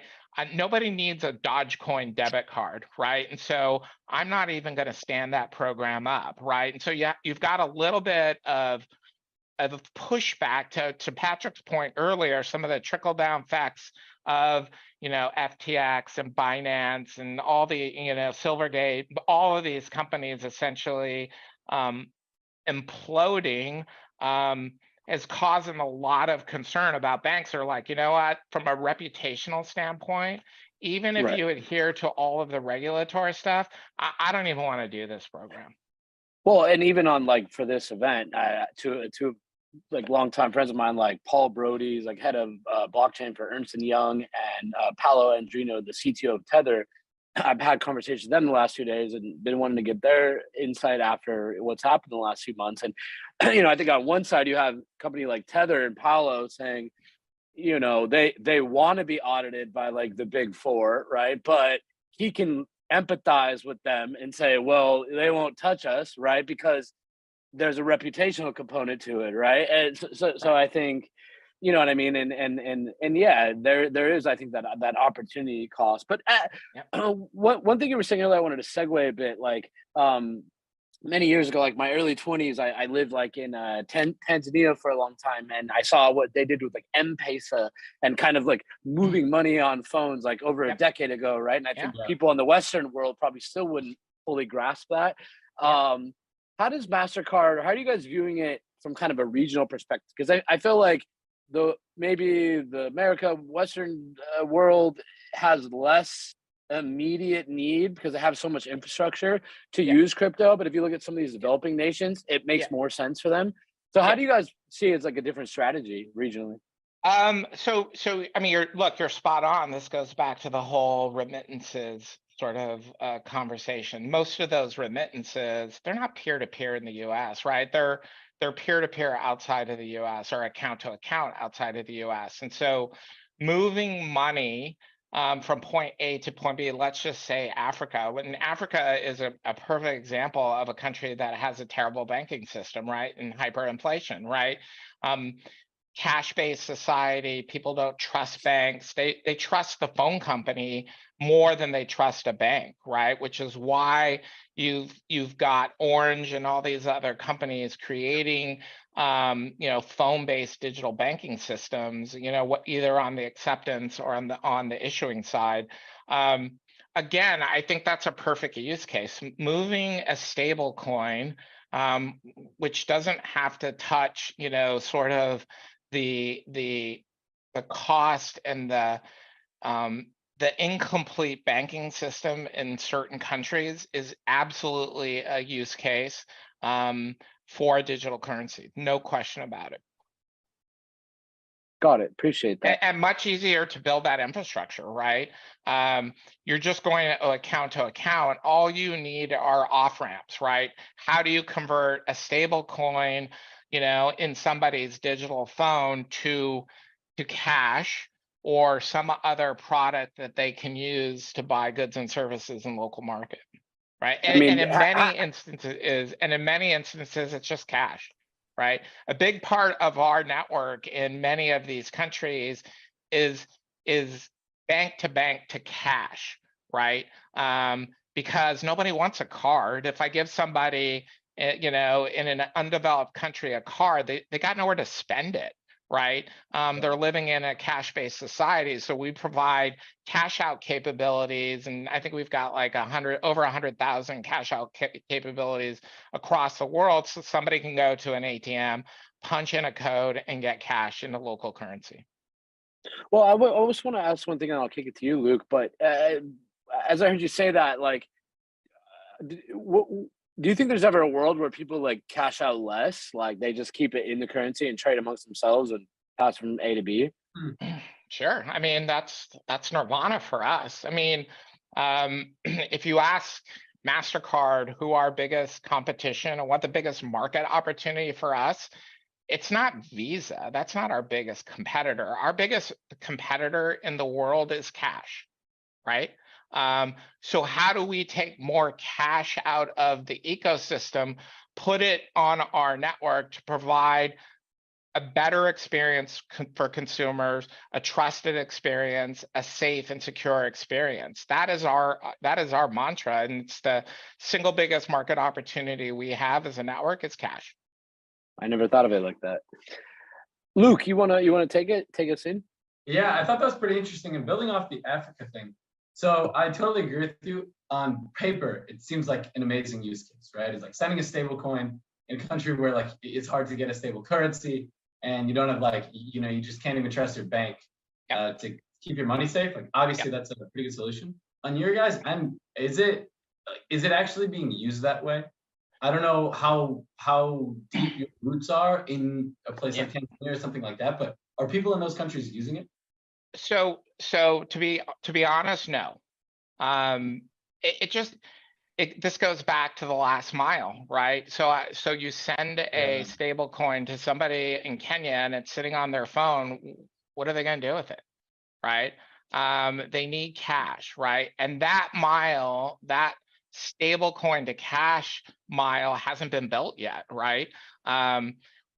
Other companies like big remittances companies, they're not moving stable coins. They're providing, they're moving dollars from point A to point B, providing the FX conversion at the back end, creating a local currency, moving that local currency into a bank where people can then either come, you spend off of a card if they have a card with that bank, or get cash through an ATM or another mechanism of withdrawal.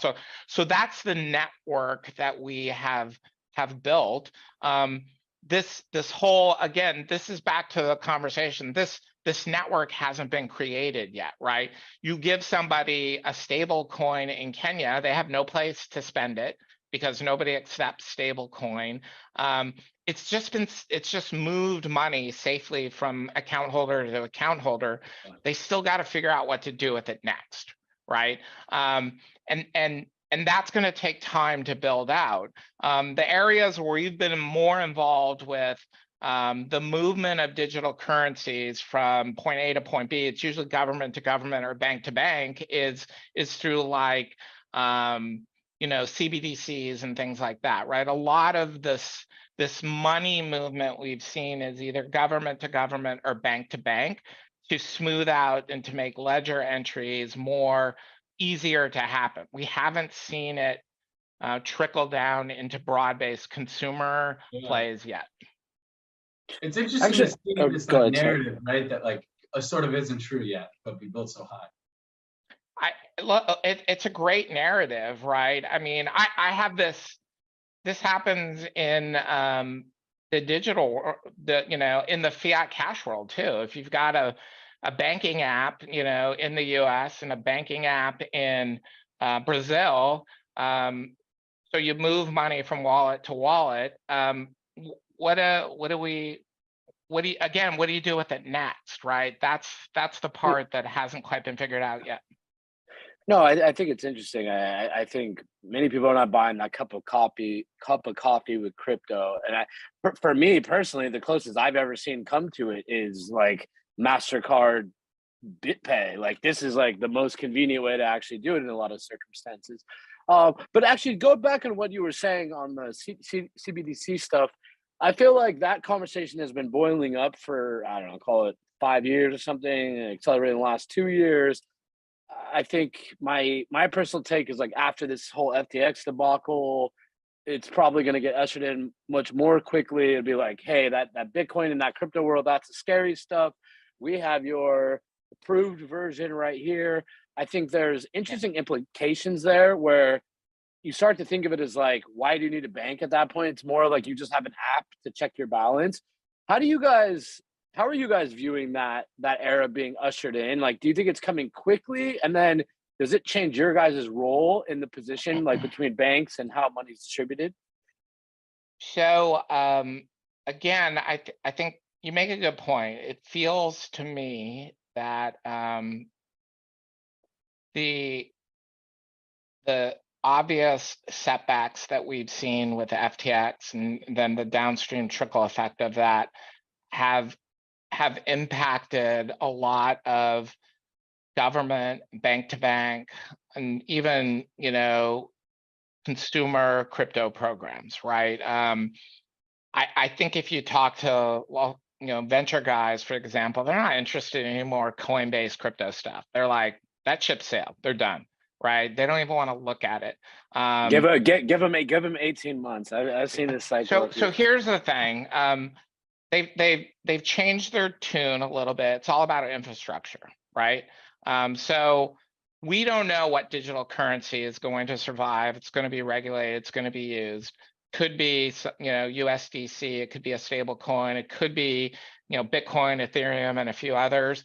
But we don't care.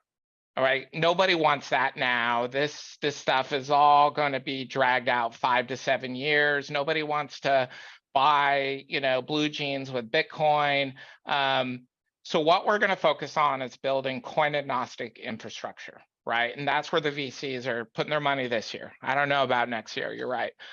So it's all about building that infrastructure to support all of these different use cases. Coin agnostic. So and then they'll plop in whatever coin, whatever consumer wants at any given time. My sense is that's where this ship is moving.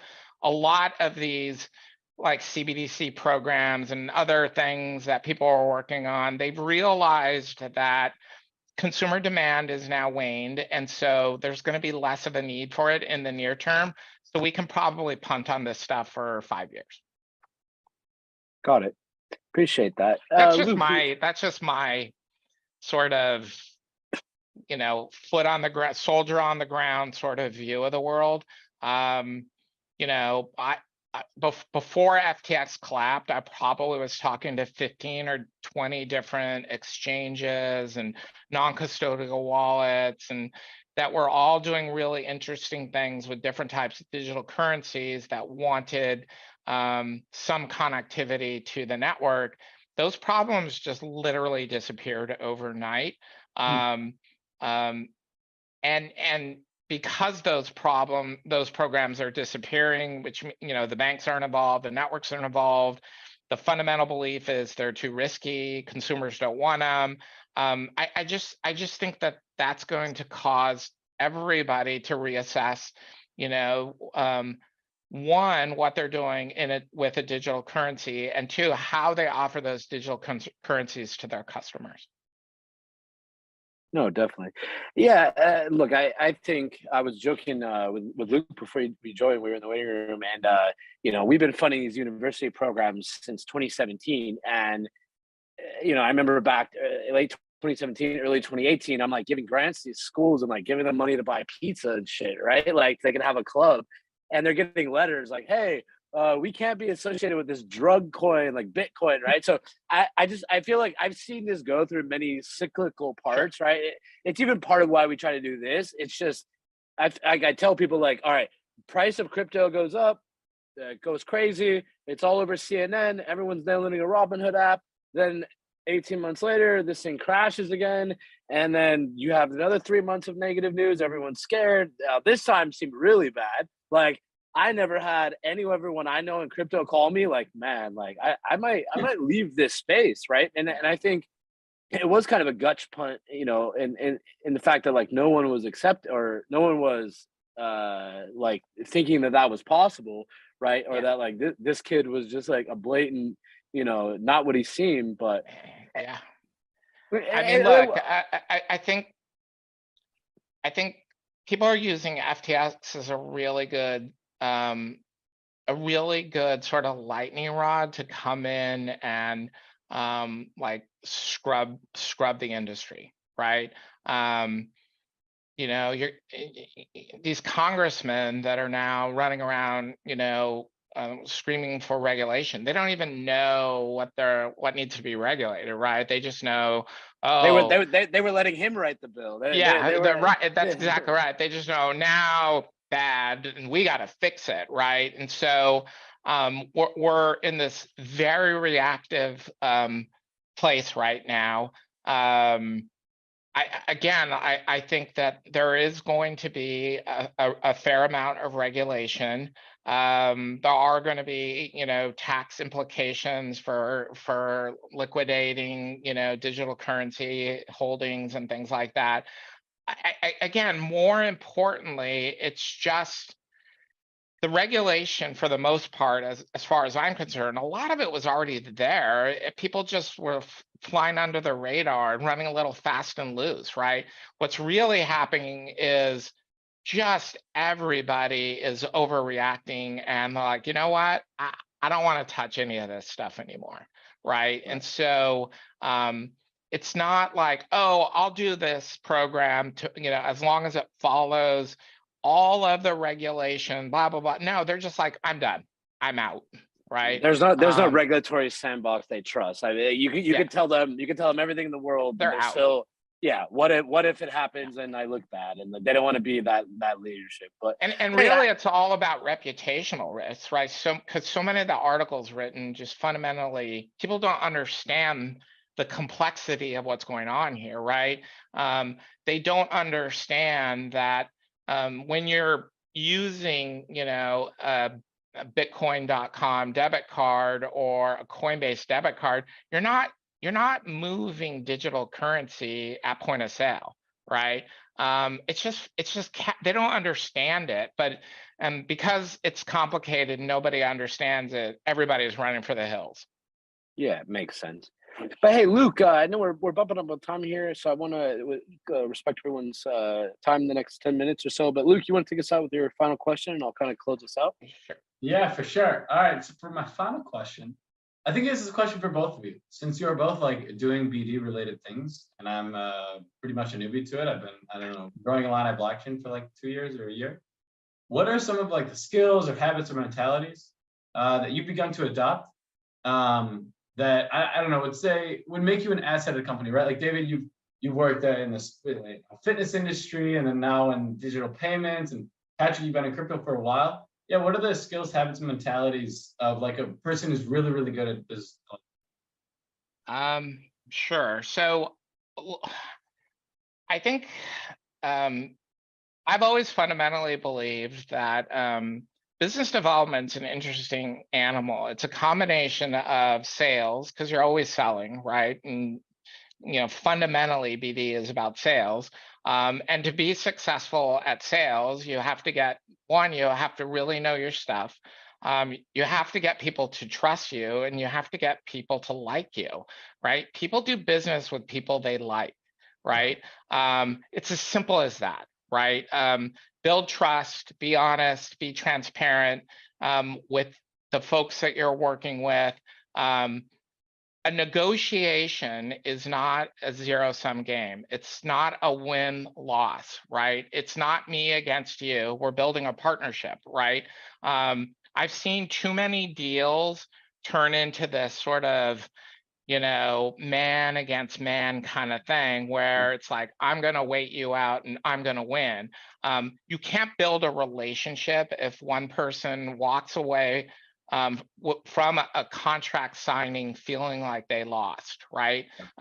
You sign a contract, you do a deal with somebody, that is the beginning of your relationship. That's not the end game, right? I am starting the relationship with that customer and MasterCard when that contract is signed. I don't want them to feel beat up. I don't want them to feel like I deceived them and that I beat them into submission, right? We want both people to feel like this is going to be great. We are aligned together and we're going to go into this battle together to collectively win, right? If my customer loses in market, I lose in market, right? And so, I mean, that's kind of the simplest outlook I have about business development. I like it. Patrick, any other thoughts on that? Yeah, maybe I had a little. I mean, David knows like our business development guy. Like, I'm probably more good at like hiring the people and keeping them in locations. But yeah, I think to echo what David said a little bit, I think I've always been surprised just what comes of relationships, right? You can start at point A and then 1 year later, 5 years later, you never know the calls you're going to get or where it can take you. I think so. Generally be open minded and be interesting. It's always not too hard to be a little different, and I'd say like don't be scared to like take risks or try something weird, you know what I mean, like to build those relationships just like any other relationship, right? Like if you wanted to attract a good looking date, right, you want to stand out from the crowd. But hey, I'll take us out here the last few minutes, and I really enjoyed this conversation. It's been quite interesting. But David, when you and I guess maybe MasterCard in general, if you guys look out, like, I don't know, the heart, maybe it's 5 years, maybe it's 10 years, when I'm walking into a store or I'm doing a few different transactions, like, what does that look like that's much different than now? Or is it like very similar to now? I mean, it's a phone. I mean, look, our hope is always it's going to look just like it looks now, right? Regardless of the digital currency. That's the beauty of our network. That's the beauty of MasterCard for our customers in 190 countries, right? You don't want it to be different. You want it to be the same, right? And so a lot of what we're building is to provide that interoperability on the back end. So for the consumer, whether he's tapping at point of sale with crypto, stablecoin, dollars or rupees, it's the same experience regardless of where they are. That's the beauty of the network we created, right? For merchants, it's the ability to have a safe and secure transaction regardless of whatever currency they accept. We want to help make these transactions smoother and safer for our customers, right? I mean, one of the big challenges all these crypto companies face is the high rate of declines at point of sale, right? If you try and use a credit or a debit product to buy an NFT or to buy digital currency, the decline rates are super high, right? Because of all kinds of crazy things, right? We want to help make those better and smoother and make those transactions more have declines fall so everybody can have a good experience at point of sale. My smoothest payment experience is my Apple Pay to BitPay card with MasterCard logo and like from crypto. It works perfectly well. But last thing here, and I'll close this out. But there's, I don't know, call it 1,000 students, something to be watching this. How would you, if you're going to school today and a lot of these kids are thinking about blockchain as a career, maybe their mom is calling them or their grandma after FTX and saying, hey, are you working in that Bitcoin thing? I don't know. I've been watching it on the news. What advice would you give them as they look to enter the workforce, and how would you think about it? So look, I've been in the Valley for a long time. My first job ever was at Netscape, which was the very start of the internet. I didn't take a job at Netscape because I wanted to get rich. I took a job at Netscape because I thought what they were doing is really cool. So anybody who's chasing a career to make money is ultimately going to be pretty unhappy, has been my experience in life. If you make money along the way doing things that you love and that you're good at, that's a win, right? I guess my advice always is do what you like, because this is really hard, right? Make sure you actually like what you do, and then the success will generally follow, right? But if it doesn't and you still love what you do, at least you don't feel like you wasted your time, right? I can't tell you how many folks I know that like, I'm gonna go do this startup because I'm gonna get rich. Well, they didn't get rich and they hated working at this startup, right? Because they didn't fundamentally have a passion for what they were doing. That's just not like a good path to success. Do what you like, do what you're good at. Great advice. Well, for everyone watching, we hope you enjoyed this conversation. I know I did. Thanks again to Luke Clancy with the University of Illinois and Dave Galvan with MasterCard. Guys, really appreciate you making the time. And for everyone watching, we hope you guys are enjoying it. And stay tuned. We will go into the next interview from this. Thank you guys very much. Yeah. Thanks, guys.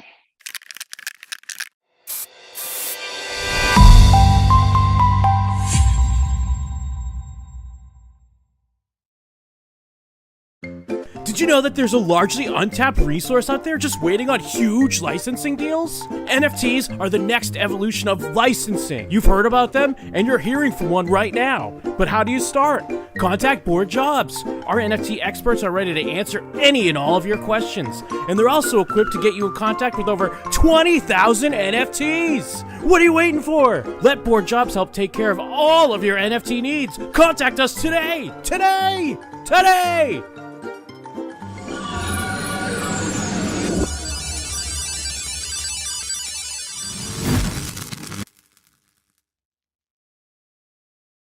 Curious about Web3? Learn Web3 with the leading Web3 wallet at MetaMask Learn.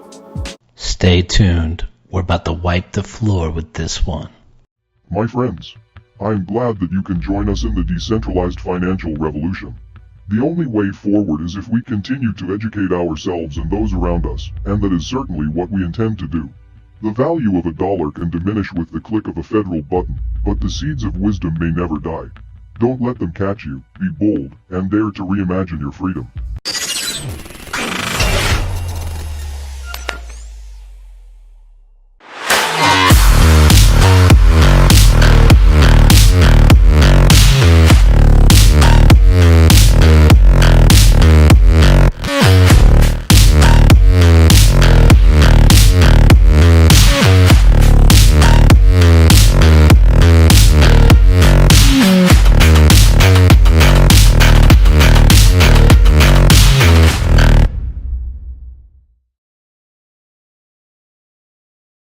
Hey everyone, you got your host Patrick McLean here, back with a longtime guest.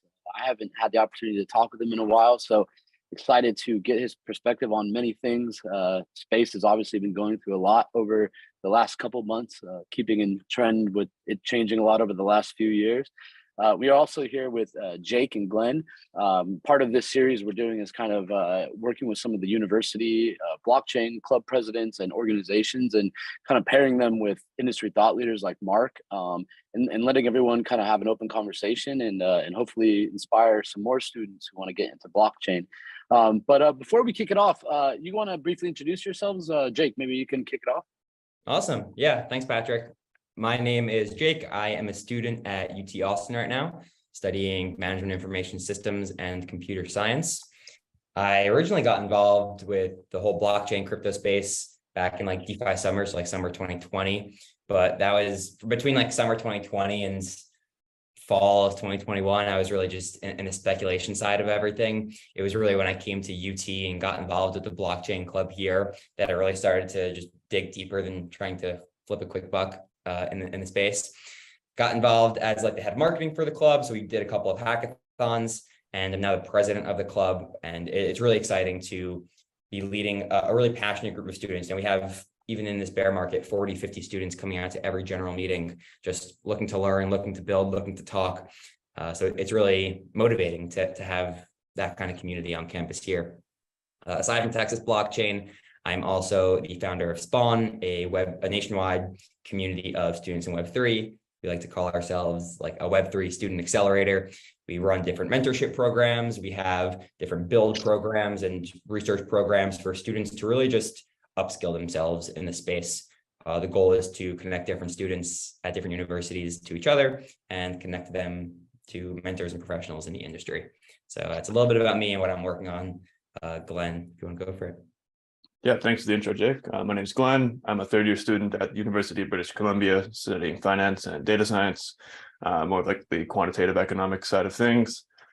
I've been in the blockchain space for about 2 years as well. Similar to Jake, started off as a passive investor, not too deep into the technical knowledge side, but very quickly started reading into it a lot more and found myself hooked. Around 16 months ago, decided to start a blockchain club here at the University of British Columbia. And since then we've grown to, from just 2 members to about 200. Our team is pretty large in size. We mainly focus on like technical workshops. So we've done a whole EVM and Solidity course. Now we're just launching our Rust and Solana course this week, actually. So just trying to bring more people into the ecosystem, just like Jake's doing with Spawn. Outside of UBC, I work at an investment fund dealing with digital assets. So we do venture and early stage. I'm the lead analyst there. So we're basically the VC crypto arm of a pretty prominent family office out of Asia. And also just been sort of working and advising some startups for the last 10 months since my since getting into that. But happy to kick this off and see where we want to take this interview. Looking forward to it. Appreciate it. Mark, you want to give a quick introduction, and then I'll kick us off? Great. So go way back, Patrick, you and I, to the beginning of Reimagine. I'm the old guy around. I got the white hair, and to prove it, although my son says, "Dad, it's still black in the back." I'm like, no, it's gray. But old guy came out of the endowment world. I worked at my alma mater at Notre Dame. See some Notre Dame stuff back here. And then came down here to North Carolina, where I am today, and ran that endowment a long time ago, 20 years ago. Spun out into a firm called Morgan Creek Capital Management. Morgan Creek brought the endowment model of investing to other investors, family offices, individuals, pension funds, smaller endowments and foundations. And 5 years ago now, actually now coming up on 6 years, started Morgan Creek Digital. Morgan Creek Digital is a venture capital fund that focuses on the digital asset ecosystem. I have migrated most of my time into the digital asset space over the years. So my origins are as an allocator, and today I'm a late in life venture capitalist. So I do mostly venture capital, though 20% of what we do is in the liquid protocol space. So we do own some Bitcoin, we do own some Ethereum, we do own a few other things. But most of what we do is early stage investing in the ecosystem. Awesome. Well, appreciate the introduction, everyone. I'll go ahead and kick us off. And as you kind of alluded to, Mark, we've gone back a little bit. I don't know, maybe this is our 8th or 9th hour, something like that, doing interviews. Back in 2021, we did like a little TV show concept, right, called Coins. Episode 1 of that was called The War, right? So what was the tone of that, right? So I'd say at the time, Bitcoin was at 60,000. I felt like the communication I was starting to get from the industry was like, hey, we've passed that regulatory hurdle. Yeah. They've now accepted it. Coinbase has gone public. We're good now, right? Like, I think people were, and I was kind of sitting there being like, well, are we good, or are they waiting, right? Now, I think after this FTX debacle, it's clear that in some sense they're coming for the industry. You could argue if that's smart or not. They're trying to turn off fiat rails. They're taking actions against stable coins. 1 hour ago, I just interviewed with Paolo Andrino, the CTO, who I've known for a while.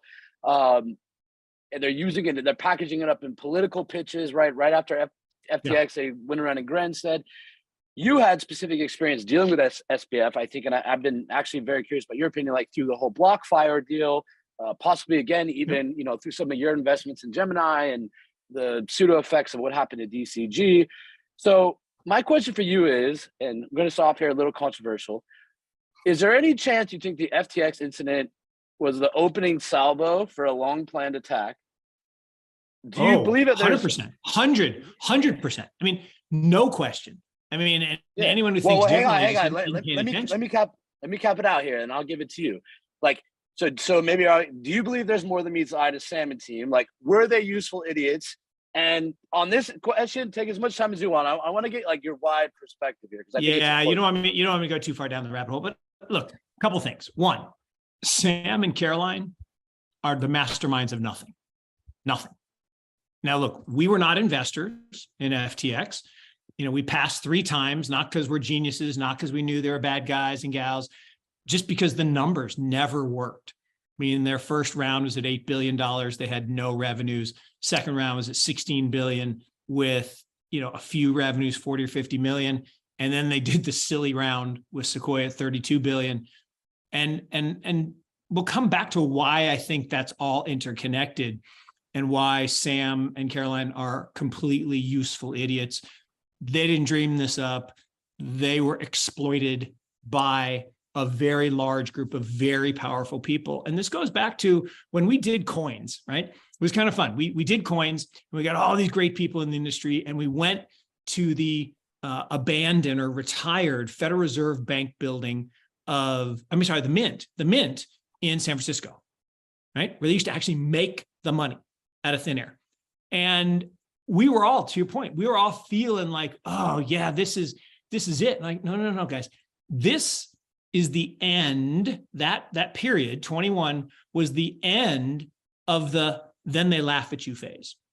So there's the famous 4-line quote that Gandhi actually didn't say, but whoever said it, and Gandhi took credit for it, or they attribute it to Gandhi. I don't think he took credit for it because he's a humble guy, but he actually didn't say it. But first they ignored you. 2009 to 2015, they ignored us. A bunch of nerds and geeks playing with their magic internet money. Who cares? Just be gone. Not interesting. From 2016 to 21, then they laugh at you. They laughed at us. Like, what are you guys doing making a documentary about Bitcoin? Ha, ha, ha, stupid. Bunch of nerds and geeks playing with your magic internet money. 2022 to 2027, then they fight you. This fight started with an assault on the industry through FTX. FTX was simply a vessel. FTX was created by a guy with no experience, no knowledge, no nothing. His parents, super connected. Dad went to law school with all the glitterati in DC. Mom ran this Tumblr, basically for political contributions, not a crypto Tumblr, but literally a washing machine so you could avert the campaign finance laws. And all the big venture funds in Silicon Valley used that to donate money to the Democratic Party. So Sam had this thing called Alameda Research. And they said they were doing arbitrage trades. No, they weren't. Fine, show me the data. Someone show me the on-chain data of them doing trades. They weren't. Then CZ comes along and says, well, I'm gonna buy this. So he pumps some money into it, and a bunch of money from the Epstein estate, which is like crazy, goes in. And suddenly you got this real company. Now, the fact that it was formed like 5 days after President Biden was elected, and Sam was the second largest donor, actually, no, the largest donor to Biden's campaign, that's odd, right? It's odd. So fast forward again, this thing goes up and he does the famous Super Bowl thing and names the stadium and names the Berkeley Stadium, right? Or was it, yeah, it was Berkeley, right? The college stadium. I think it was Berkeley. Maybe it was. Did they do UC Berkeley? I think so. I think that, which was crazy, right? You don't name college stadiums after things. So they did all this stuff. And everybody's like, oh, look, this guy's a genius. He's a genius. He's a billionaire. It turns out it was all fake. All of it. Like all of it. So they have $1 billion of assets, 10 billion of liabilities now. Now they claim, oh no, we found 5 billion more. The guy's saying that FTT has value. FTT has no value. He says that Serum has value. Serum has no value. I mean, all of these things that Sam pumped and dumped through his 200 shell companies. Because here's the weird thing, Patrick. I've been doing venture most of my life, either as an allocator to venture, to all the big firms like Kleiner, Sequoia before they were famous, to Founders Fund before people knew who Peter Thiel was.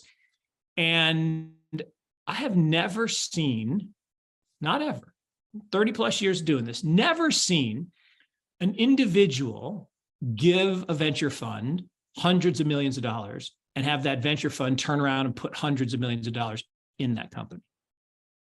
Never seen that before. So that was weird.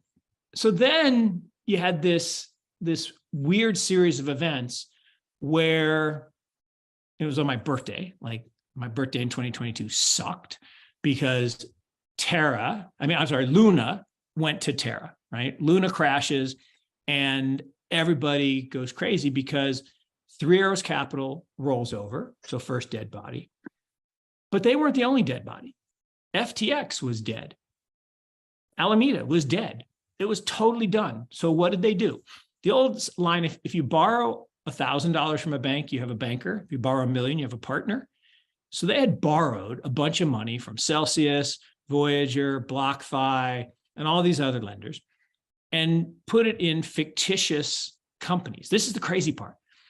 400 venture capital investments inside Alameda Research. 200 of them, half, owned solely by SBF with no business, literally just a web page. So he was using that to launder money into political contributions, which made him one of the largest donors. So then the weird thing happens. Now, I shouldn't speak too much about this because they do regulate me and I don't want to have them, the black hat show up. But there's a guy who runs a certain 3-letter institution today who was a professor at MIT. His boss was Caroline's dad. He had no experience in regulation, and he gets appointed to the head of this 3-letter industry group. That's just weird. And then he buddies up with Sam to pass legislation that would have basically made everybody else's products and services illegal and FTX positive. So, but it all got blown up by Luna. So Sam tries to go out and save Celsius, looks at the balance sheet and says, can't save that one, too big, go. Okay, you're out. Goes to Voyager. I might be able to save this one if I fake it hard. So puts a lifeline in there. Then he puts a lifeline into BlockFi. And all the while taking real assets like Bitcoin and Ethereum out of these businesses and putting in the Sam coin, the FTT, which had no value. Until CZ says, we've done the audit and there's no there. So that triggers the collapse. We all saw the November event. Bitcoin makes new lows. Everybody thinks it's the end, but it's not the end, because here's why. So yes, the powers that be are fighting. And, it's not a surprise, right, that the day after it happened, Ms. Warren had a bill, like an 800-page bill. She didn't just whip it up that night, but the next day she wants to pass a bill making all this stuff illegal. And Janet Yellen, the day after Terra Luna, wanted to make stablecoins illegal. That didn't happen in 24 hours. You don't create 800-page bills in 24 hours. You have a plan to systematically weaken the competition. Well, why would you do that?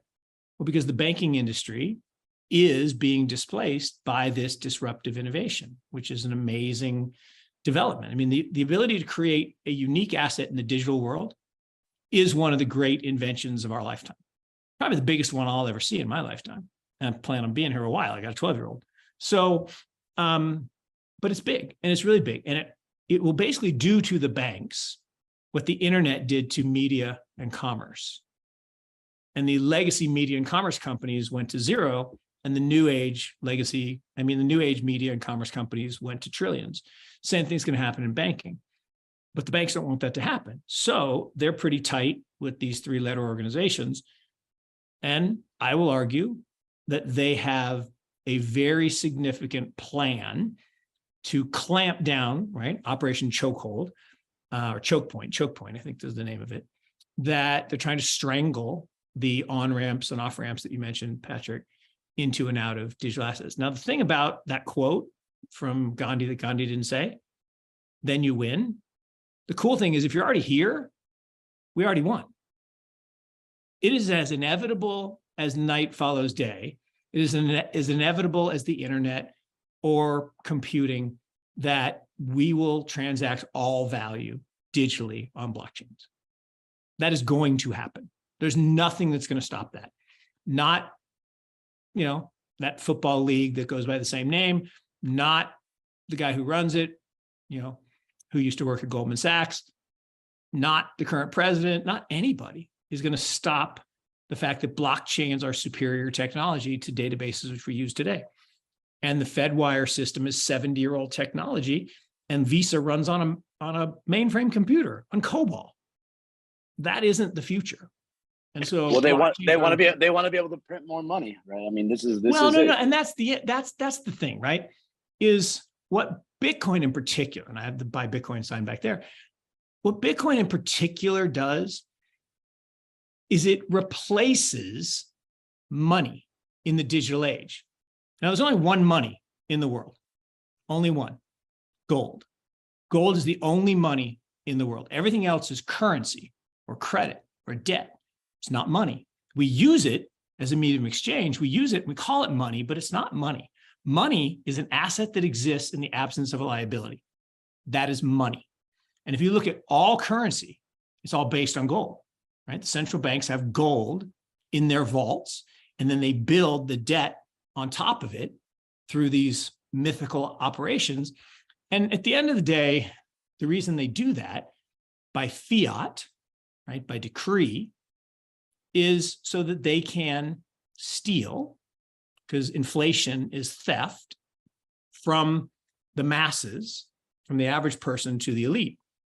And it's why we have the highest wealth and income inequality in the history of the world. It's all that wealth gets routed up to the top because the average person, right, who lives on a fixed income, doesn't own assets, they rent their car, they rent their house, rent their apartment, they don't own anything. They don't own stocks, they don't own bonds, they don't own anything.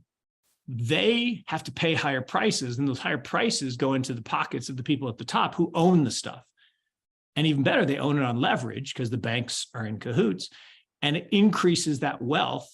And that game is controlled by the banks and the central banks. They don't want to give it up. Bitcoin actually enables us to opt out for a portion, not for all, but for a portion of our wealth, to opt out of that fiat fiasco and preserve your wealth from the ravages of inflation. But anyway, I could talk all day about this stuff, but you don't want me to do that. No. I wanted to hear your thoughts on that. I mean, this is it's an important time, I think, and I think most people probably underestimate the strings that are being pulled. But let's maybe get in a little bit.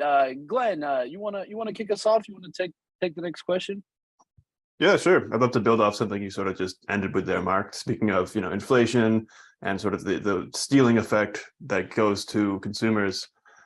This is sort of twofold. So I was listening to a podcast a while back by Saifedean Ammous, the Bitcoin Standard author, and he was talking a lot about his view on the food system, sort of separate topic, but I think they're pretty related.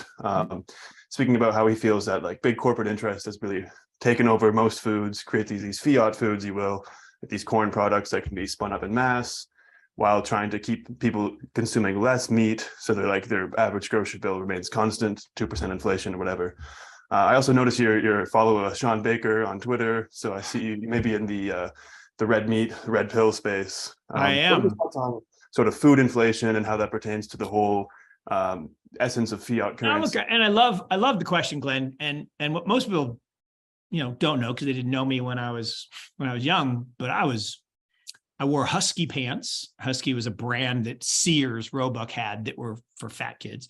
Let's say fat anymore, but I was fat and like really fat. And the reason I was is because I ate garbage, right? I ate seed oils and I ate sugar and I drank Coca-Cola, like by the 2-liter bottles of it, and my bag of, Butterfinger. And that nonsense, that fiat food, that stuff, you go and walk into a mini mart, stand at the door and look inside. I defy you to find one thing other than water that you should actually put in your body.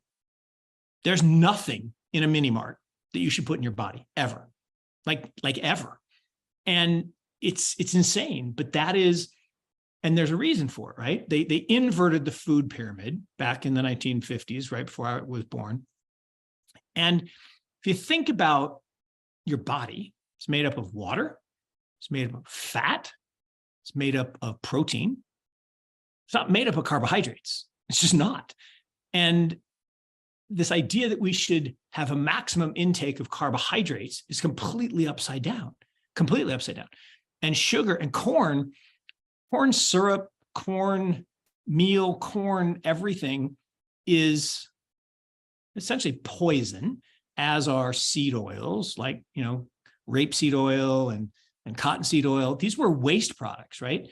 They made paint out of linseed oil, and now they put it in a jar and you're supposed to fry your food in it. It's like, oh my God. And why? Well, because it's cheap and it maximizes the profits for the food industry.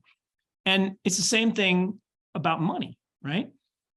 They want you addicted to cheap money that can be cheapened at a whim by the central government. And here's the weird thing. So I'm sitting in my house in Chapel Hill, North Carolina, and according to Zillow, right, my house went up 40% in the last 12 months. My house didn't grow. It didn't get more efficient. It didn't get more useful. In fact, it wore out a little bit and I had to put some money into it to keep it where it is. No, what happened is the money got worse, because from March of 2020, when we did the dumbest thing, maybe in the history of dumb things at a political level, by locking down the world in response to the flu, we created half of all the dollars in the history of the United States in 18 months. Now, if you think about it, if you have $1 trillion, see, no one responds when I use the T word, $1 trillion. We'd have to sit here together on this podcast for 31,710 years, which I promise would be most unpleasant, and spend $1 every second. That's 1 trillion. So if you have $1 trillion over here and you print another trillion, what just happened to the value of your money? Just got cut in half. So what should have happened? Well, the price of gold should have doubled, but it didn't. Why not? Well, because JP Morgan does something called spoofing, and you can read about this. They paid $1 billion fine last year for doing this, right? They manipulate the price of gold to keep it down because it makes people feel better that there's no inflation if the gold price doesn't go up. But gold is priced in dollars. And if you destroyed the dollar in half, the gold price should have doubled, but it didn't. So they paid $1 billion fine, but they're like, yeah, but we made 20 billion. So yeah, it's just cost doing business, 5%, no big deal. Well, Bitcoin should have doubled. It did. Precisely. It went from like, $11,000 to 20-something thousand. It precisely doubled over the 3-year period. Everybody says, no, it went down from 70,000. No, the 70,000 was never real. That was speculative excess created by leverage in the system. And it wasn't real, just like most of the stuff in food isn't real food. Meat is real food. Vegetables are real food. Triscuits, not real food. Ritz crackers, not real food. Oreos, oh my God. Nothing in an Oreo should ever go in your body. Now, I will eat one on occasion because, whatever, but never, ever should you put that in your body. So, we made a ton of money on this thing called Beyond Meat, right? Fake meat. There's nothing in Beyond Meat that I would put in my body. Now, I'm happy. We turned $3 million into $150 million. Super happy about that. Love it. And actually, they rolled it out up at Tim Hortons up in Canada. And actually, I was in Canada for the release, like the week that they released it. And the reason was, we asked my 12-year-old who was 9 3 years ago, so Will, where do you want to go on vacation? He said, Canada. Well, what? Why Canada? And he said, because I want to go to a foreign country and it's the closest one. So we're going to Canada. I'm like, okay. So we went up to Toronto and Montreal and had a blast, and went into Tim Hortons and saw people lining up to buy this incredibly overprocessed, seed oil laden, horrible food. And this idea that, well, anyway, one last story on that. So the reason that meat has been vilified and cholesterol has been vilified and fat has been vilified is because the corn industry and the sugar industry wanted to sell you more sugar. So they made fat the enemy and sugar the savior, like Snackwells, right? There's a famous Seinfeld, you guys are too young to know Seinfeld, but there's this TV show on when I was growing up called Seinfeld. And you know who Jerry Seinfeld is, but he has this one thing where they're all eating low-fat yogurt and they're all ballooning up, right? Because it's full of sugar. But the same thing true here is they replaced all the good ingredients with fiat. Why? Well, one of our presidents, I can't remember which one it was, right before Hoover, I can't remember his name, had a heart attack, and very public, and everybody was all concerned about it.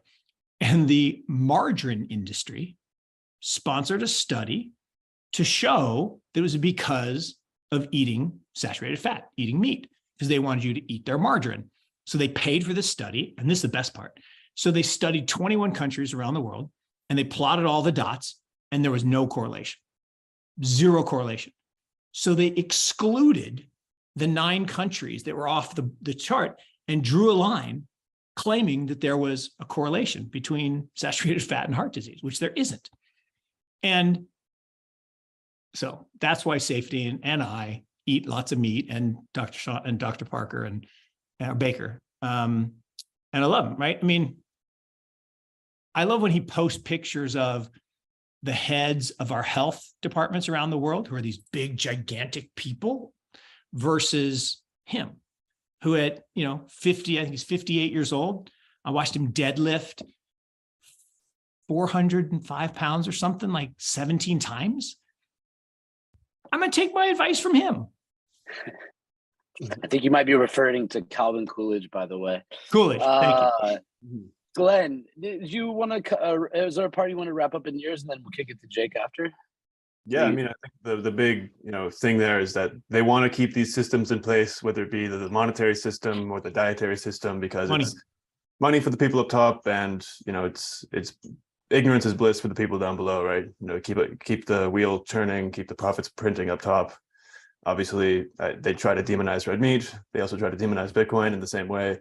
And once you sort of wake up to one, you start to think about the other.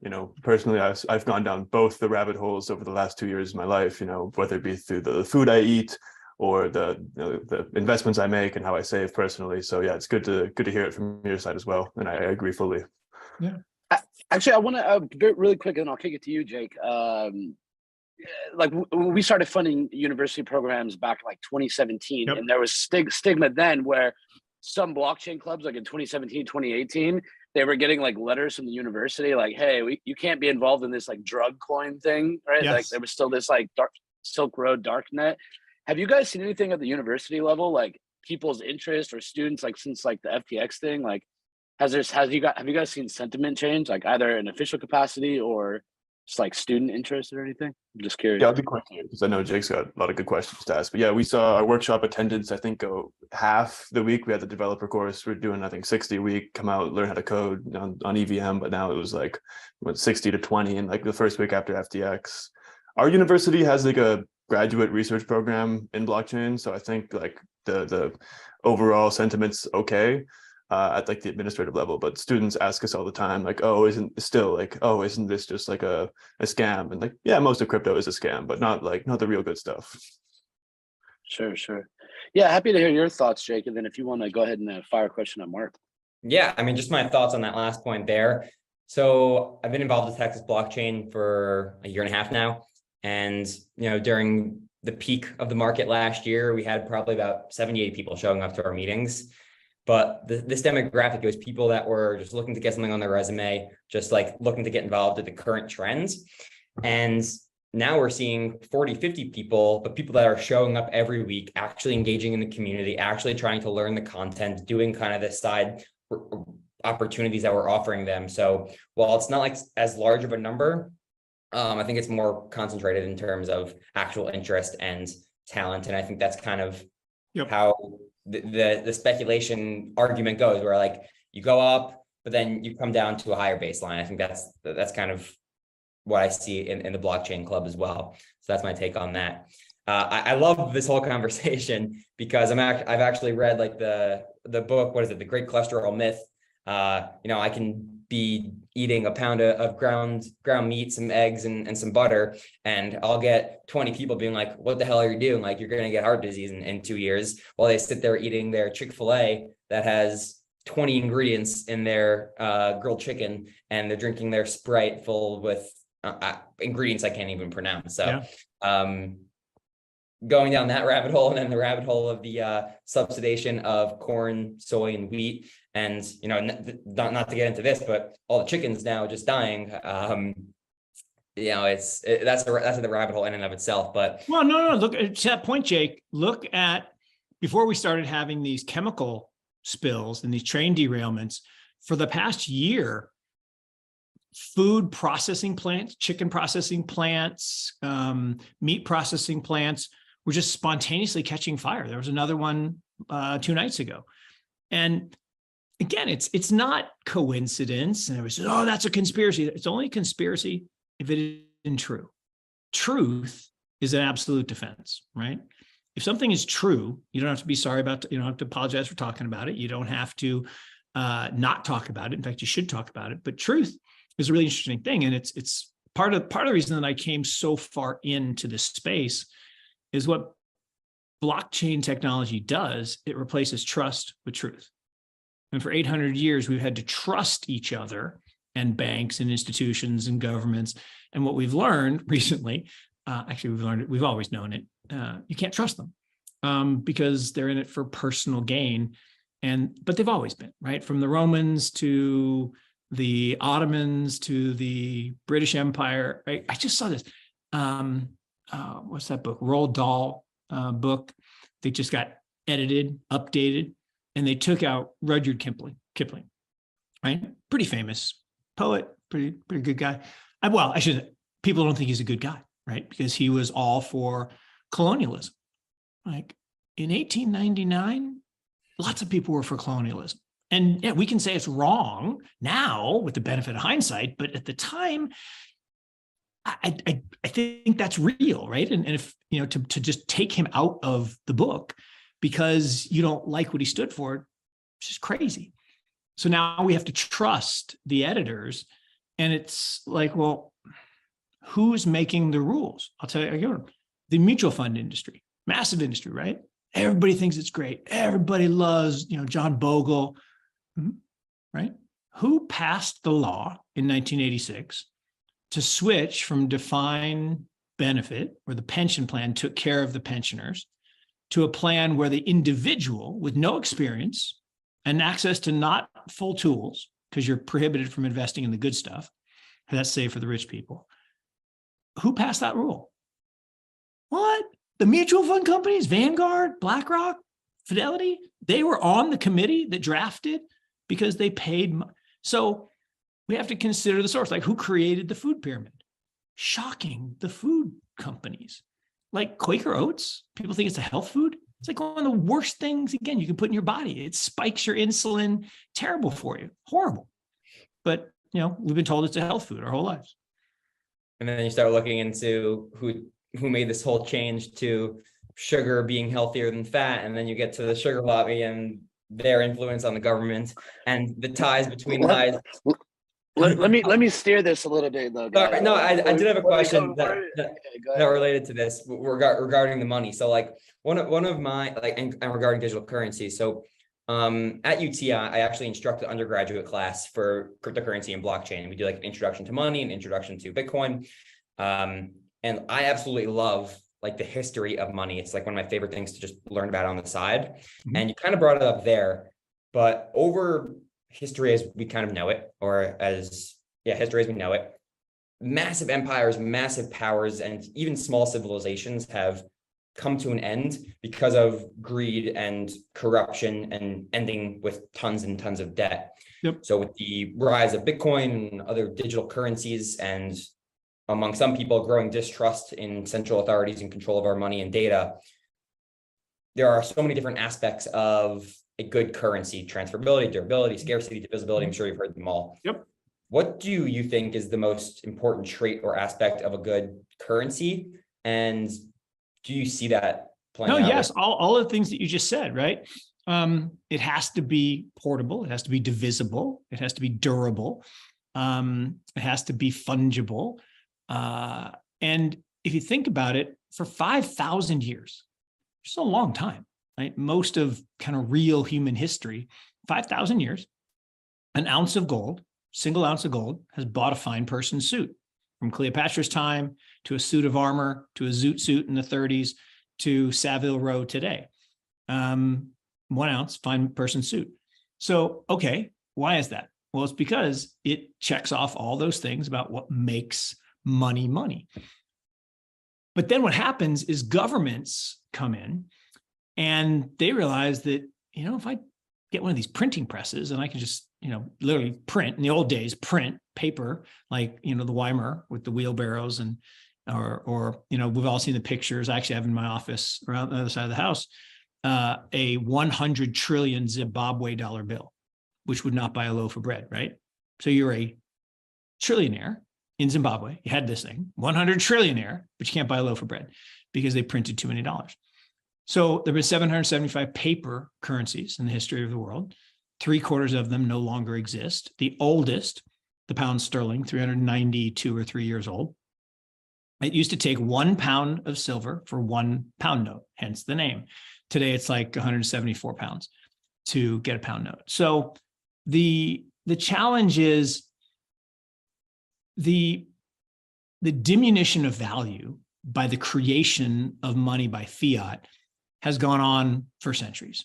And that's why the history of money is replete with examples of booms and busts and epics where, the world reserve currency used to be Portugal, right? Why? Why Portugal? Well, Portugal had the tallest trees, therefore they had the fastest ships, the most powerful navy. Spain took them over, so Spain had the world reserve currency. Then the Rothschilds created the central bank. I'm sorry, no, the French. The French took over Spain, so they had, and then the Rothschilds created the central bank in 1600 and took over France by funding the war at the central bank, by printing money. And since then, the Rothschilds have controlled everything, right? Half the Rothschilds went to the England, Bank of England.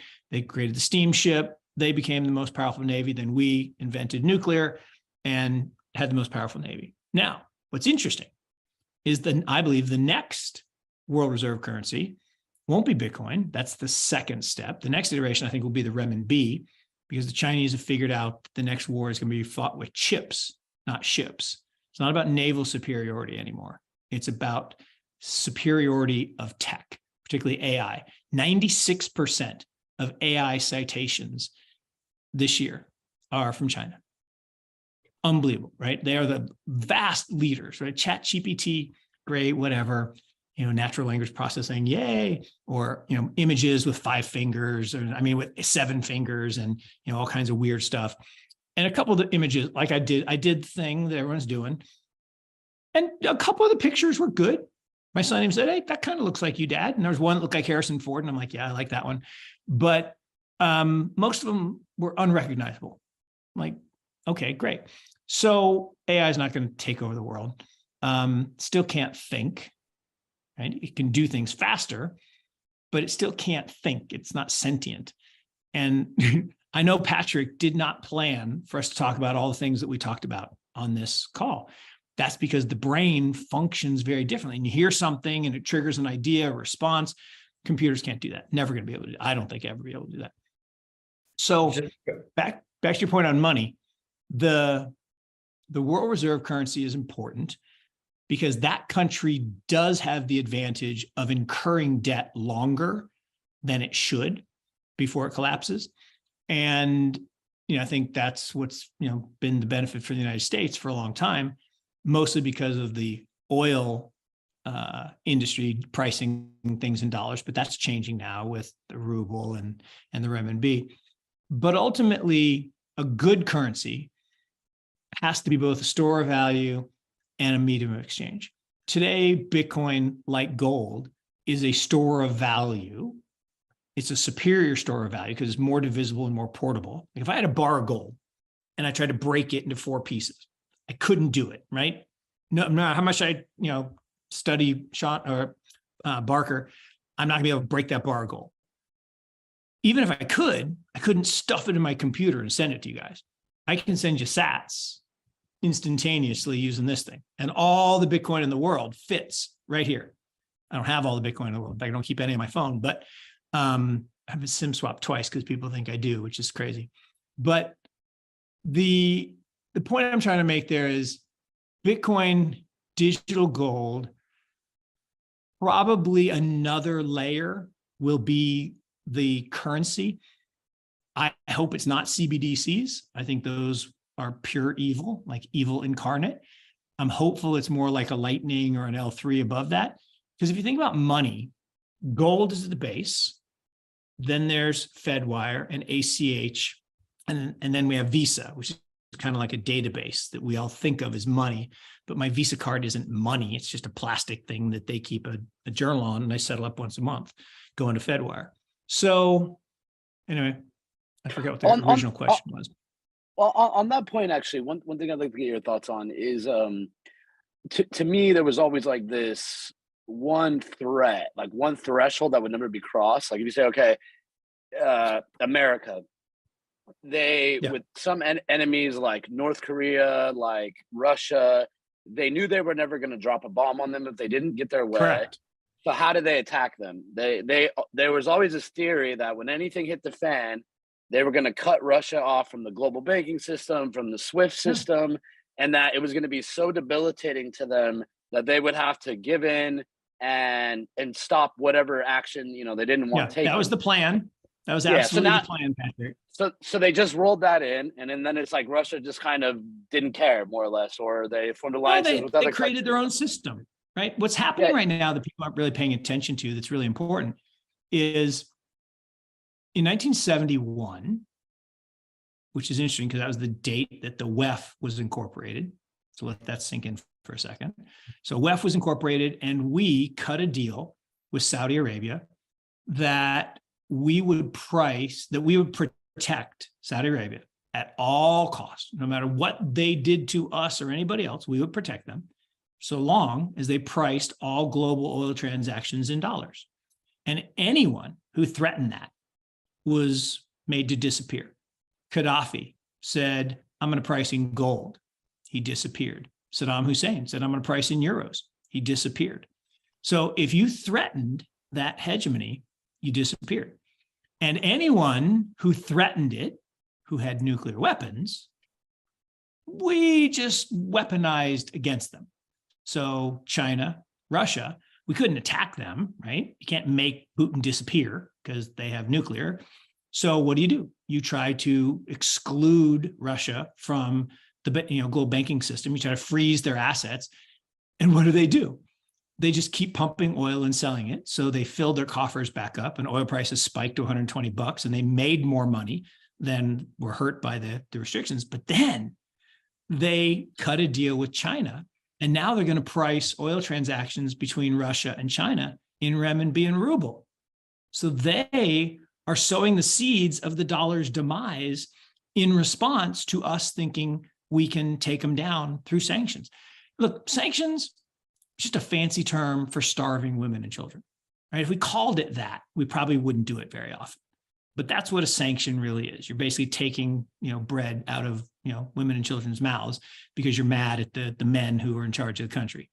And it's a bad thing, but we've been doing it for a long time. In fact, there's this great 2 minutes in the Michael Moore film, Roger and Me, that talks about the history of the U.S. doing this with sanctions all through the 40s and 50s and 60s and 70s.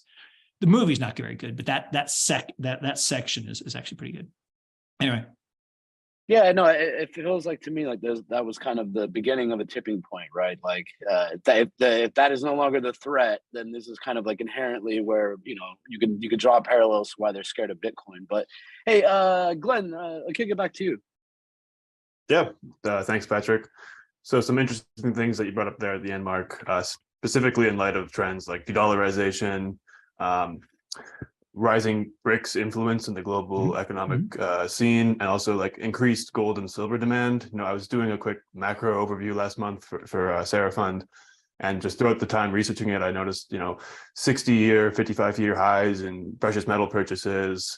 Saudi Arabia at the Davos conference hinting that they're open to settling in other currencies. I think it may have been in light of like the Afghanistan mess up on the sort of saw like U.S. military is maybe not the top dog anymore. But as an investor and as an allocator, how are you sort of approaching these trends of global de-dollarization and like influence in the East? I know you have a big part of your portfolio in private equity in China. So how are you allocating and advising others to allocate in these times? So again, really important points. One is, King Dollar dethroned, right? I even hashtag it and use it a lot.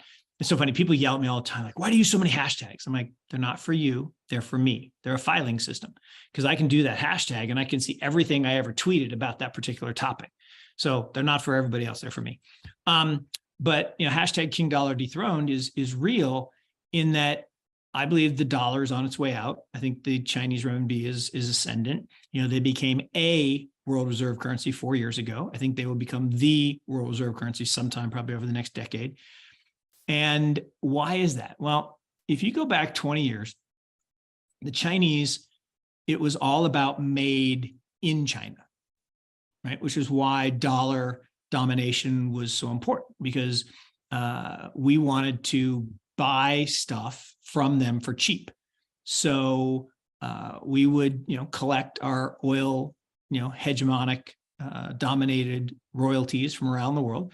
And then we would, export our labor and our pollution. Look at a picture of LA in 1971. It looked like Beijing, right? It was horrible. Smog was terrible. The Cuyahoga River caught on fire because they were pumping effluent down it. I mean, we were bad polluters. And we took all that and sent it to China so we could buy good stuff. But today it's not about that anymore. Now it's about made for China.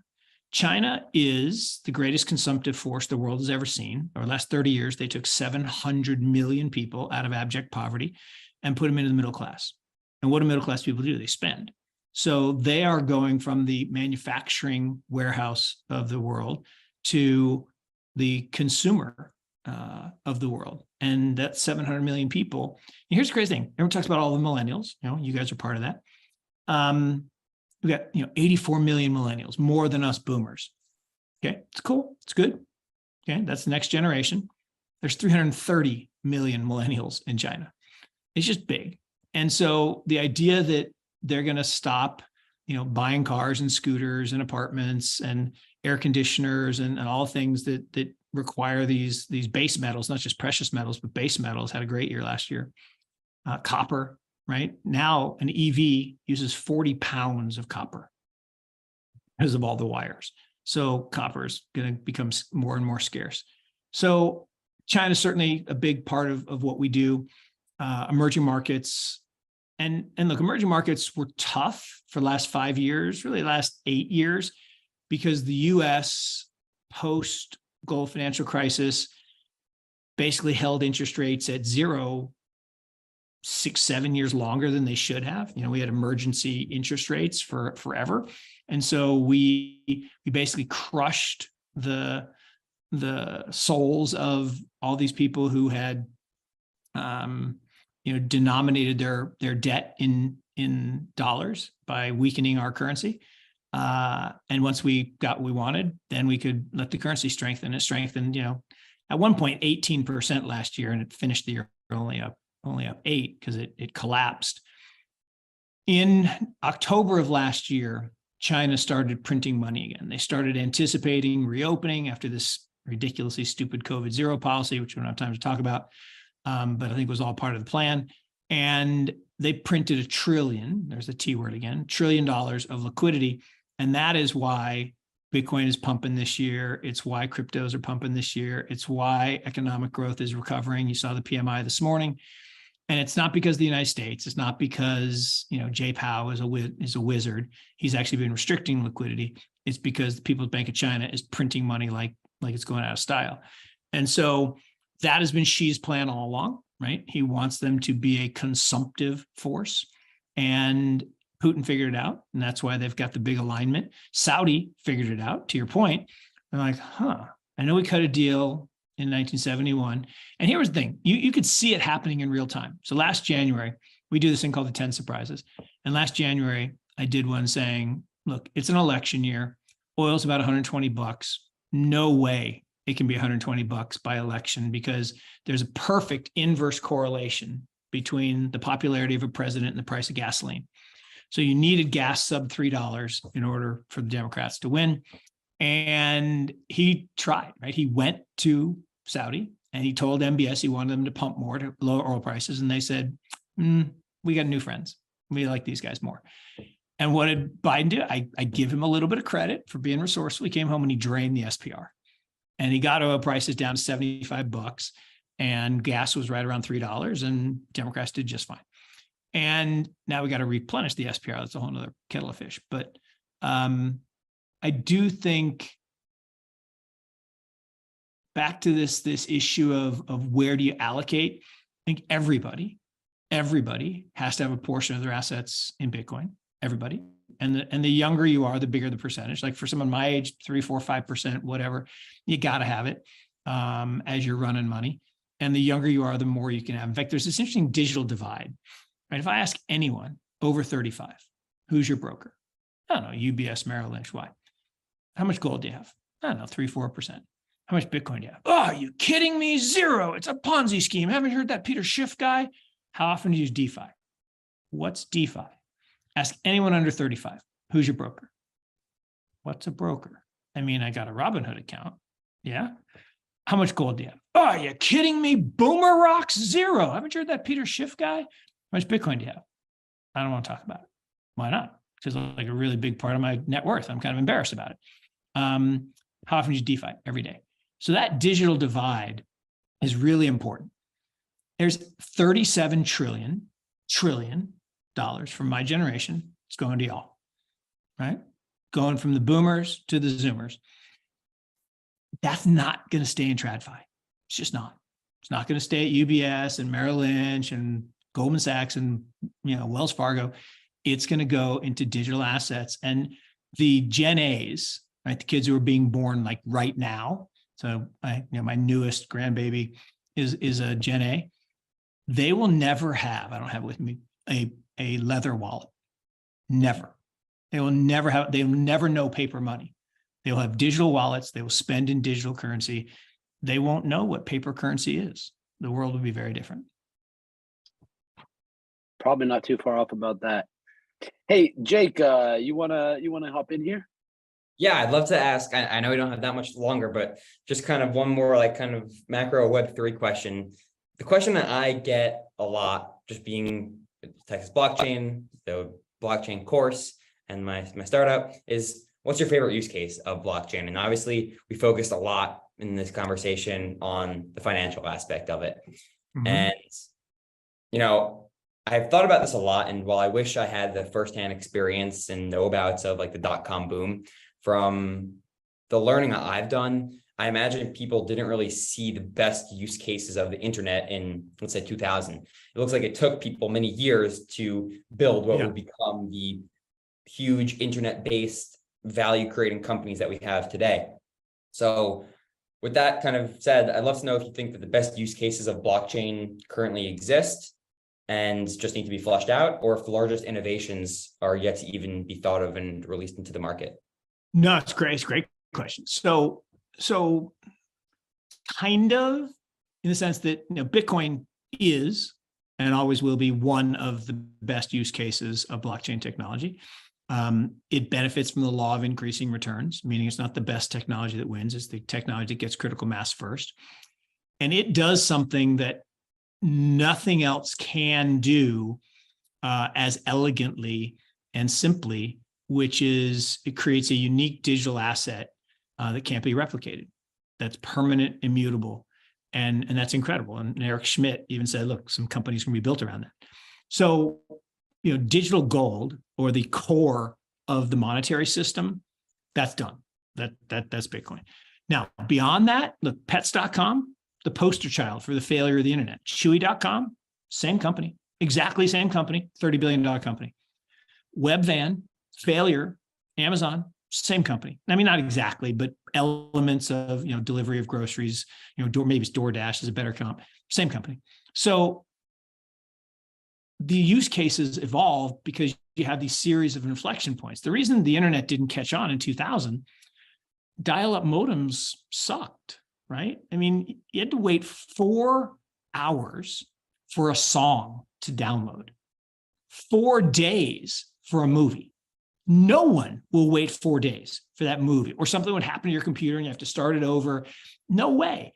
So what they started sending discs out. Netflix started as discs, and that failed, and they almost went bankrupt. Then they tried video on demand, but it took 4 days, and that almost failed. They almost went bankrupt. And it wasn't until broadband came along from South Korea, and we're like, oh, okay, I'll wait 20 minutes for a movie to download. Okay, now it's instantaneous.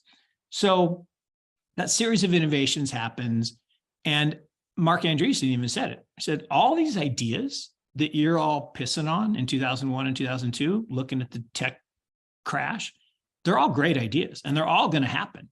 It's just going to take a while, and they all happen. I mean, I remember when we invested in Google in 96, when I was at Notre Dame, and the board was like, that's stupid. It's a dumb word. It's a dumb name. Now it's a verb. Like, you aspire to be a verb in your life, right? That's a good thing. Or eBay, right, where we made 96 times our money. They said, you're going to invest in a garage sale company online? It's a little more than a garage sale company. But yeah, basically. So the same thing will happen with blockchain. The blockchain does 2 things that Nothing else can do. So one, it replaces trust with truth.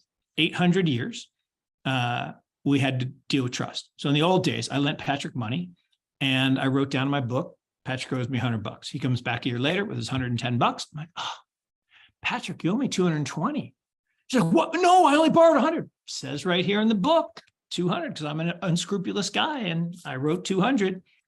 So the Medicis came along 800 years ago and said, we can solve this. We, the benevolent Medicis, Patrick, you keep a ledger, Mark, you keep a ledger, and we, for a small fee, will determine that the ledgers match. Unless I bribed the Medicis, who were very subject to bribery, and then I still had 200 and he had to pay me 200. So that system has been corrupt since the day it was formed. But it was all about trusting that third party. Like this, I have this nightmare.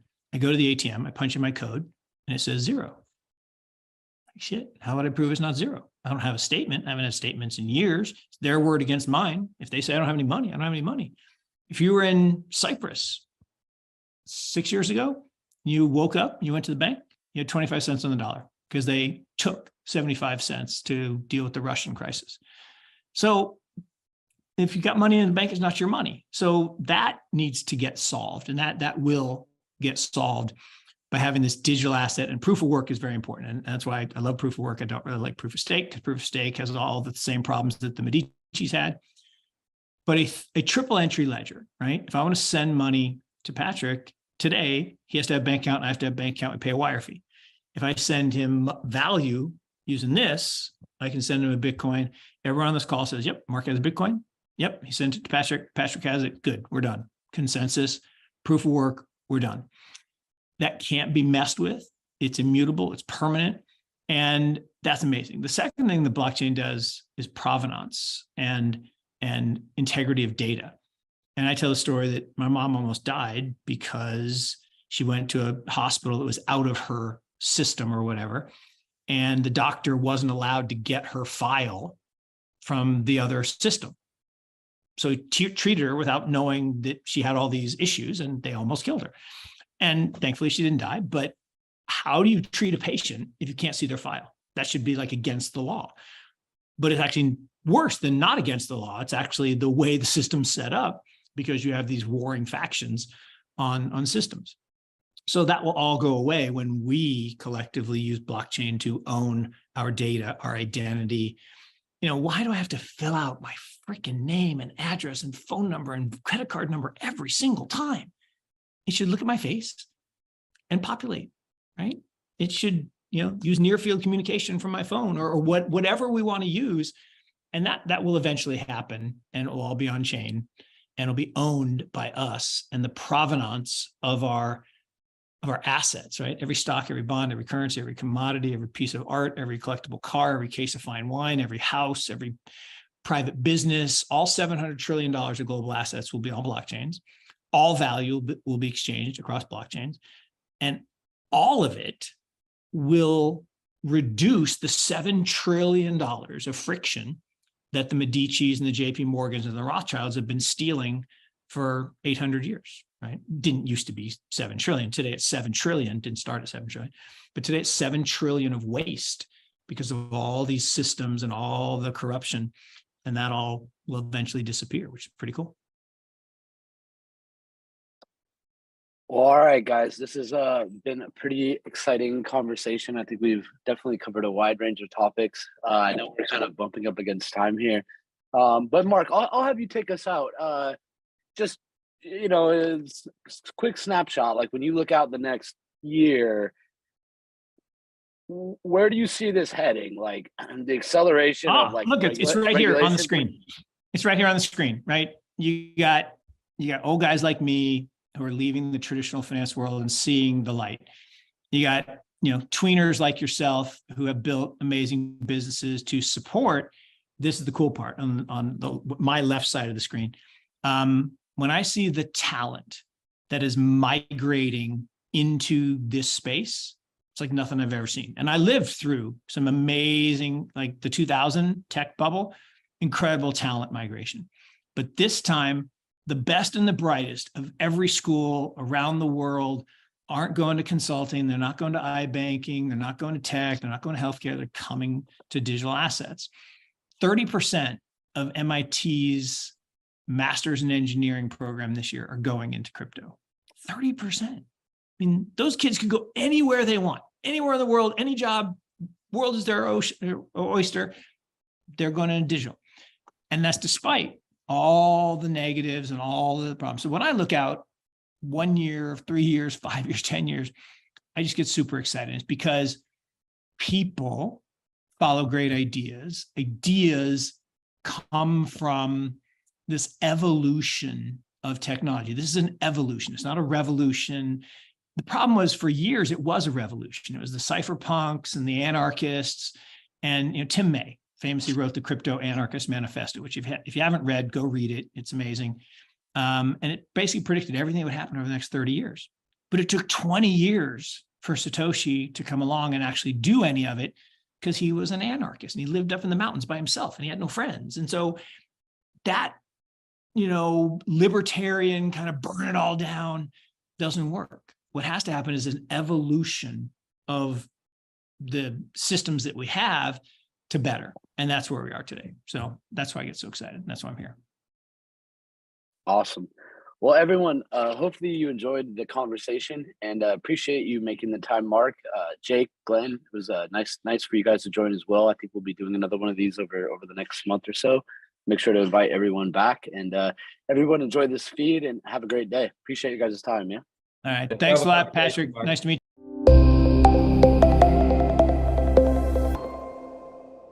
Curious about Web3? Learn Web3 with the leading Web3 wallet at MetaMask Learn.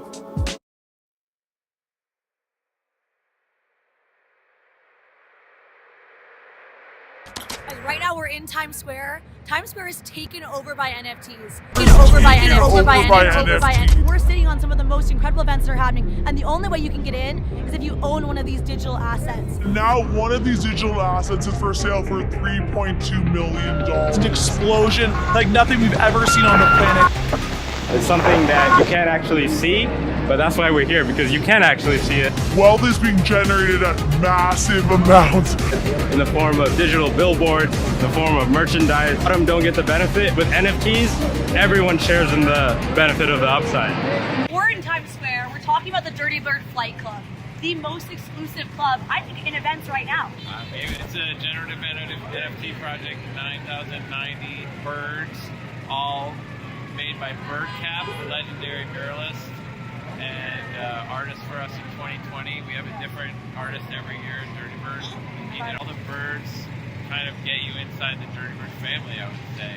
Yeah. I'm just really excited to talk to other people in the NFT community and to not be DJing the entire trip, just actually be talking to people and finding out about other projects and finding out different ways that we can expand our project through new technology and new ideas that other people.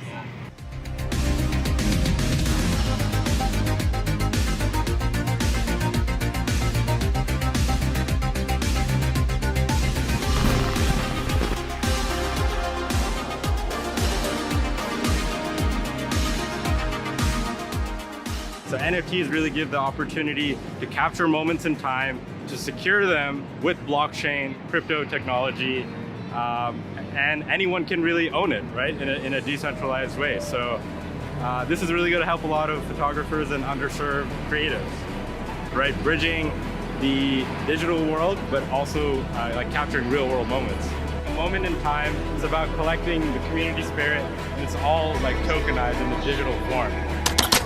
Into the forefront, make crypto mainstream, help people along the way, and create an amazing community. And have a fuckload of fun.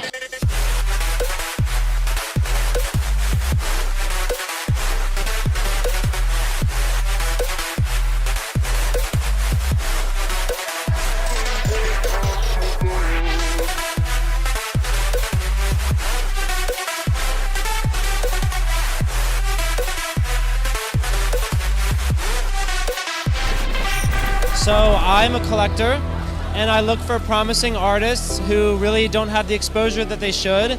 And I offer mentoring and my advice and try to kind of be a kingmaker and connect people. So you have teams like OpenSea. I mean, we're here in the Edison on the rooftop, and OpenSea is one of the featured blockchain NFT platforms here. Polygon you can mint for free. They've implemented gas-free minting on ETH. And then you have platforms like Harmony One who have a huge grants program. So it's just people taking a chance, believing in themselves, and it's folks like us that have to grab them and tell them, you can do this, take a chance. Here's a little bit of the walkthrough. You have a lot of collectors out there that they just want to buy stuff that they know is going to go up, established projects that are going to turn a profit quickly. You have to take a chance on new creators. And for me, the high that I get from that is the elation that they feel that they just have the first investment in their work, and that empowers them to get better equipment, that empowers them to be able to travel and to build. And who knows, one day I could turn a profit on that photo, but it's not about that. It's about really bringing that person in the space and feel that love, and they're gonna be adopted into the space forever, building and contributing, and hopefully, if they make some money, helping others. Don't you dare change the channel, cause we're going ape shit.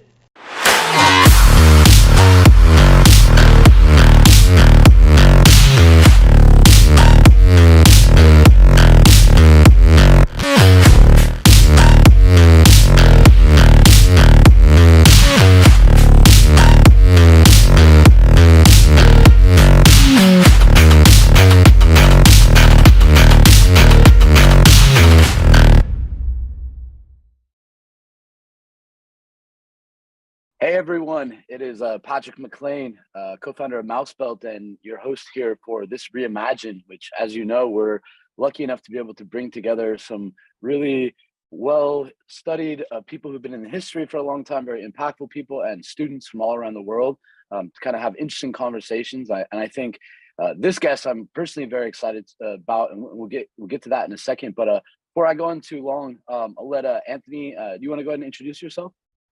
Yeah, sure. Yeah, my name is Anthony Garrett. I'm a senior at Gonzaga University. I'm in Spokane, Washington.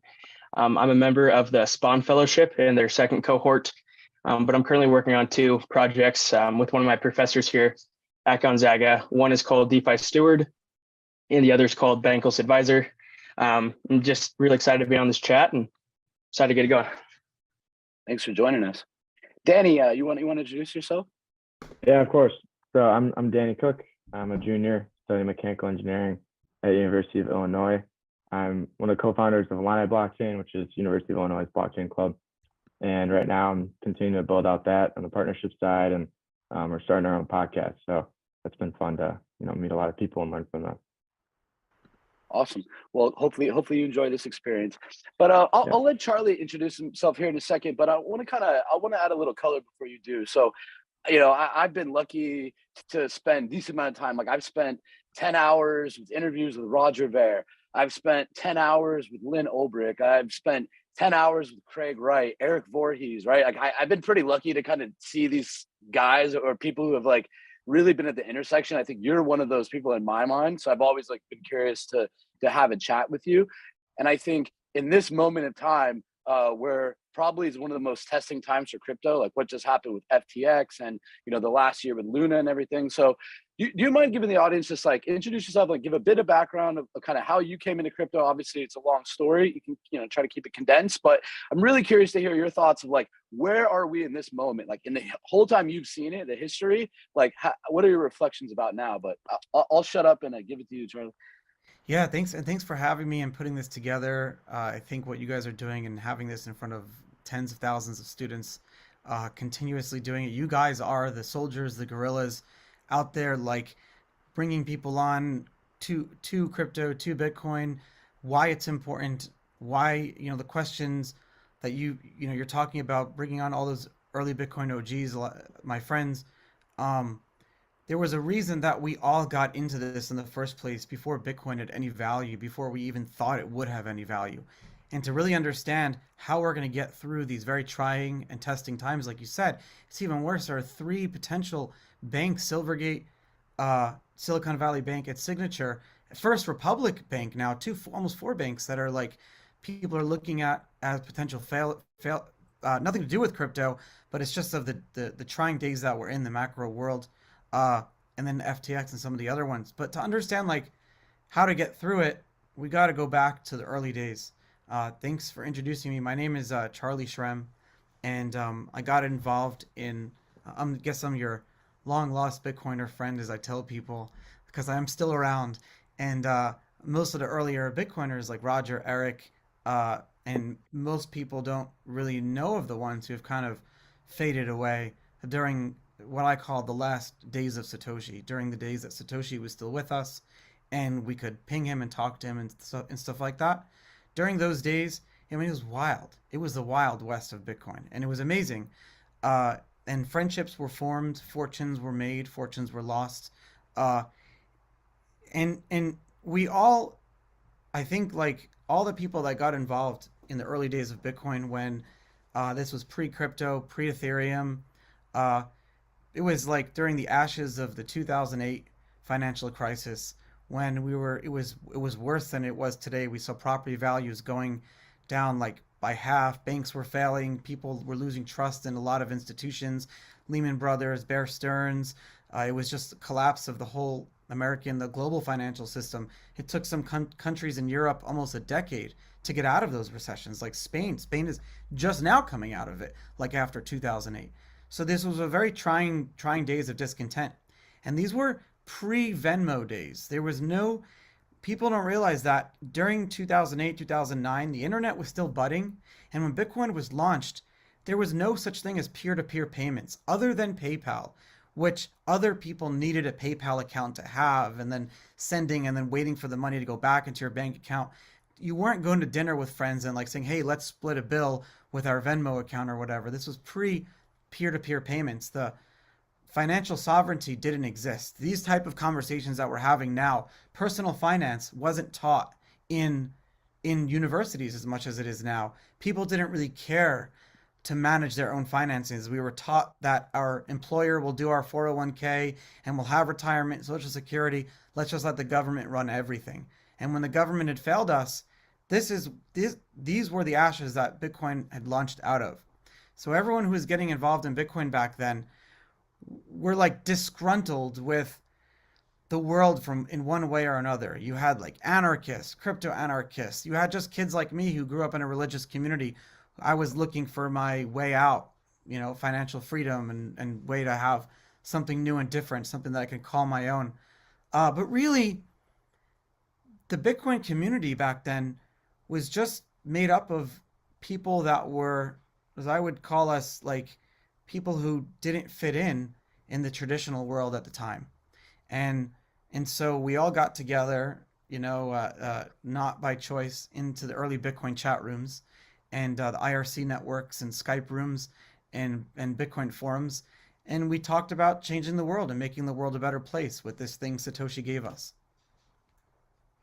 And then do you find some irony? Like I find, or I was listening to a talk you gave, you were talking about like with BitInstant, you're like, I was horrible at raising money. I had the same problem. Like I didn't fit the model of these like VC people that they wanted to see, right? Like, do you find it a bit ironic, like seeing the Sam Bankman-Fried kind of maybe like quote unquote fit that model and like that was the face of crypto now and then ends up taking it down? I was telling someone this morning that like Silicon Valley Bank wouldn't bank BitInstant because I was not bankable. I wasn't from Silicon Valley. I didn't go to Stanford University. I was this Jewish kid from Brooklyn that grew up in a very religious community. So I didn't have that pedigree. So I was very uninvestable. And that's one of the takeaways that I will, when investors are investing in your startup or your business, they're not just investing in your idea. In fact, that's the least of their worries. The investors are investing in you. Because most of the time, successful entrepreneurs are not just going to be one-time entrepreneurs. VC funds, they want to reinvest in you over and over and over again. What they look for is actually how many failures have you had?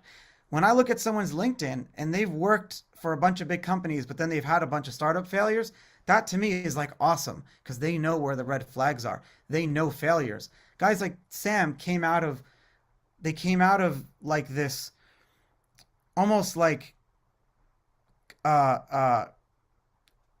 he had this like feeling of like I'm better than everyone else because I had this pedigree and therefore my risks are not as risky as if you were to do the same thing that I was doing. Because, and it was like I don't know the term for it. There's like a word that I'm not forgetting, but we digress a lot into like what were the failures of today. But I want to go back a little bit to those early days. BitInstant came out of a need. It was the first Bitcoin exchange. It was the first way to buy and sell Bitcoin. And I launched it with a couple of friends from the Bitcoin forums. And at one point we were like 30% of the Bitcoin transaction volume. It was the only time that I was written about on TechCrunch. And it was like a big, badge of honor for me. And in those days, there was no real way to buy and sell Bitcoin. And we knew, and the reason that we started was we knew that for this Bitcoin thing to be successful, we just needed to get in the hands of as many people as possible. And we need to explain to people why it's so important. And the reason it's so important was we can work our butts off all of our lives, and our assets can be taken from us, and our data can be changed, and our transactions can be changed and can be frozen and can be held back without due process. And we saw a lot of that. And then look at the trucker protest rally that we just saw, how the government can freeze everyone's bank accounts. It's just the tip of the iceberg. So Bitcoin and crypto is, for me at least, was about like sovereignty. It was about having my own assets that I worked for that couldn't be taken away from me. My parents couldn't take it away. My religious community couldn't take it from me. And the government couldn't, without due process, take it from me. Because we see that. We were seeing civil forfeiture where they can just take, we were seeing a lot of negative things. And I'm not talking about like the American government. It's unfortunately the best of the rest of them, because you try to have some assets in other countries around the world. I mean, it's not safe. It's a scary thing in a lot of places. So Bitcoin was not created for the first world. And if you look at where Bitcoin and crypto are the most successful right now, it's not in the US. It's all over Latin America. It's all over Europe. It's all over, especially Eastern Europe, Africa. I mean, it's huge. In Africa, they're using Bitcoin and crypto on a daily basis. They're using it everywhere because they have a need for it. Their monetary systems are built on cell phone minutes. Before Bitcoin, they save their cell phone minutes are the only valuable thing. I lived in Tanzania for years, and I saw it like a decade ago. They're using M-Pesa, and I'm like, I think people don't understand. I'm like, these people are just getting a scratch card, loading their cell phone, and texting money to their friend, right? And they were doing this a decade ago, and it was common. Like, Bitcoin and crypto isn't the problem; it's the solution. You don't have to worry about you're controlling your own assets. Friction is freedom. We need to create a little bit of friction in order to show people the light. And so if we need to like put crypto in our apps and teach people why this is important, like when you use Bitcoin in the Cash App, I love it. It teaches you why Bitcoin's important. There's like a whole thing. And that's because Jack Dorsey and Matt Carollo and all the folks who are like running that are all Bitcoin OGs and Bitcoin developers. You can tell the companies that are doing crypto and Bitcoin where the ethos of the Bitcoiner is in their blood. Kraken's another example. Jesse Powell, who founded Kraken, early friend of mine, we worked together. But being a Bitcoiner is in his blood. And so you can go out there and be a crypto person and love crypto and do crypto things and DeFi and NFTs and if you could do it with the ethos of what it means to be a Bitcoiner, you'll have the most successful company. Because what that means to be a Bitcoiner is not having the private keys for your customers. Figure out a solution in order to decentralize your software where, from a liability perspective, you are not in control of anything. There are DeFi projects out there that are doing that. And that's what it means to be a Bitcoiner. It's like JFK said, Ich bin ein Berliner. And tear down the Berlin Wall. We're all Berliners. Ich bin ein Bitcoiner. We are all Bitcoiners at heart. And that's what I love about the crypto world today is we're seeing like a huge resurgence in that.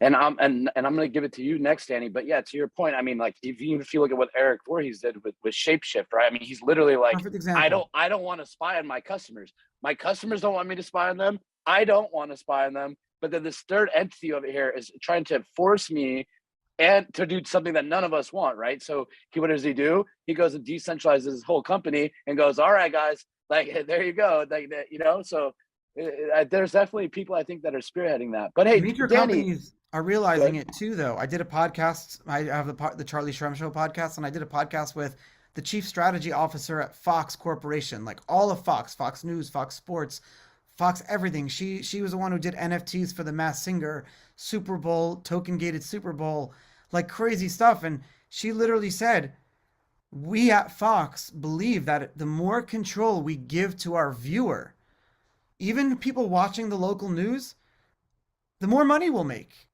And I'm like, that's so transparent. I love that. They're like, it's not about freedom for them. I mean, I love that they want us to have freedom, but for them, the more freedom we have, the more money they make. They realize that there is an alignment there. It doesn't have to be us or them. Using the technology can give us more freedom and more rights, but also make these companies more money. It doesn't have to be one or the other. Definitely. A lot of points to unpack there. But hey, Danny, you want to come in here with your first question? Yeah, of course. So I'm mainly wondering what your whole take is on like, I guess, how through crypto's evolution, since you've been through, from the beginning, how has your future outlook and how it's like impact changed? I guess your opinion on how Bitcoin will be used and crypto in general, how that's changed from the beginning until now, after all the ups and downs over the years. In the beginning, I was I'm 33 now. And when I first got into Bitcoin, I like to give the perspective. I was probably your ages. I was actually a junior in college. I went to the City University of New York, and I stumbled upon Bitcoin one night while in a late night chat room, while probably doing some homework or whatever. I don't even remember what I was doing. And I had a little startup selling electronics. And so when I first fell in love with Bitcoin, I had a PayPal account. But when I was selling electronics, they kept like random people were doing chargebacks for fun, and PayPal was like freezing our money for half a year.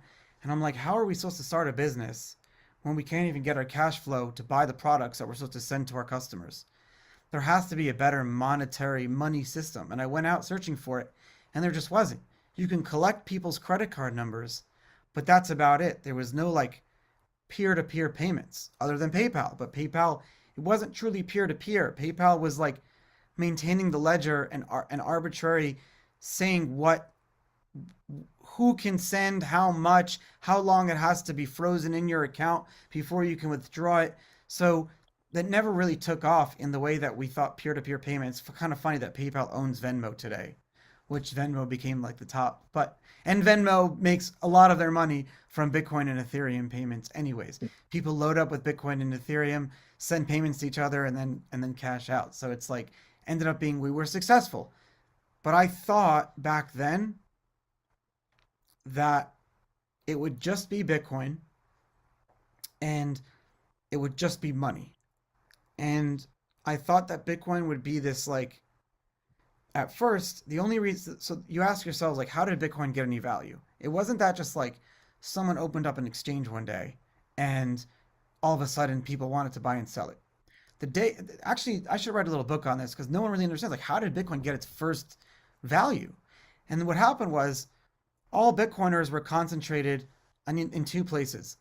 What was then a forum that Satoshi had launched called forum.bitcoin.org, and then also inside of the free node IRC network, which I don't know if people still use IRC, but back then IRC was really Internet Relay Chat. And it was this like, it's like this decentralized chat service where people, whatever, it was IRC. It was, and anyone can set up like channels. So Satoshi had set up Bitcoin Developer, Bitcoin General, and then Bitcoin OTC. And what happened was, at first, it was just all talk about Bitcoin. How do I download the software? How do I run it? And when you downloaded the software that Satoshi had launched called Bitcoin QT, it looked like a 1990s era piece of software. You can see screenshots of it. As soon as you launched it, it created an address for you.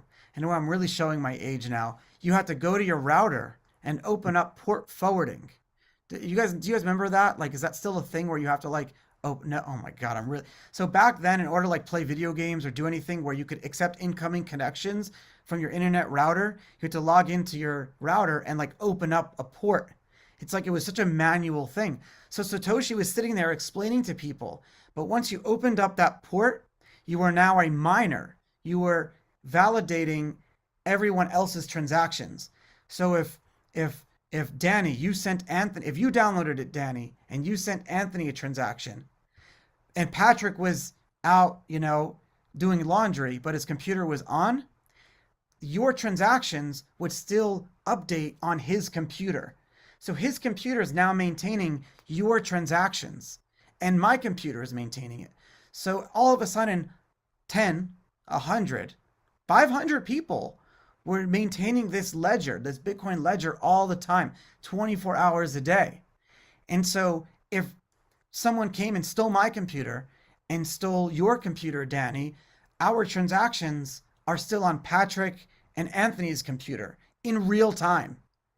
And now the people that were keeping their computer open, because you had to, at the time, you had to keep your computer running. Like people, as soon as you closed your laptop, it stopped doing it. You were also earning Bitcoin for doing that. That's Bitcoin in a nutshell. You were earning Bitcoin for maintaining the network. The wallet software, the mining software it was all in one. And so that's what people were doing. And so that was first. But most people like myself didn't want to keep their computer hot running. And so this one guy, his name is Gavin Andreessen, Satoshi ended up passing the keys to him when Satoshi left. But Gavin set up this thing called a faucet, and he was giving away free Bitcoin to people. So now all of a sudden you got this thing going. You have people have all this free Bitcoin thing. They can use it in the software, but they can't use it for anything. They can't spend it anywhere. So other people in the Bitcoin forums now and in the chat rooms started to offer their like services that they were already doing for Bitcoin. So I was already selling cheap electronics. So I started putting forum posts like, hey, today for 10 Bitcoin, I got you a pocket knife. By the way, you can see all this stuff. You go to Bitcoin forums, it's all preserved. You can see all these early conversations and price discovery. So I started selling stuff, like cheap stuff, like, little radios and I was selling it on my dailycheckout.com for $5 and free shipping. So I'm getting this free. And again, this was for fun. I just wanted to collect more Bitcoin. I wanted to be the biggest Bitcoin holder in the chat room. That was me. There's no value. I just wanted to like be cool. I wanted to be cool. I wanted to be popular. So other people started selling alpaca socks, honey, like things now, like valuable things, food. People were selling, some of the first things that you could buy were like MREs, those like meals. If a hurricane comes, you have meals that never expire.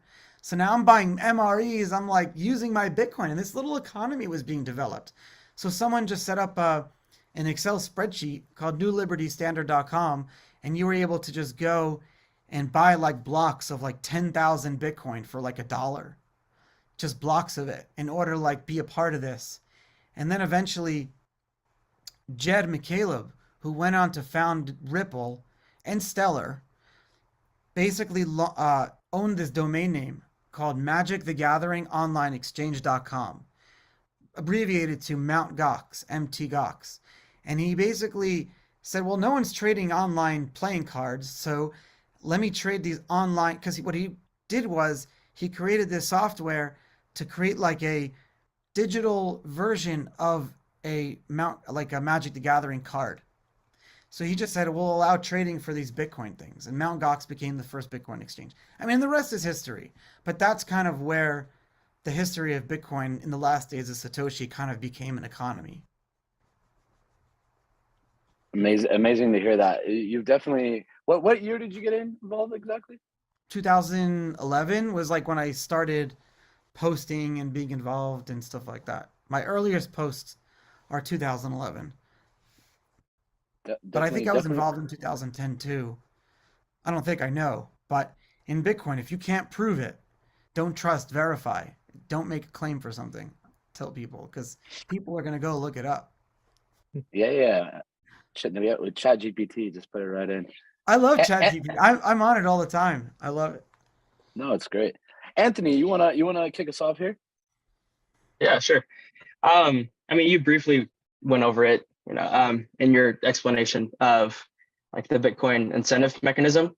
But can you further just dive a little bit deeper into how that incentive mechanism like improves like morality within like financial markets, places that don't have access Great to question. banking?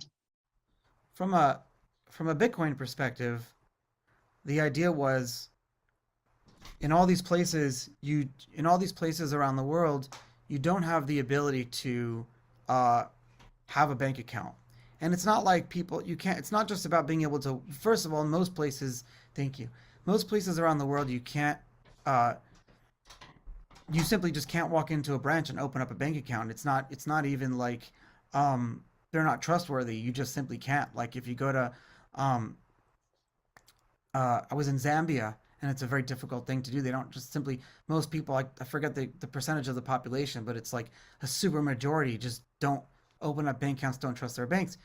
You talk about Tanzania earlier. So I was in the early 2000s.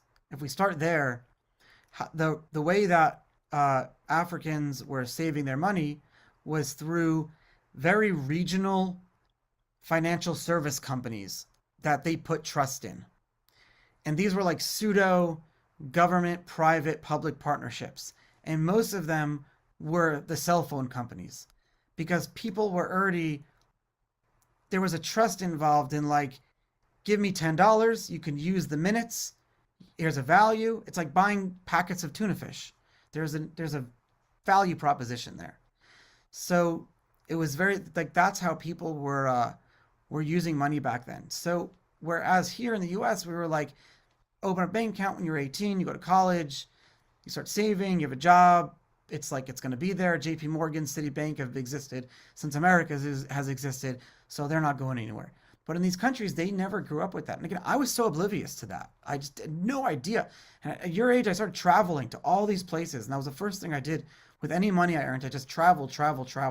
Didn't get a car, didn't spend on assets, traveled. I just traveled everywhere and learned and met people. And I met people like and the thing is that the friends you guys meet now, as long as they're smart and you have faith, invest in your friendships, because the friends that you make now are going to go on to become the politicians of tomorrow. You don't think, but my friends have went on to become ambassadors, senators, people that I could use for business relationships, political connections. I mean, my high school WhatsApp group from 2008 is like my biggest business like connection relationship, because you guys have known each other.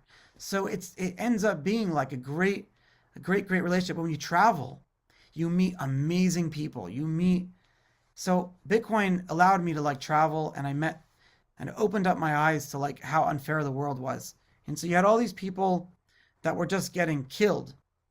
Inflation, price destruction, and it wasn't just about the savings.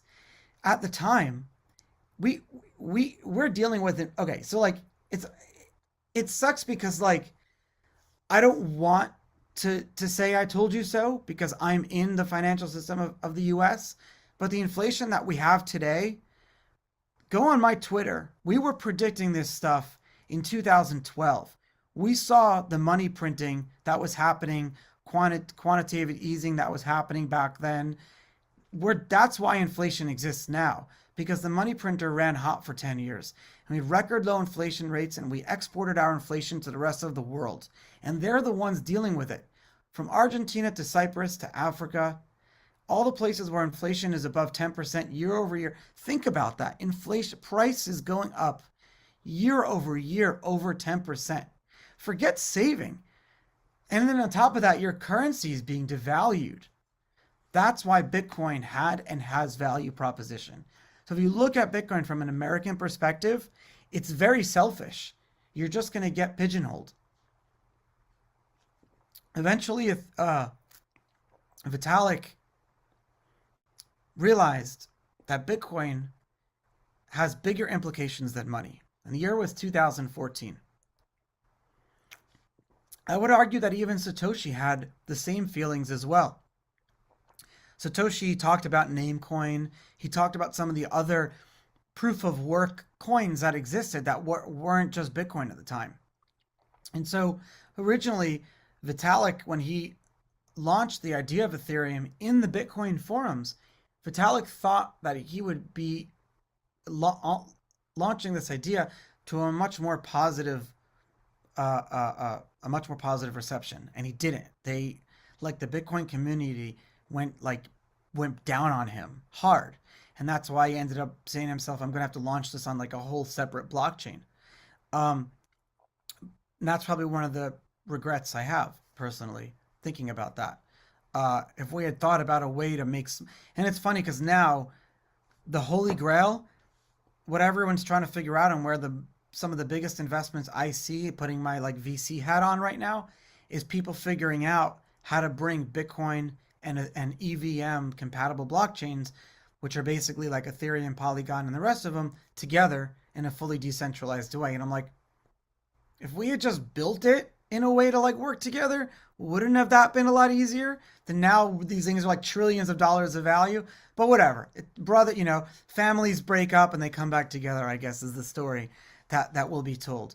But Vitalik in his brilliance realized that you can not just have people download a Bitcoin wallet, but you could have immutable data. The Arab Spring was happening at the time. In Syria, people were launching blog posts, but then the government was like shutting off the internet. This was the year Egypt shutting off the internet, Syria shut off the internet, South Africa, like countries were just shutting off their internets. And so Bitcoin was now seen as a value proposition of like, hey, you could have immutable data. Censorship resistant data and information could now exist on a decentralized blockchain. Decentralized delivery systems. Because the internet as we know it today, the internet that we're using right now, Zoom, how people are listening to this, Spotify, Apple, and MP3, that's what we call a content delivery network. And those are not decentralized. Those are pretty much Cloudflare, Amazon Web Services, and a few other ones. If shit hit the fan, that wouldn't be a hard phone call for a government to call those places up and say, hey, pause the brakes here. And the only networks left standing will be this Web3 network that we're building right now. Decentralized content delivery systems, decentralized RPC, IPFS. IPFS, the Interplanetary File System, is basically a decentralized version of FTP. You go to Google Drive, you upload some documents, those documents are kept in Google servers. IPFS is, you put some documents or anything up there, billions of pieces are broken up and kept all over the world, and more importantly, the location of those pieces. This is the key to IPFS, the treasure map. Because if someone can just say, yeah, where are Charlie's pieces, and they bring it all back together, then what good is IPFS? But the treasure map of how the pieces were broken and then reformed, that's Bitcoin. That's what Satoshi solved. The Byzantine generals problem. Go into ChatGPT and Google the Byzantine generals problem and how Satoshi solved that. That's the true solution. That's like, I will put money on within 50 years, Satoshi will get a Nobel Peace Prize for that. I'm putting my money on that. I like it. I like it. A lot of interesting stuff there. I'm definitely enjoying this conversation. Like it's really good to hear your perspective, like having seen this and for such a long time. Roger, Danny, you want go ahead? But Danny's question, but I just want to say, Roger and Eric taught me everything I just said. Like, Eric was my first crypto best friend at 21 years old, and Roger was like my big brother. And Roger was my first seed investor at BitInstant, and Eric was my chief operating officer. So, I mean, we were all growing up at the same time. But Danny, sorry, I overtook yourself. I apologize. And wait, hang on. And for anyone listening, what he just said, very true. Like, go read and understand who Eric Voorhees is. Like, you'll see countless interviews of me, like, I think way underestimated. Go truly read about who Roger Ver is, right? Like, there's a whole narrative being sold. Like, I talk to Roger, like, one of the most interesting things he tells me is like, Patrick, I'm being called Bitcoin Jesus, right? Okay, now fast forward years later, he's like, I'm the first money into all these projects. I'm going door to door, basically getting people to accept Bitcoin. Everyone loves him, right? Then all this shit goes down. If you guys want to research it, around, you have this block size war debate. Some of this stuff like when around Vitalik came out, like kind of what, a lot of these things happening in this moment. And now there's like some revisionist history of people getting into crypto now, and they like hear the name Roger Ver, and like he's trying to be sold as like some kind of scammer, right? Like anyone who cares about Bitcoin, like truly go read about who these people are and understand like the impact they've made, because we started to take these new idols like the Sam Bankman-Frieds, etc., and hold them up as if they invented this world and have helped everyone in some immaculate way. But the reality is there's a lot of people that I think are starting to be forgotten about in history, and it's important to kind of revisit these conversations. But Danny, you want to take us in? Yeah, of course. So Charlie, you're kind of hinting at it earlier, but I guess for Bitcoin's future and just generally speaking, crypto as a medium of exchange store of value, actually used as money, like frequently. What do you think is holding back adoption the most? And what do you think is the ideal or most likely scenario of, like, is it going to be Bitcoin that everyone uses as this store of value that we're using to transact? Is it, some stable coin? Is it this merge between Bitcoin and Ethereum that you were talking about? What do you think is the most probable scenario, and what you would like to see, and what might be holding it back too? I think that in the future, we'll probably see blockchain technology be used in a government public-private stablecoin mechanism. And I think if it's done right, that mechanism could probably bring millions of people out of poverty around the world, because other countries will adopt those same mechanisms, and then you'll be able to remove a lot of the corruption, embezzlement, and graft out of it, because the old adage of the closer you are to the money printer, the richer you'll get is still very true today. And it's as I learned, it's so true that capital doesn't like to leave trusted places. And that's why it was easy for Sam Bankman-Fried, who came out of Stanford, to raise all that money, because he came from that pedigree.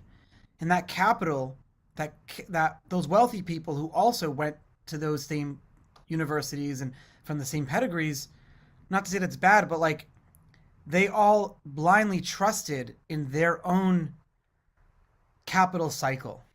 And capital doesn't like to leave its own cycle. So if we're out of it, getting into it is very difficult. Especially if you live in a lot of countries, there's a huge gap between the middle class and the wealthy elite. And that gap will never be closed, because the wealthy elite will never let their money leave the cycle of the other wealthy elite. They'll spend their money with the wealthy elite. They'll marry the wealthy elite. It'll never leave that.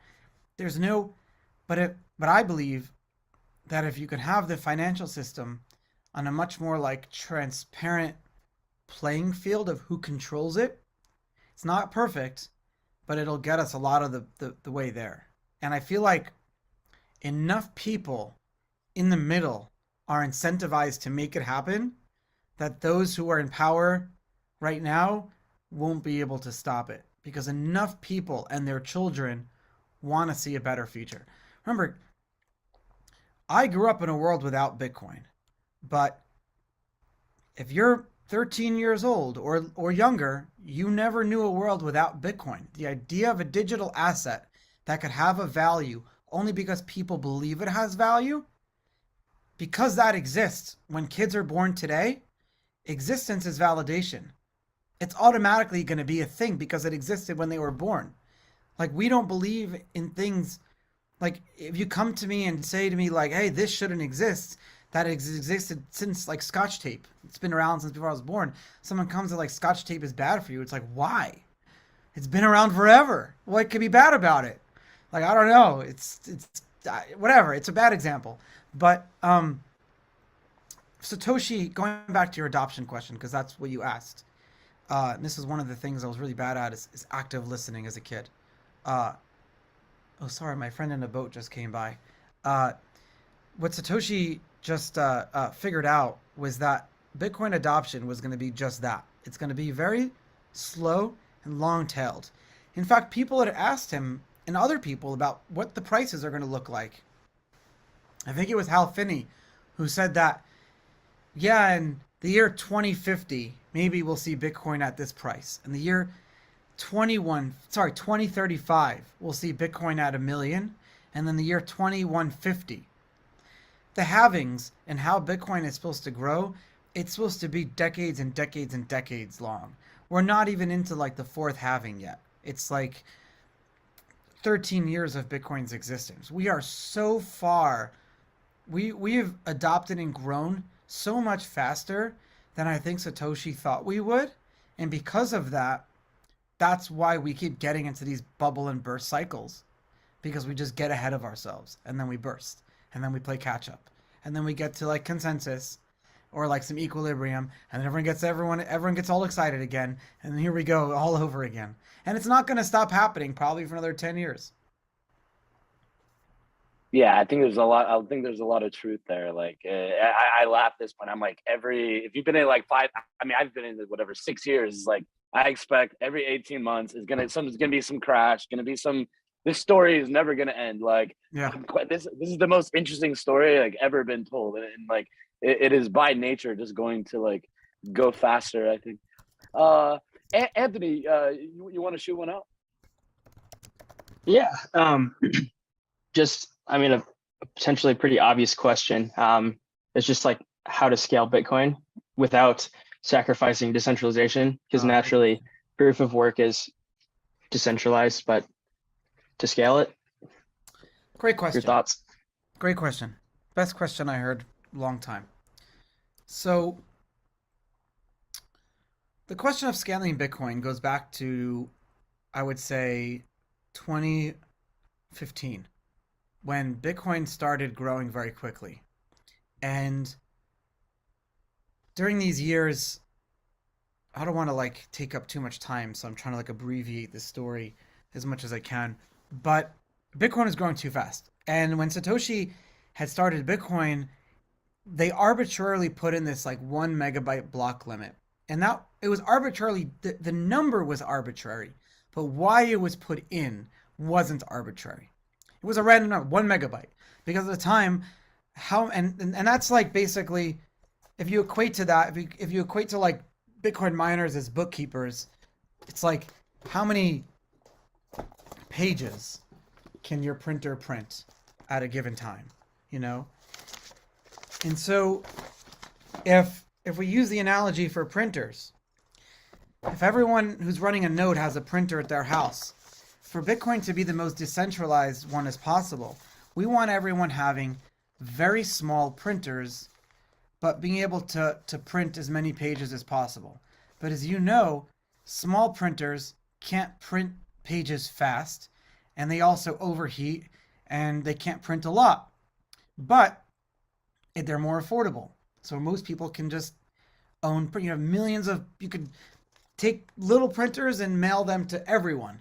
And therefore, going back to the analogy of like how many people are running the Bitcoin software, you want as many people as possible running these Bitcoin nodes. You want them kept small. You don't want the block size high.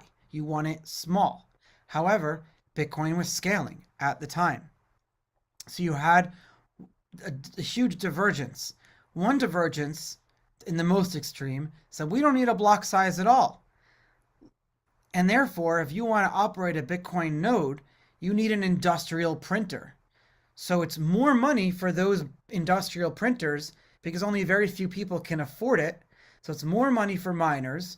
It's theoretically less hackable for the individual machine because it's a bigger, stronger machine, but you can't have millions of them around the world. You can't have this, what Satoshi wanted, peer-to-peer electronic cash. But then you had the other side who said if we keep them small, which is what the Bitcoin developers had wanted, then Bitcoin will die. And other blockchains were like doing transactions faster and better. And at the time they can do it because they weren't big enough So their little quirky consensus mechanisms like Ethereum and whatever, because they weren't big enough yet, they could experiment with their consensus mechanisms without running into the same problem that Bitcoin had. And remember that, because Ethereum still ran into its own scaling problems later on, but it was easier for the talking heads to have their comments. But remember, so let's go back to that printer problem for a second. How do you scale this decentralized network? And you had so many brilliant people in the room. It wasn't like just kids like me now. These were like scientists, people who had built the SMS network were chiming in now, saying how it should scale. The creator of BitTorrent, Bram Cohen, you know, like these were like really brilliant, the most brilliant scientists, physicists, mathematicians. Hell, Adam Back, who was in the Bitcoin white paper, so she quoted him, was coming out on the side of the small blockers. This literally became a war.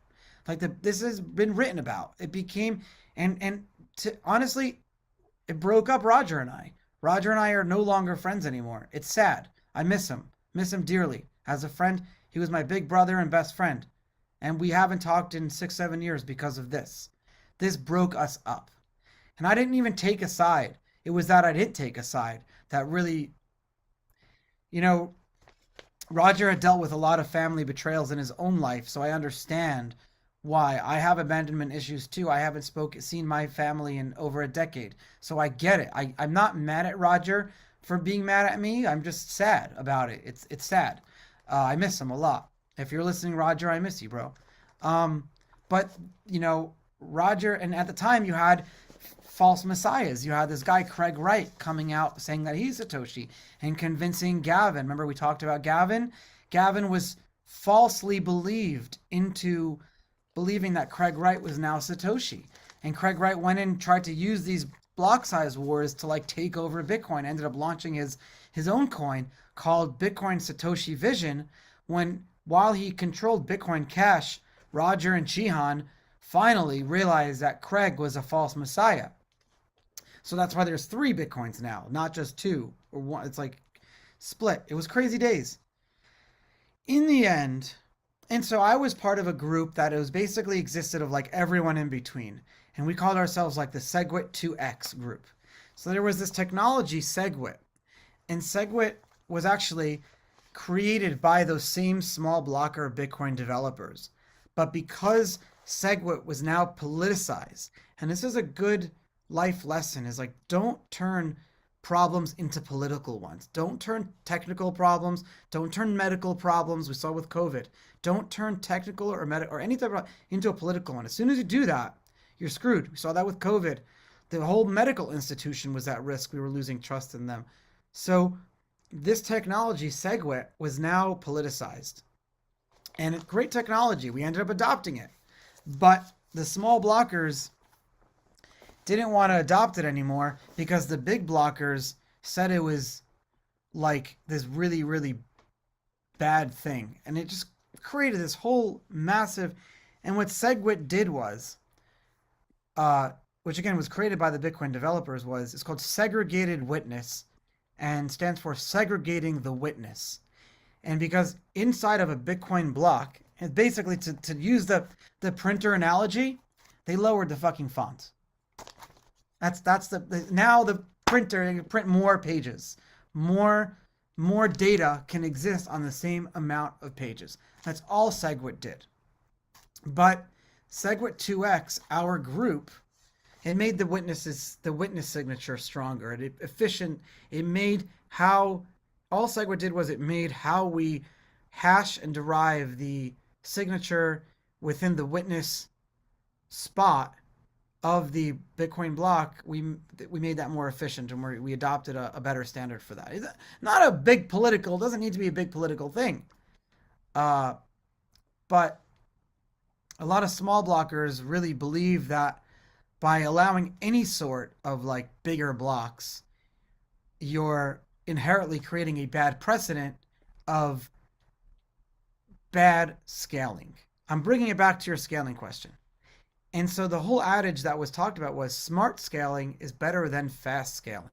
Because fast scaling, and as we saw with Bitcoin caches, their blocks are empty most of the time because no one wanted to use it. at the end. And so the way Bitcoin scaled by just adopting SegWit ended up being the right way. And if and going back to like how do you scale farther from that? So that's where scaling was. So there's like always a fear of politicizing in Bitcoin scaling again, which is why you'll see it go very slow. How do you scale? There is a lot of good solutions on top of Bitcoin between the Lightning networks, Lightning Network, payment channels, side chains. There's another type of chain. It's like a layer on top of. There's all these different mechanisms. Up until this point, other than including side chains, they all give up decentralization. From my understanding of Lightning and side chains, me as a hardcore Bitcoiner, I'm okay giving up a little bit of the decentralization for the short-term benefit of a side chain or a Lightning payment channel, because they're short-term, and then once you're out of the channels, you're back into regular Bitcoin. And what these scaling solutions use is essentially Bitcoin's proof of work checkpoint. You know, one block every 10 minutes, but then in between, they have thousands of other blocks, these other blockchains. And then they take all their blocks and they put it into a Bitcoin block. So if you're okay for a cup of coffee, you're not going to wait for the whole Bitcoin block, but you're going to be okay with the regular sidechain block. But if you're selling your house, you'll wait 10 minutes for the sidechain block to get included into a Bitcoin block. And that's my favorite scaling solution because I can explain it to you in 2 seconds. I actually want to get your take, not to go like too far off here, but I think for anyone who doesn't know what Charlie's referring to, you know, go read about it, like the block size word. I think it's a very interesting inflection point. And again, it's like kind of like where you see Ethereum kind of come at the same moment. You know, if you listen and kind of like Charlie was saying, like there's two sides to this, right? Like if you want to like visualize it, maybe it's like this Adam Back people, Roger Ver, maybe like Jihan Wu, like miner guy. Now, I'm curious your take, like, and you probably understand Roger's view on this or that general concept. Like, there are like some general conspiracy theories, right, which say that there was entities who didn't want to see Bitcoin like be used as cash, right? So that big block versus small block debate kind of can boil down to if you had a big block, you could use it to buy things like a cup of coffee more easily, and you basically treat it more as cash, right? So you're not having a taxable event each time you buy a cup of coffee with cash. You don't have to like base the currency and have some taxable event, where if something is an asset like a house, it's taxed quite differently because you don't plan on doing that many transactions with it, right? Kind of going back to what Charlie said. Yeah. So by making Bitcoin, there's some theories out there for anyone like, so I'm setting some context, but I'd like to get your thought that this was kind of a moment to cripple Bitcoin as cash. And then like, obviously, you know, like the Rogers of the world say around this same time, he's getting, you know, he's like getting propaganda against him, and the Bitcoin forums and the Reddits are being taken over, right? And there's like these conspiracies about Blockstream and Adam Back, all of this. Like, what is your take there? Like, did some weird stuff happen like around that time? And like, was it purposeful? It was very weird. And to the extent that the false messiah, like fake Satoshis that claim to be Satoshi, to the extent all they wanted to do was create the exact narratives like you just said to fuel discontent, to eventually fork Bitcoin and then fork it but change it just a little bit to either give themselves a back door or give themselves a boatload of tokens, which what they did when they forked into Bitcoin Satoshi Vision. And in fact, Bitcoin Cash has, I think, like a development fund built right into the protocol itself. So they gave themselves money. And it's plain as day, follow the money. That's what they wanted to do. Can we speak to their agendas? I've known Roger my whole life. And I don't believe to Roger have had that agenda the whole time I've known him just is a huge failure in my own like ability to judge someone's character. And I just don't think Roger, if anything, people like Roger, myself, and others, we constantly get taken advantage of because of our good nature. And here's another life lesson. Get a good lawyer. My lawyer is involved in like every business transaction I do because I am just a good-natured person and I trust everyone. And it's that's not a bad thing, but you have to protect yourself because when shit hits the fan, the good-natured person is the one that's going to get taken advantage of. Not by the other person, but just by the situation. And so get a good lawyer. And so I think that just Roger, myself, and these other, we're just good-natured people who want to make the world a better place and unfortunately get taken advantage of. Gavin too. Well, and I guess I'm kind of asking in the reverse. Like, do you buy into what Roger's saying, which is that basically like the blockstreams of the world did a conspiracy to like hijack Bitcoin and like Blockstream, which was launching at the time, had a massive still has massive financial incentive to scale Bitcoin in the way that Bitcoin is being scaled today. If they had increased the block size, Blockstream that had just brought on Adam Back and all these bigwigs would basically have raised money and for nothing. They would have been it would have been a moot point for them to even exist. Bitcoin would not need them. So of course, like there's no reason to debate whether or not. You ever read Diaries of an Economic Hitman? Money is used. Follow the money. Money is used to control and for everything. Every incentive, every war that has ever happened in the world has happened because of some financial incentive. And it's not a bad thing. Like, we're humans. At the end of the day, you're going to be married and have kids one day. And you're going to have parents and in-laws to take care of. And these are going to be your family. And whether you or your partner or the breadwinner, you're going to want to protect your family. And you're going to say to yourself, I will do nothing. And I will stop at nothing to protect my family. Because we've all seen the zombie apocalypse movies. You know, we're not stopping on the side of the road. We're fucking going, protecting our families. So you have to remember that when you look at any event in history and you judge an event in history, it always, so all Satoshi did was make that transparent. He put the money on a chain that we can follow it now. And eventually those who opt in to participate, it's going to be a more transparent world. And you'll have two worlds. You'll have the transparent world and the non-transparent world. And like Satoshi said, dude, I sound like a freaking like religious nut, don't I? He said, like a quote Satoshi, he said, we don't want to end the Fed.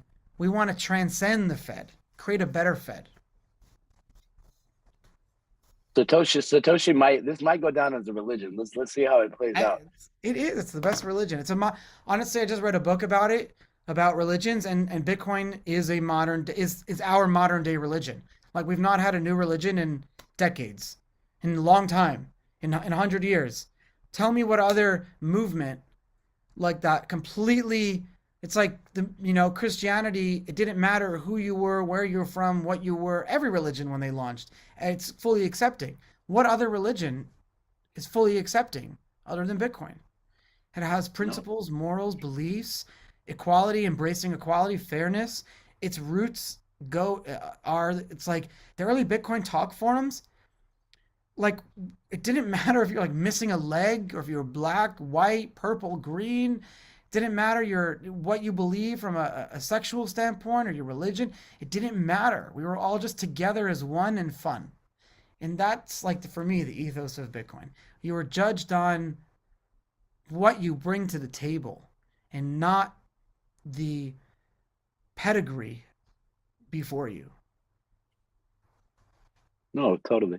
Well, hey, I want to respect everyone's time here, but if you guys got a few more minutes, I'm going to get maybe one more question in for each of the students. Danny, you want to take us? Yeah, I got one last question. So I guess my main question is, how do you learn and who do you learn from?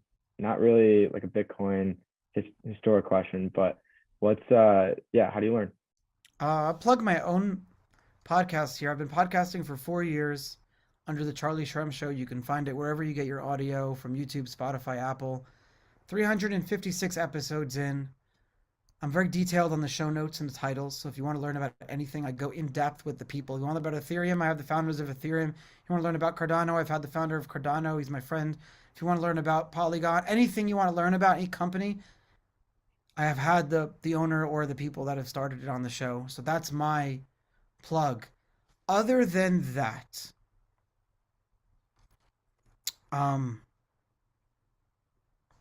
it's hard. It's hard to learn. It's hard. I would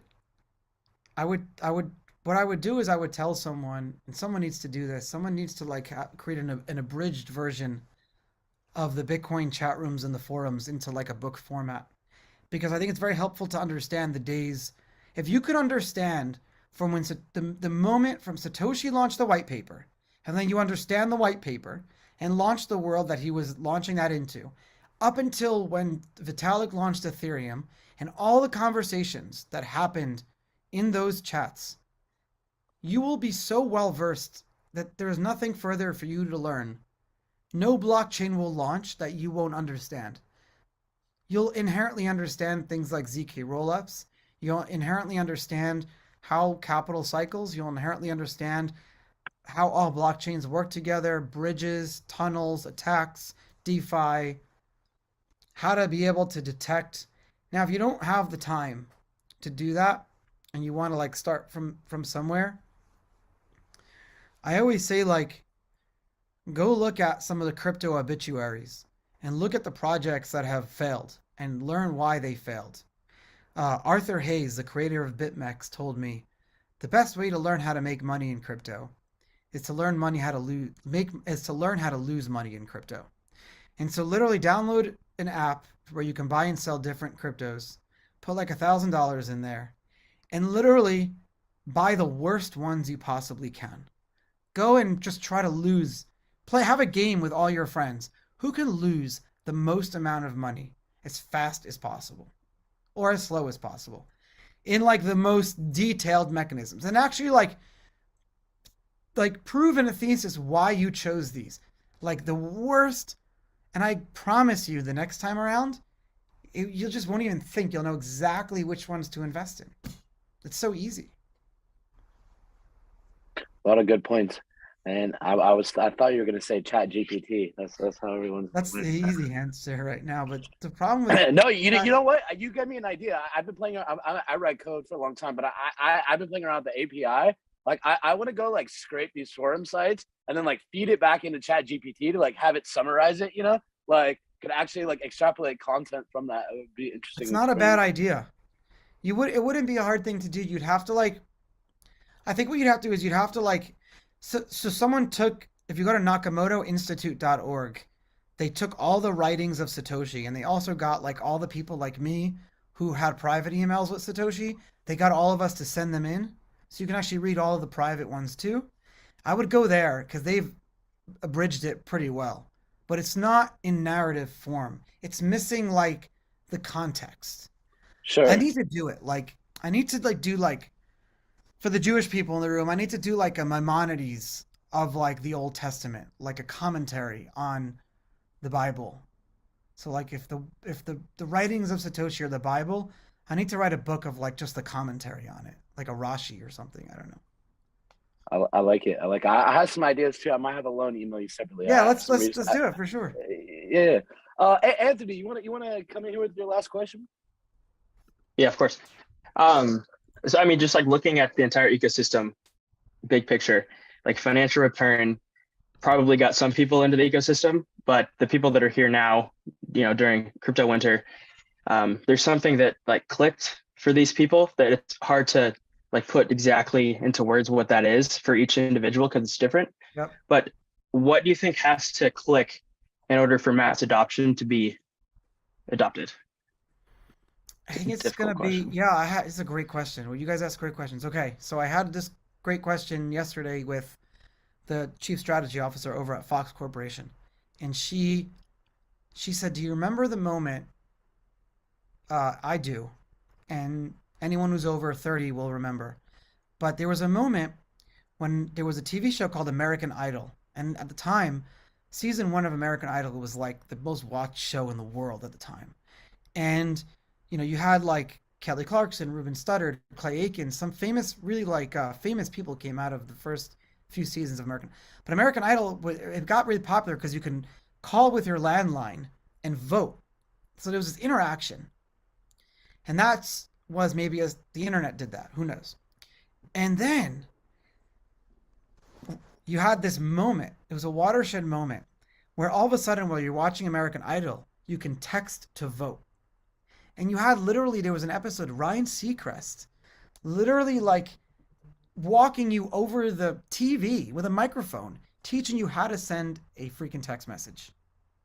Like it's, if you watch it now on YouTube, it's insane. To like how to, of course. And that introduced text message voting. So because they forced America, friction is freedom, to have a little bit more friction, but now Americans had the freedom to like text from their couch and they could vote over text messages. Like think of the powerful implications that were going on in people's heads at the time. Changed everything. So Bitcoin and crypto needs those moments. We've had some of them, but SMS never had an incentive layer and internet never had an incentive layer. So the internet just had like one boom bust cycle, the .com bust. It was one time. It was related to the stock market. But Bitcoin and crypto have these tokens and this incentivized layer that we always get ahead of ourselves. And that's why we have all these boom and bust cycles. But I would argue that it's happening now. Like mass adoption's happening. We're growing. We've already, it's time. Like it's already going to be a thing when college students are in college and Bitcoin existed for their whole adult life. Like you guys grew up in a world without Bitcoin. So you're that still like hybrid era. And so like your older brothers and sisters' kids are going to be the ones growing up in a world that never existed without Bitcoin. I mean, it's a crazy thing to think about. And actually, that's a great point, I think, and I'll take us out here. And really, I've enjoyed this conversation. And I think, you know, whatever, for the maybe thousands of students or whatever watching this, you know, I think I can just speak from like the mouse build experience, right? So going back like 2017, since we've been helping schools, back then there was like no accredited courses, right? Like we're having to give a grant to like UCLA, like for their first course, right? Like I'm helping these student blockchain clubs, like hundreds of them all around the world.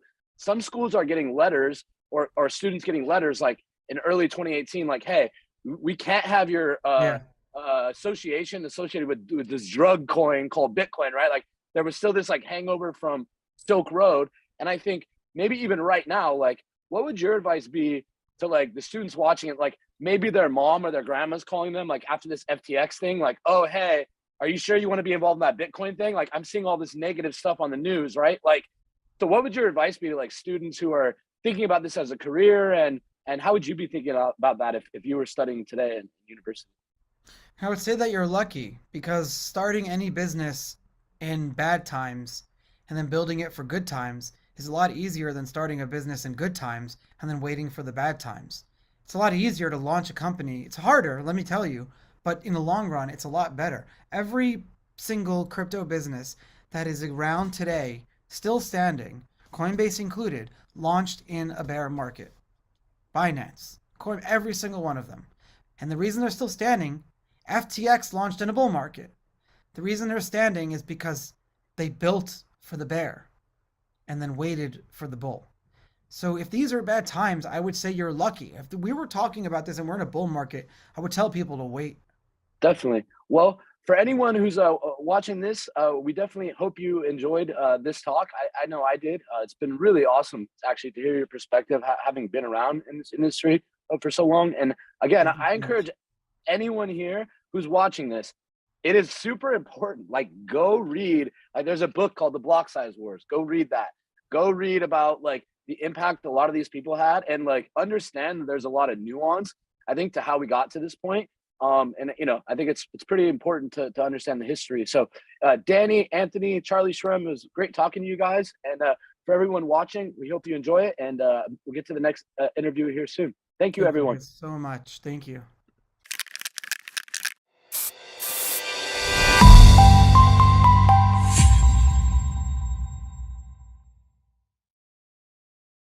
You thought DeFi was just a buzzword, did you?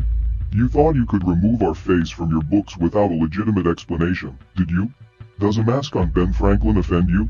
Or perhaps the symbolism frightens you, because it represents the end of your arbitrary decisions made in the name of elitism? Well, I've got news for you. The decentralized financial revolution isn't letting up, and we will not be silenced. The future is being determined under your nose. I suggest you wake up.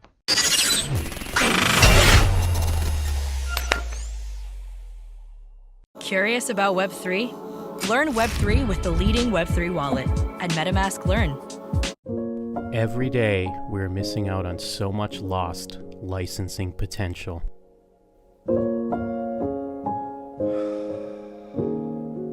The saddest part is it all comes down to unanswered questions.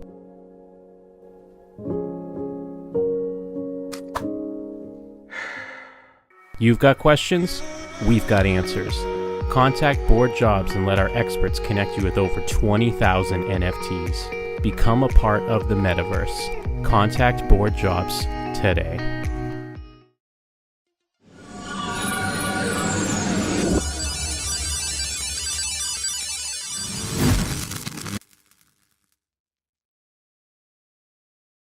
Reimagine 2021, the #1 global event in the metaverse.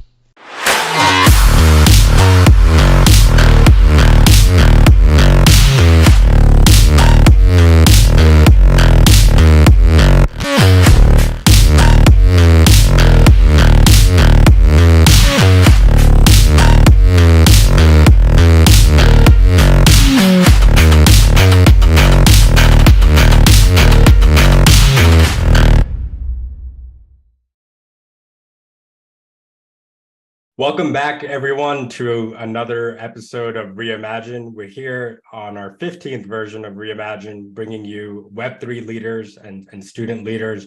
Really excited for everyone joining us here today. So with us today, we have Owen O'Donoghue, who's a co-founder at Infinigods, and we have students from the University of Nevada and Portland State. Thank you all for joining us here today. And Owen, we'll start with you, just a brief introduction. Hey, well, thanks for having me, and it's great to be here. So my name is Owen O'Donoghue. I'm a co-founder at Infinigods. We're a gaming studio that are making games that have some interaction with the blockchain and with Web3 technologies. Just my background, just college-wise, I went to UCD, which is not UC Davis, it's University College Dublin in Ireland. Undergrad was economics and postgrad was actually in finance, but always had a huge love for technology. My career to this day actually started out at Microsoft in the mid-2000s, working on Xbox. We were launching Halo 3, things like that. And then Facebook set up in Dublin in early 2010, and so joined that team, and really saw the progression of gaming going from being on a console, on a PC, to being very much mobile centric, and that defined my career. And last year decided to make the jump and go out on my own and create a gaming company to publish, develop and publish our own games. And particularly seeing what was going on with Web3 and blockchain, saw the opportunity that technology could improve their experiences. And here I am today. Yeah, thanks for joining us. And I'm your host, Roshan Marachkar, and I'll give a chance for the students to introduce themselves a bit as well. Maybe we'll start at the University of Nevada. How you guys doing today? First and foremost, appreciate you guys for the opportunity, allowing us to see you on this lovely Tuesday morning, midday for some of us. My name is Oscar Sanchez. I'm representing the University of Nevada, Las Vegas. A little background, I study finance and real estate. I'm actually looking to pursue another degree in business management and possibly media and journalism. Little more background, I worked for a couple brokerages in the past. I do a lot of entrepreneurial work, which allowed me to within finance and entrepreneurship, brought me into crypto, different types of divestments from my portfolio, which led me into NFTs and Web3. The space, just the endless amount of opportunities here for students and the future of our generation is what actually kept me here to stay and actually help educate college kids, man. The space is huge. Web3 is literally the future, and that's something that a lot of the future students that are looking to find their next part of life, this is a start for their journey. That's the main reason why I'm here in blockchain. Yeah, I love that outlook. We'll go to you next briefly, Cole. Yeah, I would build off what Oscar's saying, is that I think the next big opportunity is going to be in Web3, and that people are, especially students, are looking for some way to build wealth for themselves, and they can see that through accumulating crypto tokens, and then also with the blockchain games like we're going to talk about today. And basically it's just blowing up, and people have taken notice of it, and it's really become a global phenomenon, and it's not going away anytime soon. So I'm excited to be a part of it. Yeah, awesome. I find students are the ones, they're quite interested and sometimes the first to use a lot of this tech. So yeah, before we dive into, the differences of blockchain gaming, the benefits, maybe even some of the drawbacks. Owen, do you want to kind of break down for us what is InfiniGods, and maybe what are some things that make it different than some of the other blockchain games out there? Yeah, for sure. So we're, as I kind of said, a gaming studio, and we develop games, primarily develop casual games for mobile. So if you're used to like games like Candy Crush, that's actually the types of genres that we're targeting. We have one game out right now, which is a puzzle game called Infinimerge, and we have two other games in development. One is we're keeping a secret, but it's very much targeting mobile, and the other is a game that's a tower defense game called Immortal Siege. It's actually going to beta soon. That's going to be free to play, but on PC. What sets us apart, I think, is our approach, and so we really look at, and again, it's an interesting debate we may get into. We look at, it makes sense for some things in a game to be on chain, and it actually makes a lot of sense for a lot of stuff not to be on chain. On games right now, and then we actually look at certain assets that can be start off on off chain but converted to being on chain, and that business model is what we're primarily known for. That we choose which parts of the game can be player owned, and once they're player owned, then players actually decide where they go. But we keep other parts of the game actually very much they are under centralized control. And so the real difference, what we're trying to do is how do we create gaming experiences that millions of people can play without having to go through the wallet onboarding process, which provides a lot of friction right now. So that's probably our main difference. The other things, our team is very much comes from mobile gaming background. My co-founder bootstrapped and sold a gaming company for over $50 million. I actually stayed on to manage it to $500 million a year revenue through DGN Games. It's important because very few people have done that within mobile gaming. And then we've also hired a lot of folks who have Web3 experience, who've just been kind of living on Discord, living on Twitter for several years, managing big investments, whether it be in crypto tokens or NFTs. And so we've tried to pull that team together to really define what games look like. Yeah, thanks for breaking that down. And as far as my understanding, you guys also focus on kind of the markets or the in-game economies, even for games that are developed outside of InfiniGods, right? So can you sort of break down the importance of interoperability, and where do you see, I guess, kind of traditional games or even other are other blockchain games sort of going to connect to other games? Yeah, so it's actually like the coolest. It's one of the coolest parts that makes some business sense, but it's actually just a cool thing you want to do as a game developer. Is you can actually say an asset in a game that could be a character, it could be a sword, it could be whatever. That instead of that just sitting on a developer's servers where they define the supply and they define what it does, is you say, actually, I'm going to put some things in my game. I'm going to sit on the blockchain as an NFT. And I'm going to define certain parts of that asset, what they are, and I'll use it in my games. But if somebody wants to come along and actually use it in their games, they can absolutely do that. And so the interoperability part, we really put in there where we wanted certain assets in our own games to work across all of them. And so we used what we call the elder gods. So this is like Zeus, Poseidon. We have a bunch of these in a collection. And if you have them, if you play Infinimerge today, they will actually allow you to do certain things in that game. certain power-ups in that game. In our tower defense game, they have defensive capabilities and do things in there. And we always thought that's like one of the reasons why you would actually build on blockchain, is that you can actually begin to broaden some of your assets just from being in one game and use them in multiple other games out there as well. Plus, and I'll go back to this over and over, the fact that it's on an independent ledger, it's on a blockchain, other developers can actually do that. To maybe further illustrate the point, we've also taken the approach of what other assets are out there that we can integrate. And so we've done things like there's a project called Wolf Game, another project called Pixel Vault. We did various tournaments. If you held any NFTs or tokens, you got access to a certain level in our game, all the way to looking at CCO assets and just putting them into a level on our game.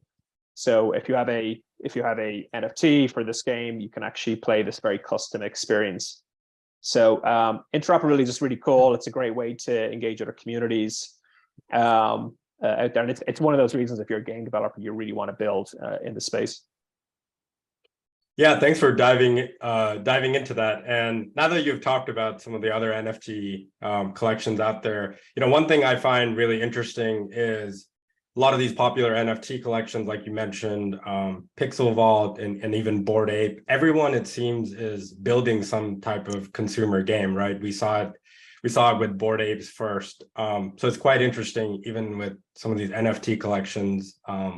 They've gained some popularity, and then now they're building metaverse worlds. But the gaming seems to be what is retaining a lot of these people. I'll go to you quickly, maybe Oscar.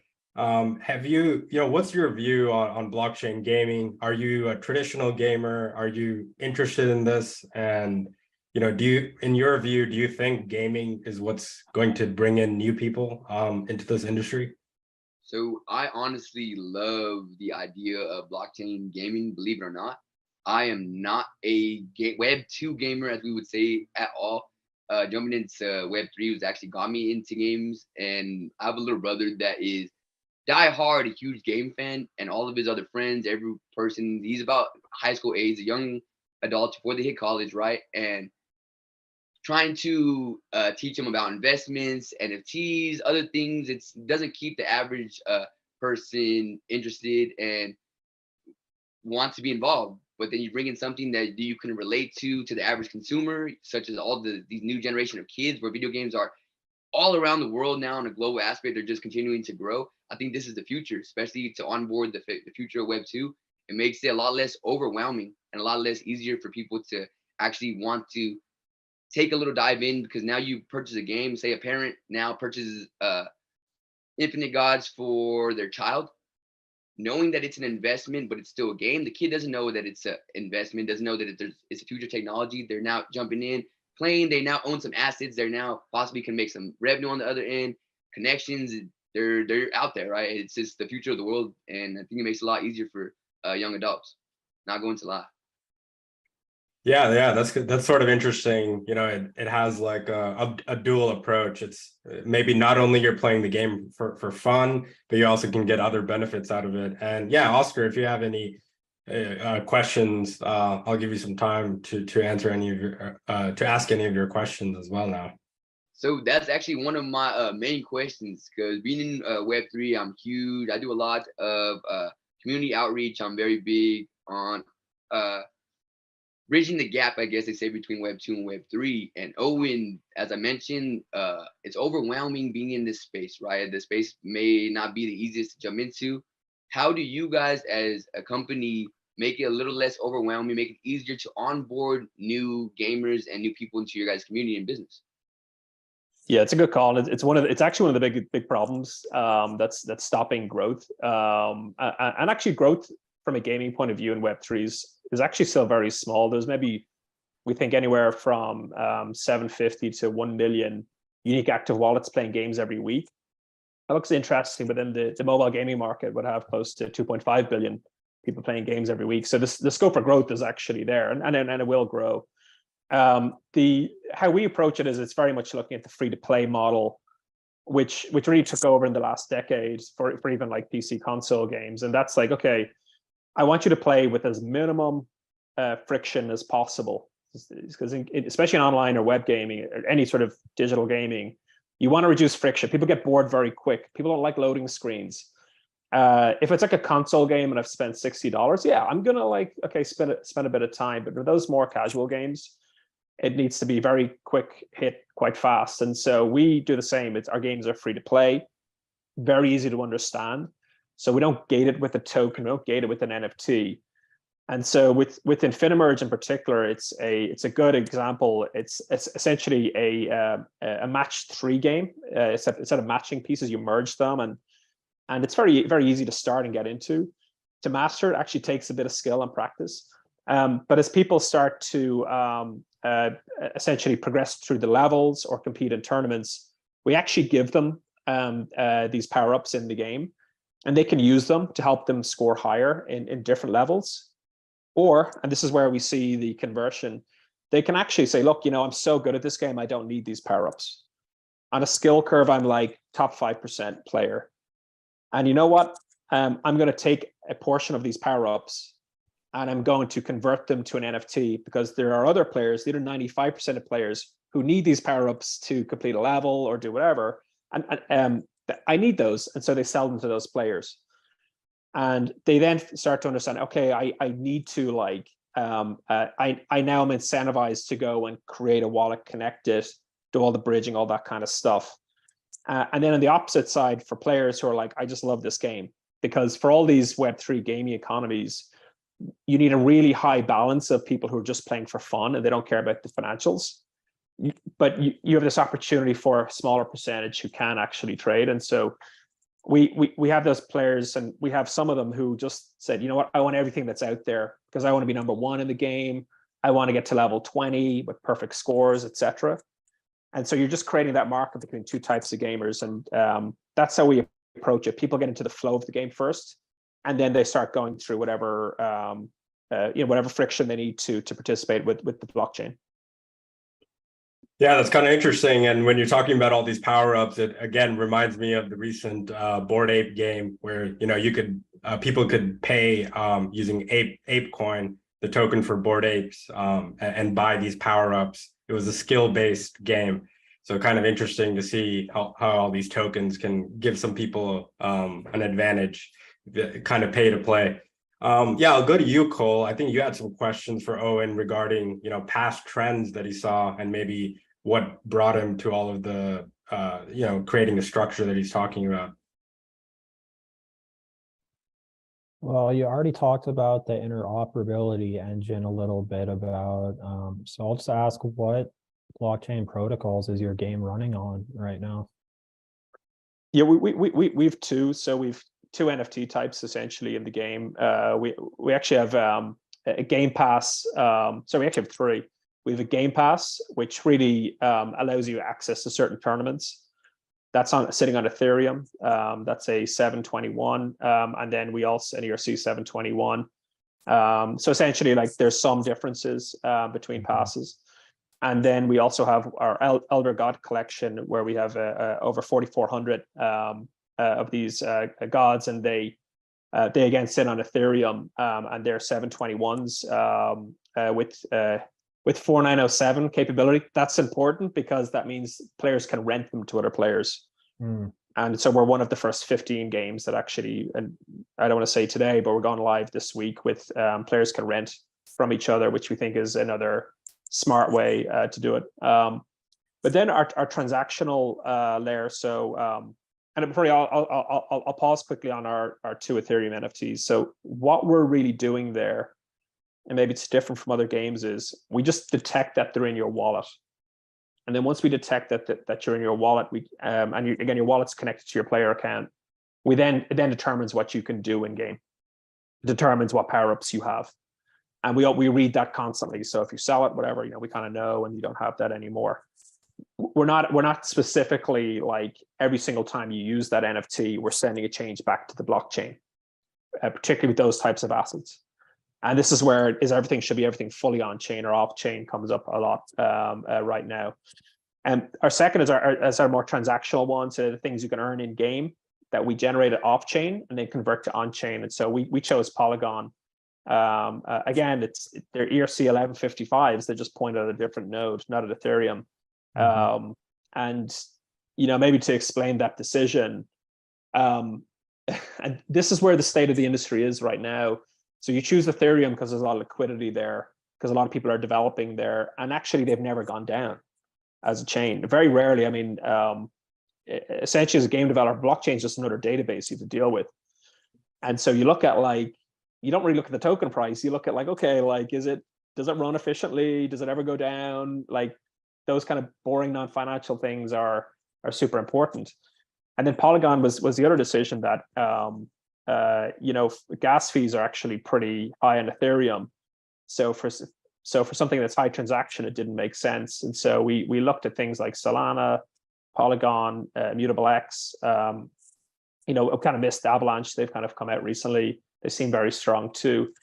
And we just said Polygon purely because we had other big companies in the space like DraftKings, Instagram, Starbucks. We're all using it, and also their approach was very much like they're an open platform, and so we felt that was low risk. But in the future, we may change that up. We don't want to be too indebted to any one chain long term, because we're so early in this space. There is new blockchains coming all the time. There's new protocols, and so you don't want to fully commit to any chain until it's got a huge audience, a huge wallet base. But we're very happy with Polygon so far, to be clear. What have the people on Discord and the other environments you said have been managing a bunch of crypto for years say that Affinigods needs as a liquidity pool to operate effectively? We don't use liquidity pools for our tokens. So they're so this is probably another point of differentiator. So there's kind of a lot of the gaming models that arose in 2021 in Web3. They effectively issued either a set of NFTs or a token. Like ApeCoin's a perfect one. That's an ERC20 that is supposed to govern their economy.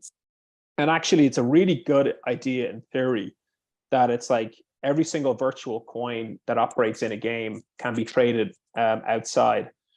Unfortunately, that model in a lot of cases has led to over speculation on the coin, and then a subsequent huge drop. And so the developer is, they never know if I'm trying to sell these coins to do stuff in game. I can't be sure what the value is.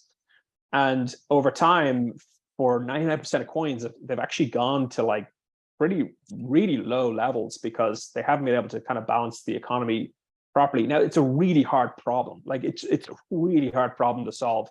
And we're only in the first innings, really, of trying to figure this out as an industry. And so with a lot of those coins, they do require liquidity pools, whether it's on a centralized exchange like ApeCoin went through, Coinbase, etc., through the decentralized exchanges. The problem is the actors you may find. You may have some very good actors, and it's fine. You may have people saying, I just want to provide a lot of liquidity for a certain amount of time. When it hits a certain pairing with another token, I'm out, and your pools start to drop in there as well. And we wanted to remove a lot of that speculation from our business. We're not finance experts. We're very much game developers from that side. So we didn't have to deal with the liquidity pool problem. But it's a good topic to talk on because a lot of projects, they're kind of stuck on what's my token price? How do I get it back up? As approach, how do I just make a good game? A very hard problem. Yeah, I'll turn it over to you, Oscar, if you have anything. Yeah, I was actually unmuting to, as far as community based, right? We talked a lot about the tokenomics, talked about the Web2 aspect. As far now as getting to more of the Web3 aspect of your guys' community and business, right? How are you guys staying relevant? How are you guys as far as marketing and reaching out to the Web3 side of it, right? I know you guys seems like you guys are targeting both audiences, but we heard a lot about Web2. How are you guys doing it with the Web3 audience? Yeah, we've actually it's funny. It's almost back to real traditional marketing. Like your kind of word of mouth is actually really important. So, like this space is probably a lot of folks that were doing marketing, if it's part of their undergrads or postgrads, and the last decade was how do you scale through paid digital ads and etc. That doesn't work for building a Web3 community. And so it's funny, the way we really started our community was we did a live in-person event at a conference, and we formed part. We just a few folks in our network. We invited people, said, hey, look, we're setting up a Web3 gaming company. If you're interested in this space, love to meet you. And so our core community formed actually about a year ago from an in-person meetup. And then via Discord, you're really trying to provide value, engage with the community. Probably the more notable things we did. So we actually set up so we looked at who are the types of people we want in our community, and what projects are close. And so we actually developed what we call community merge events. So we have a merge game, InfiniMerge. And so our community merge, so we would do essentially, I was talking a bit about interoperability earlier. So there was a project called Wolf Game that's very popular, particularly in the United States.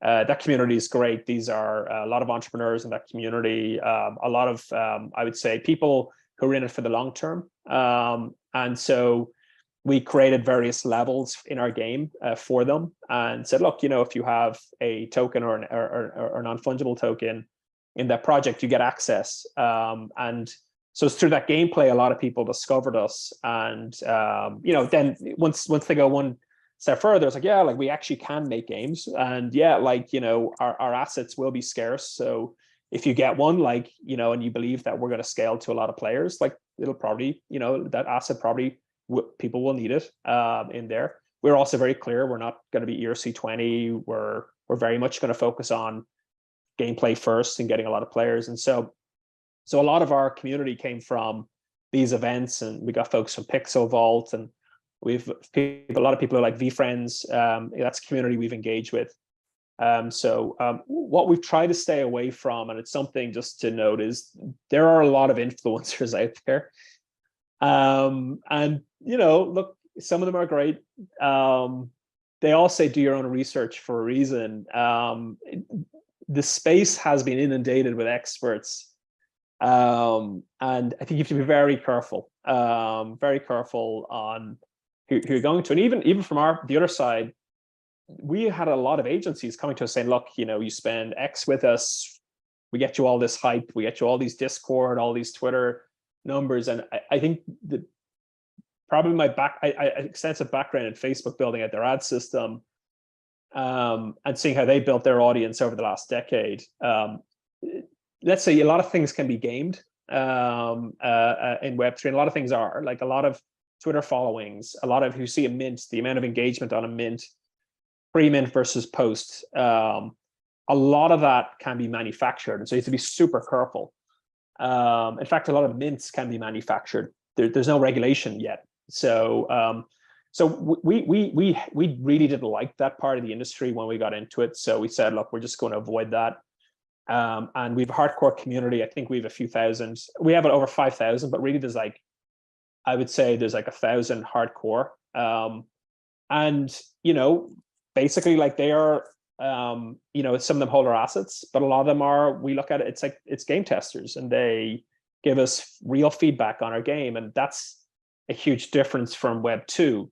So if you're testing a game, like you've got a PlayStation game or a mobile, an iOS game, you actually do all your research based off of qualitative numbers. So what does my analytics server say? Did people come back the next day? How many minutes did they play? So we still get that, but we have about 1,000 people who will tell you, you know what, you got to change this thing. It looks terrible. I'm like, okay, that's actually really good feedback. We didn't notice that.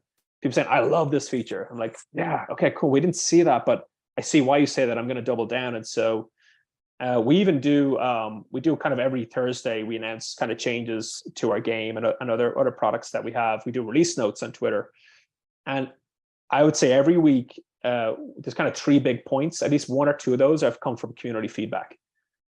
And so that's the difference from Web3. When people get some ownership in you, they're more likely to give you good feedback on what you're building, or give you feedback on your building, not good feedback, give you feedback, which is crucial. kudos to you, man. You guys, it sounds like you guys doing it 100% right from the ground up. You know, you guys are targeting the right type of people, building organically, and it's awesome, man. Especially coming from the Web3 side, and then you guys are obviously killing it for the Web2 aspect of it. So, congrats to you, Owen. We're trying to. It changes every day. It's a very nascent industry. Definitely. I do have one more question for you, if you do not mind, right? And it's obviously plain and simple. What separates you guys from the rest of the new gaming platforms that are jumping into the space, right? Yeah, I mean, I actually think we're one of those fun games in Web3. So I think that's like, from the other Web3 games, I'd say we're probably the most fun, and I think we're known for like delivering a lot. Like we do a lot of updates, a lot of new content. But I kind of bench us more to like games as opposed to just Web3, and so I think we have a lot of room to like keep growing and improving. And so just from like our second game, Immortal Siege, is going to be a lot deeper. Real-time strategy, I think it showcases more of what NFTs can do within our game. So I'm excited for that. We need to keep leveling up. I think the thing that will differentiate ourselves in the long run is two things. One is that we're looking at certain things that can be generated off chain and then put on chain. That is the future for the industry, in my opinion. I just think that's so much easier for onboarding. And also, players, am I going to trade stuff in game, or am I going to just like play it for fun? And also, there's no speculation because it's not a 20. There's no point in actually trying to speculate. You literally need to find other players to buy this because they want to use it in game, not that they want to hold it and speculate. And so I think, and that actually has been done in Web 2 before. It's just the blockchain, I think, really helps. Like, yeah, this actually is like one of one, or it is like it's a public ledger saying, yes, this is separate. And then so that's like the technological side. I think the second part is, and this is very well, depending on folks who are very familiar with digital marketing, user acquisition is very underutilized in this space. And so that's something that we have a team that's very experienced. I've worked on well over 100 game launches over the last decade, seeing what works, what doesn't, scaling to millions of players. And so, and we have some other folks in our team who've done even bigger than that. And so it's when we get see the right metrics on a game, we think we can actually scale a game to be in a top grossing game, whether it's on the Epic Store or on iOS or Google Play. I think that ambition, a lot of other Web3 companies, some have that ambition. A lot are still trying to see what works. We feel after only having a game live for about 6 months, we feel very good about the metrics and how to apply that business model. And so it's going to be a case of applying that business model to deeper games and scaling out to more players. Appreciate your response, Owen. Man, I can't wait to do a little bit more research on Infinity Gods and check you guys out, man. You guys bring a lot to the table. Well, join the Discord and we'll say hi back. And there's all various stuff going on in there, so it's a lot of fun. Yeah, love that answer. And I think, to kind of reiterate what you said, like first and foremost, I think what this whole industry needs a bit more of is like having your core group of people that like the product first and then stay for everything else. Definitely we see in a lot of these other games or other DeFi types of platforms, people are always jumping from one project to another. So everyone's fighting to retain people. And before we kind of get to the end here and talk about future trends, Owen, I was wondering if you could talk a little bit about, your time at Facebook. What are some trends that you saw at that time and some of the things that you predicted or people were talking about? Do you think they came true, or is like this whole gaming industry completely changing? Yeah, it's a good question. So what if Facebook? A lot of trends happened, and I would say Facebook responded to them as opposed to drove them. But once they responded, they were actually a pretty big piece in that space. And to maybe illustrate that point, so I was fortunate enough to be working with King.com in 2011, and they had a suite of games on Facebook. And their latest game they presented to us was a game called Candy Crush on Facebook Web. This is like ancient history now, but this was really big back then. And I distinctly remember, not me, but somebody else in the room said, I don't think this will really work. And they said, well, actually, we're going to put it on mobile devices too. And we're like, oh, I don't know, guys. And of course, you know, this is a whatever, it's a $6 billion brand. It's like the most played game out there. And so that was just illustrates that even the big tech giants, you know, it's a set of people, and like really you're observing and trying to preserve when you see things work. And so Facebook, we you know, we built a platform, and games end up taking over. And what we were observing was the move from pay to play to free to play mechanics really clearly at work. And then the whole world kind of went free to play. So both mobile games and then actually console games with DLCs, etc. And so why that's important is I remember our reaction at Meta was, how do we support this? And so the move into signal-based advertising. So marketing became more like operating, you know, trading like stock trading on very conservative basis than it did like do a huge TV campaign and see what happens. And so we saw that trend emerge pretty well. And then kind of fast forward to and what the result of that trend was. Everybody looked at two things from a gaming point of view now. It wasn't just, can I get a hit? It's like, okay, how do I de-risk my business so I'm more likely to have a profitable game or not? And they would look at things like lifetime value. So what's my value to you? Because you're not just paying up front. I want to convert you to pay. And then over time, I want you to like keep enjoying the game, so you pay some more to extend your experience. And so everything came into like, how do I optimize and maximize that? And a lot of jobs and a lot of businesses are created on that side.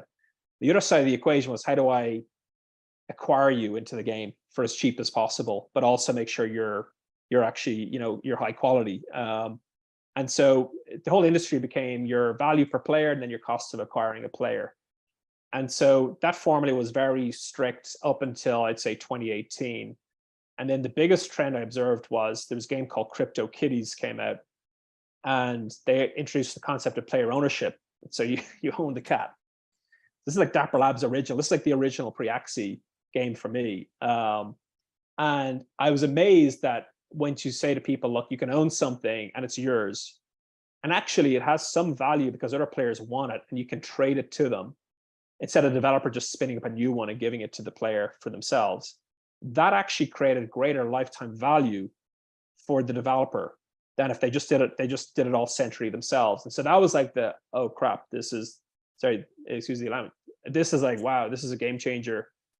And we then saw, of course, again, we see now kind of, you know, bear market comes in, it's all confidence based. It's kind of crazy. And then of course, COVID, it comes back in again, and we have Axie leading the charge. And now we have so much funding and so many games, and we actually have games getting traction that's sticking. And so maybe that helps answer the question. You know, the big tech companies don't create too many trends beyond their initial concept, but they are very good at observing and adapting their business model to them. Yeah, no, this is like my favorite part of the interview. I think you just summed up all the trends or everything that's happening in crypto from the start. And yeah, it's so true. You know, a lot of people forget, like you said, you know, the first NFT that really took off is Crypto Kitties. And you know, some people even look at that as a failure in the sense of it didn't fully catch on, but then it, like you said, it inspired so many things after that, and trends keep changing as well. So now to kind of fast forward where, you know, Facebook is now called Meta. They're doing a bunch of different things. And, you know, recently, I think a few days ago, just yesterday, we saw Epic Games announcing, you know, they expect 20 or so blockchain or crypto enabled games in their app store. I think it's interesting. They're not actually creating the games themselves, but they're kind of opening up or encouraging the admission of crypto and blockchain enabled games.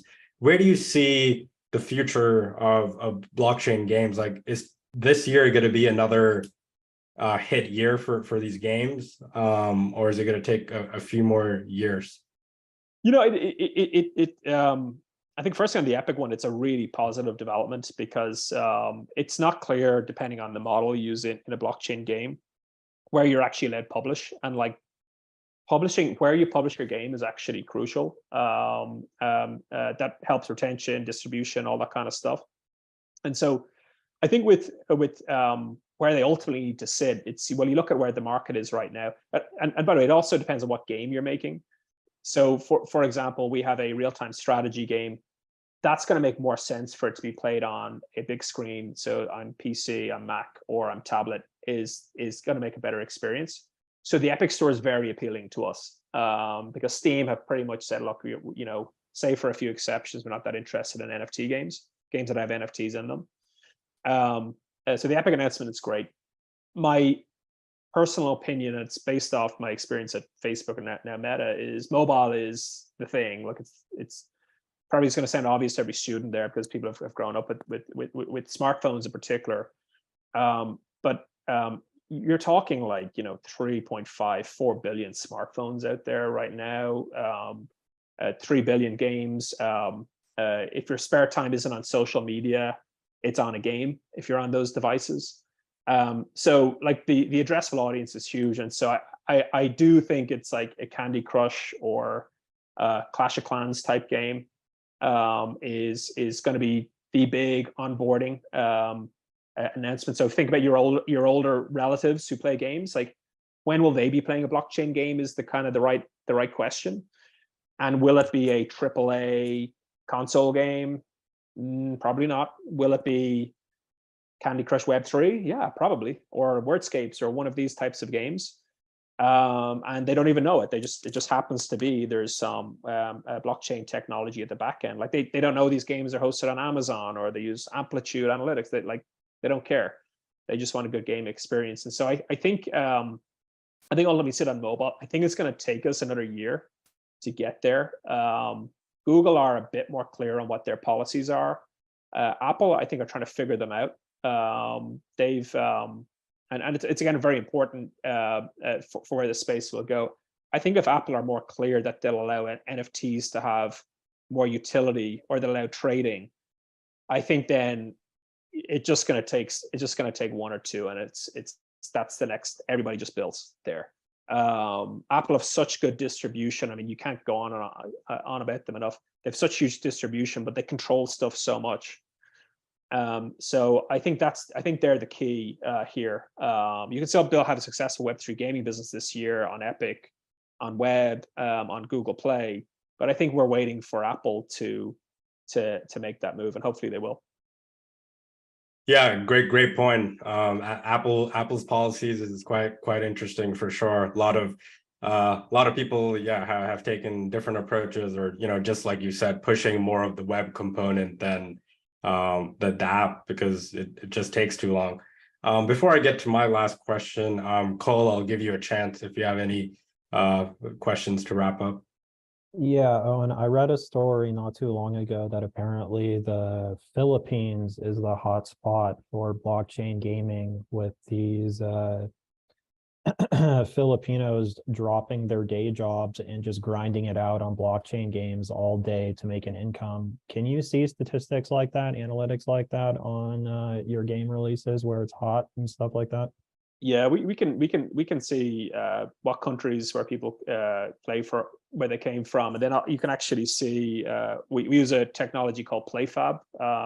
It's a common game server, and so you can see essentially like what groups of players are doing. Like, so groups from the Philippines, which we actually have a lot of Filipino players, they actually aren't doing as much grinding behavior as we thought. A lot of them are just playing. Some of them are actually selling stuff, but maybe they're just kind of playing the game. So we can see that. What we optimize for, though, is that you actually are like enjoying the game, and so you're coming from. It could be regional, or it could be some other demographic that will spot and say, okay, who really likes our game, and how do we get more of those folks? Because once they like your game, then monetization, et cetera, will take care of itself. I think just on that point around what we saw in some of those markets, because what wasn't just the Philippines, like Venezuela, I think Nigeria has sees spots of this as well. I think the longevity of that is we have to be careful with. If people are just playing a game to grind out, rewards. Once those rewards, anything happens to them, then you lose your player base. And so particularly with Axie, various mechanics transpired over probably a 3-month window where that was profitable, and then it quickly became not profitable to do that.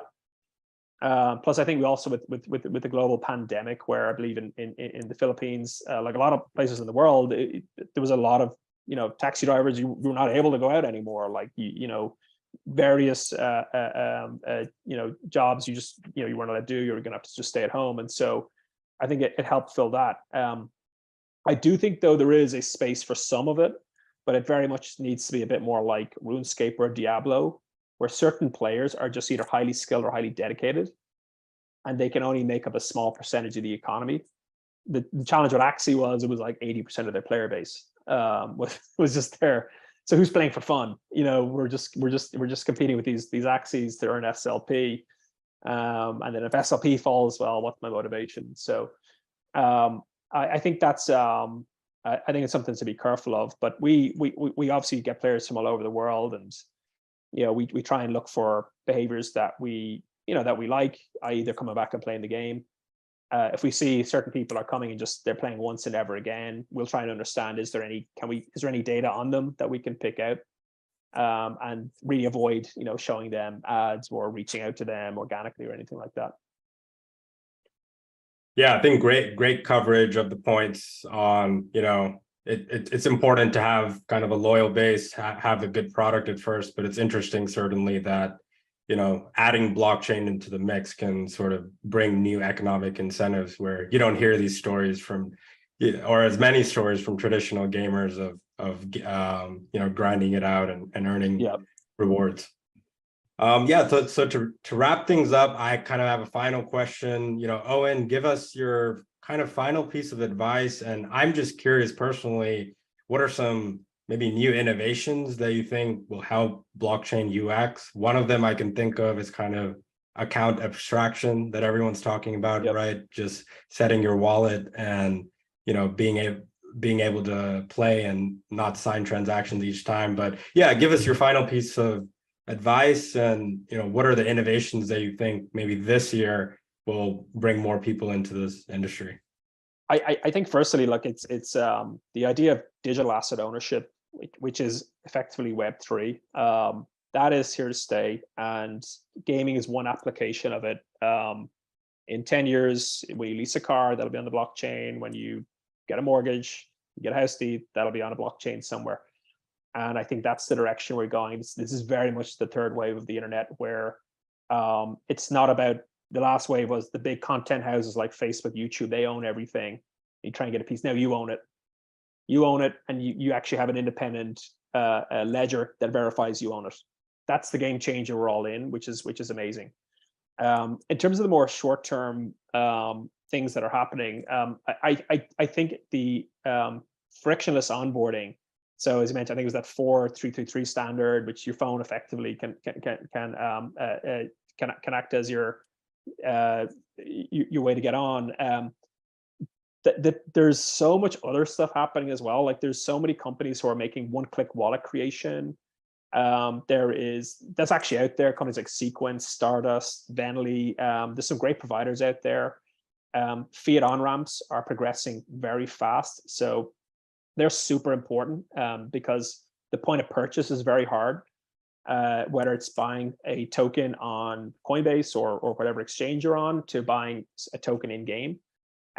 It requires crazy bridging. Fiat on-ramp that companies like Stripe really are leading.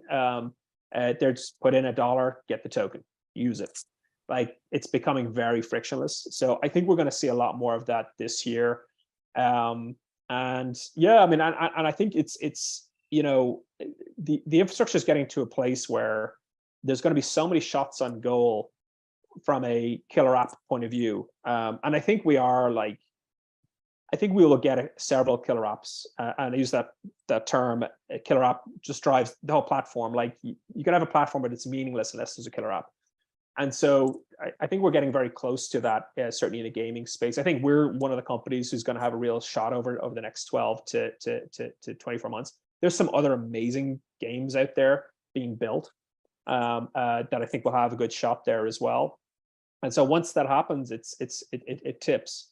And we saw what mobile gaming, you had a game like Candy Crush or Clash of Clans, when they figured out I swipe on a phone which was a total innovation back then, and I make a purchase via credit card, which again was actually pretty innovative for games, then all of a sudden your usage just goes through the charts, and so everybody's doing it. And so I think we're really close to getting to that state. Yeah, thank you. Great, hopeful message, and looking forward to you and the industry continuing to innovate. Owen, thank you for joining us here today, and students from the University of Nevada and Portland State, thank you for joining us as well. The rest of you, check out our YouTube channel. We have over 800 interviews of Reimagine, and stick around for Reimagine V15. We're bringing you more interviews. Thank you. I had a pleasure speaking with all of you today. Thanks, Owen. Thanks so much. Thanks, guys. Appreciate it.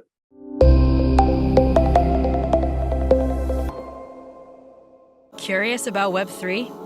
Learn Web3 with the leading Web3 wallet at MetaMask Learn. My friends, I'm glad that you can join us in the decentralized financial revolution. The only way forward is if we continue to educate ourselves and those around us, and that is certainly what we intend to do. The value of $1 can diminish with the click of a federal button, but the seeds of wisdom may never die. Don't let them catch you, be bold, and dare to reimagine your freedom.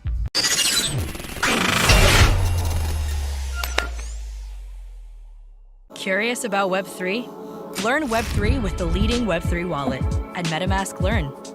Stay tuned. We're about to wipe the floor with this one. I'm Robert Davi, and you're tuned into Coins, the only podcast that might literally set you free.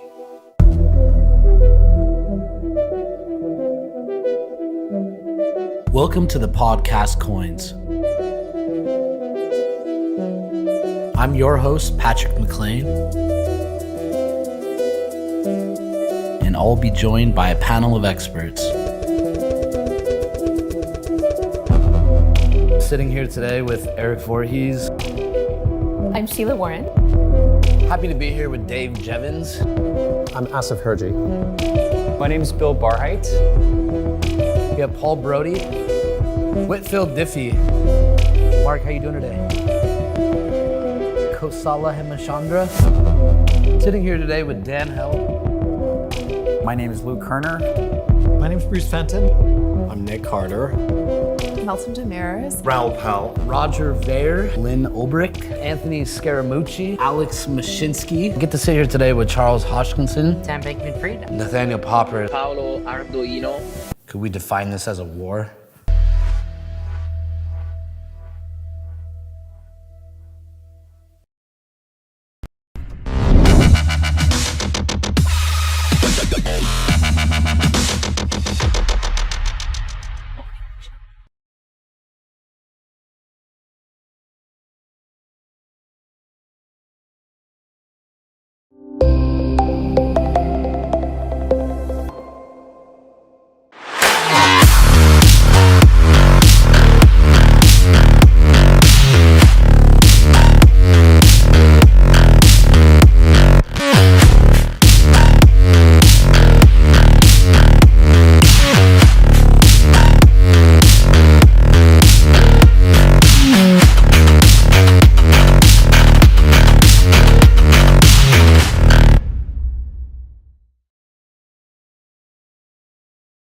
Hey everyone, you have Patrick McLean here with Reimagine back. I think it's going to be our 15th event with a guest. Had the opportunity to, I think, Paul, this is probably me and your 6th or 7th interview at this point. We've worked on docu-series together over the years, and definitely an interesting time in the market. So I'm excited to kind of hear Paul's thoughts here and let some of the students ask questions that are of interest. But before we get into it, let me go around and have everyone kind of introduce themselves. First, Ryan with Golden Gate University, you want to take us in? Sure, yeah, thank you so much. So yeah, my name is Ryan Green. I'm a third-year law student at Golden Gate University School of Law, and I'm the president of our university's Blockchain and the Law Society. And so our function is how to marry the law and regulation to the technology, and ideally build a space that inventors and creatives can really flourish and create new opportunities in Web3 and beyond. Awesome. Ever since we started the university program stuff, I was always the one of the areas I was shocked, like how many students from the legal side kind of came over. So definitely excited to get that perspective. It's here with Cambridge. You wanna introduce yourself? Yeah, hey, so my name's Imtiaz. I actually graduated recently from Cambridge. I was the vice president of the Blockchain Society, and now I'm just sort of managing the socials and stuff. At CBS, we do a lot of things. We educate students through conferences, hackathons, and lectures, getting external people in and getting internal people at Cambridge and the wider university scene in the UK aware of the space and the opportunity that's available, and generally expanding the ethos of blockchain within academic faculties in Cambridge. Now I'm currently working for Wintermute, which is one of the largest crypto market makers. And yeah, I'm just actively involved in trading DeFi and CeFi across the crypto landscape. Definitely. Interesting market right now on the market maker side. Yeah. Last but not least from the students, Julian, you want to introduce yourself? Yeah, sure. First of all, I just want to say thank you to Milespelt for having this event and inviting Texas Blockchain over, especially meeting with Paul, just such a vivid space person within the space. It's great to discuss. Just to introduce myself, hi everyone, my name is Julian Sachs. I'm a sophomore student at the University of Texas at Austin, so a bit younger than these other students. I am vice president of Texas Blockchain. We're now the largest undergraduate Texas blockchain organization in Texas. We focus on 3 divisions. We have a research division, students coming in from our business school, our CS school, engineering, focusing on research in different fields and getting into the space. From then, we have a labs division where we focus on commission projects, working with layer 1s, layer 2s, figuring out new solutions and building that and open sourcing that. And on the third part, we have our incubator. So that's for students who want to take the entrepreneurial route, want to incubate their own projects. We've got a great support from ChainUp, from Professor Sriram Vishwanath. And yeah, we've really grown in the space, and I'm excited to speak about it. Further than that, I am the University Ambassador for the Solana Foundation, as well as the co-founder of CarbX. We're a platform that brings transparency to voluntary carbon markets. Awesome. Glad to have you guys. Paul, you want to tell the audience a little bit about yourself, and then I'll go ahead and kick it off? Yeah, sure. I'm Paul Brody. I'm the global blockchain leader at EY, sometimes known as Ernst & Young. We're one of the sort of big 4 global professional services firms. At EY, we're really kind of, I think, special and unique in this space. We're really the only big global firm that's focused on public Ethereum and public blockchains. We do the usual things that big professional services firms do. So we do financial statement audits, we do consulting. Outside the US, we have a law firm. So we advise clients on what they can do legally. In addition to that, we build software for blockchain. So we have Blockchain Analyzer, which is actually used in the financial statement audit process, matching up on-chain and off-chain transactions across about 6 blockchains. We have an application called OpsChain, which is about tokenizing digital assets or physical assets and putting them onto the Ethereum or Polygon proof of stake blockchains. And then we also do research, and we're particularly focused on a piece of research area, a focus area of research that's important to enterprises, which is privacy technology. And we are the primary developers of a layer 2 ZK optimistic rollup called Nightfall, which is a privacy-enabled ZK optimistic rollup. And we also have something called Starlight, which is it is a ZK circuit compiler that allows you to take Solidity smart contracts and turn them into zero-knowledge circuits. So all of these things are designed to make it possible for enterprises to do secure business transactions on public Ethereum. Awesome. Well, appreciate everyone joining. Let me go ahead and kind of kick off the first question, and then I want to get Paul's view on a few things, and I'll start to pass over to the students. So, a few years ago, actually, Paul was part of a thing the Milespelt team did. We made like a small docu-series. We rented the Treasury building and had a little fun. We had the Sam Bankman-Frieds of the world, the Alex Mashinskis, the Tether people, which in hindsight is a quite interesting story how that kind of evolved. I felt like at the time, I was seeing like Bitcoin was at 60,000. I think the general sentiment that I was hearing from everyone was governments have accepted it, businesses have accepted it, almost a climate of like we've made it, right? And to me personally, it didn't really seem clear that that was the case, more that just people had, assumed it.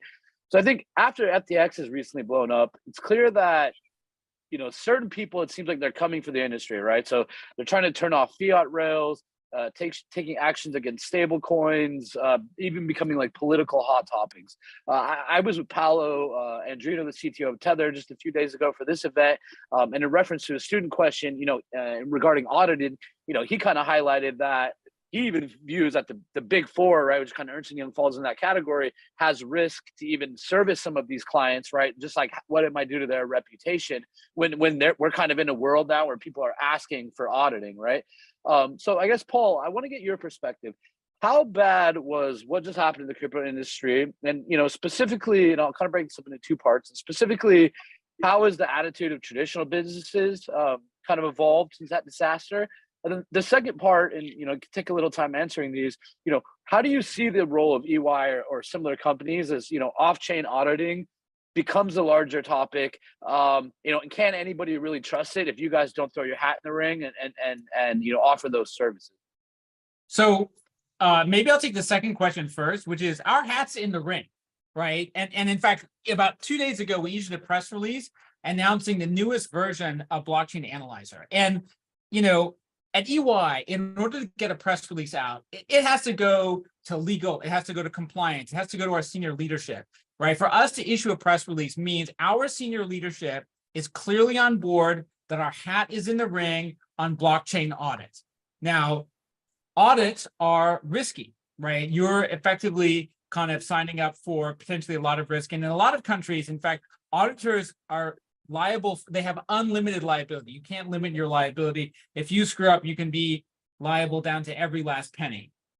And so we do take those things very, very seriously. And one of the things that used to happen a lot in the past is people would come to EY and be like, hey, we got some money, we want you to audit us. And we'd be like, okay, how ready for you are this? Like, do you have business controls? Do you have an ERP system? Do you have all these other things in order to be audited? And their answer was no. And we're like, well, there's a lot of work to be done. And to be honest, a lot of these firms said, well, we can find somebody else to do it.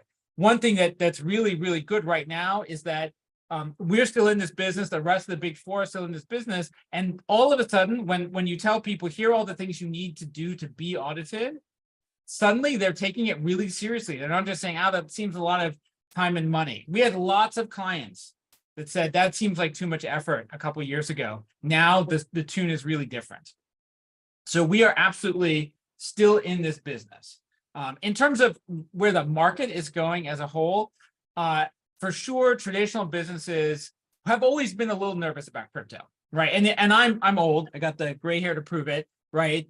When I was recently out of university, I went to work at McKinsey, which is a consultancy, and we were advising clients on things like wireless internet, online commerce. And we had a lot of people during the dot-com bust who were like, see, I told you people are never going to buy groceries online.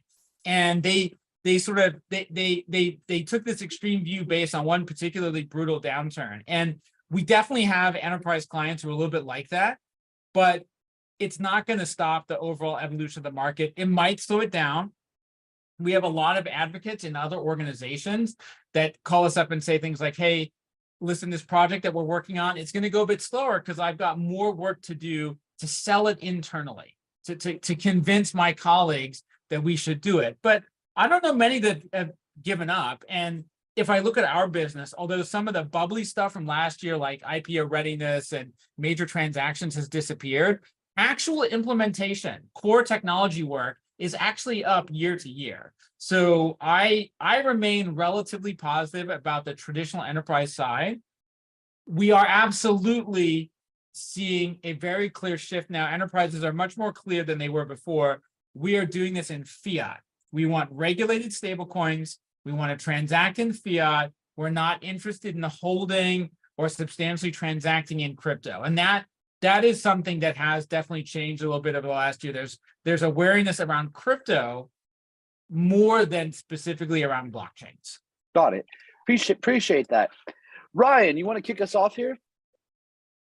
Sure, thank you. And that's a great segue, because one of the things I find myself doing a lot is trying to disentangle, right? Blockchains as distributed ledger technology from FTX and crypto. And so I wonder if in your role, you find yourself having to do that. And, you know, to the extent you do, how do you go about trying to really explain this, right? And to separate an application in crypto of blockchain, you know, from the larger possibilities, because I do think generally, as I hear you saying, there's a lot to do and a lot of space to grow. But teaching and showing people when the bar to understanding is quite high, I find is challenging. So I'm curious, how do you approach that? Yeah, that's a tough one because I don't want to be one of those people who is like blockchain, yes, crypto, no. The reality is that there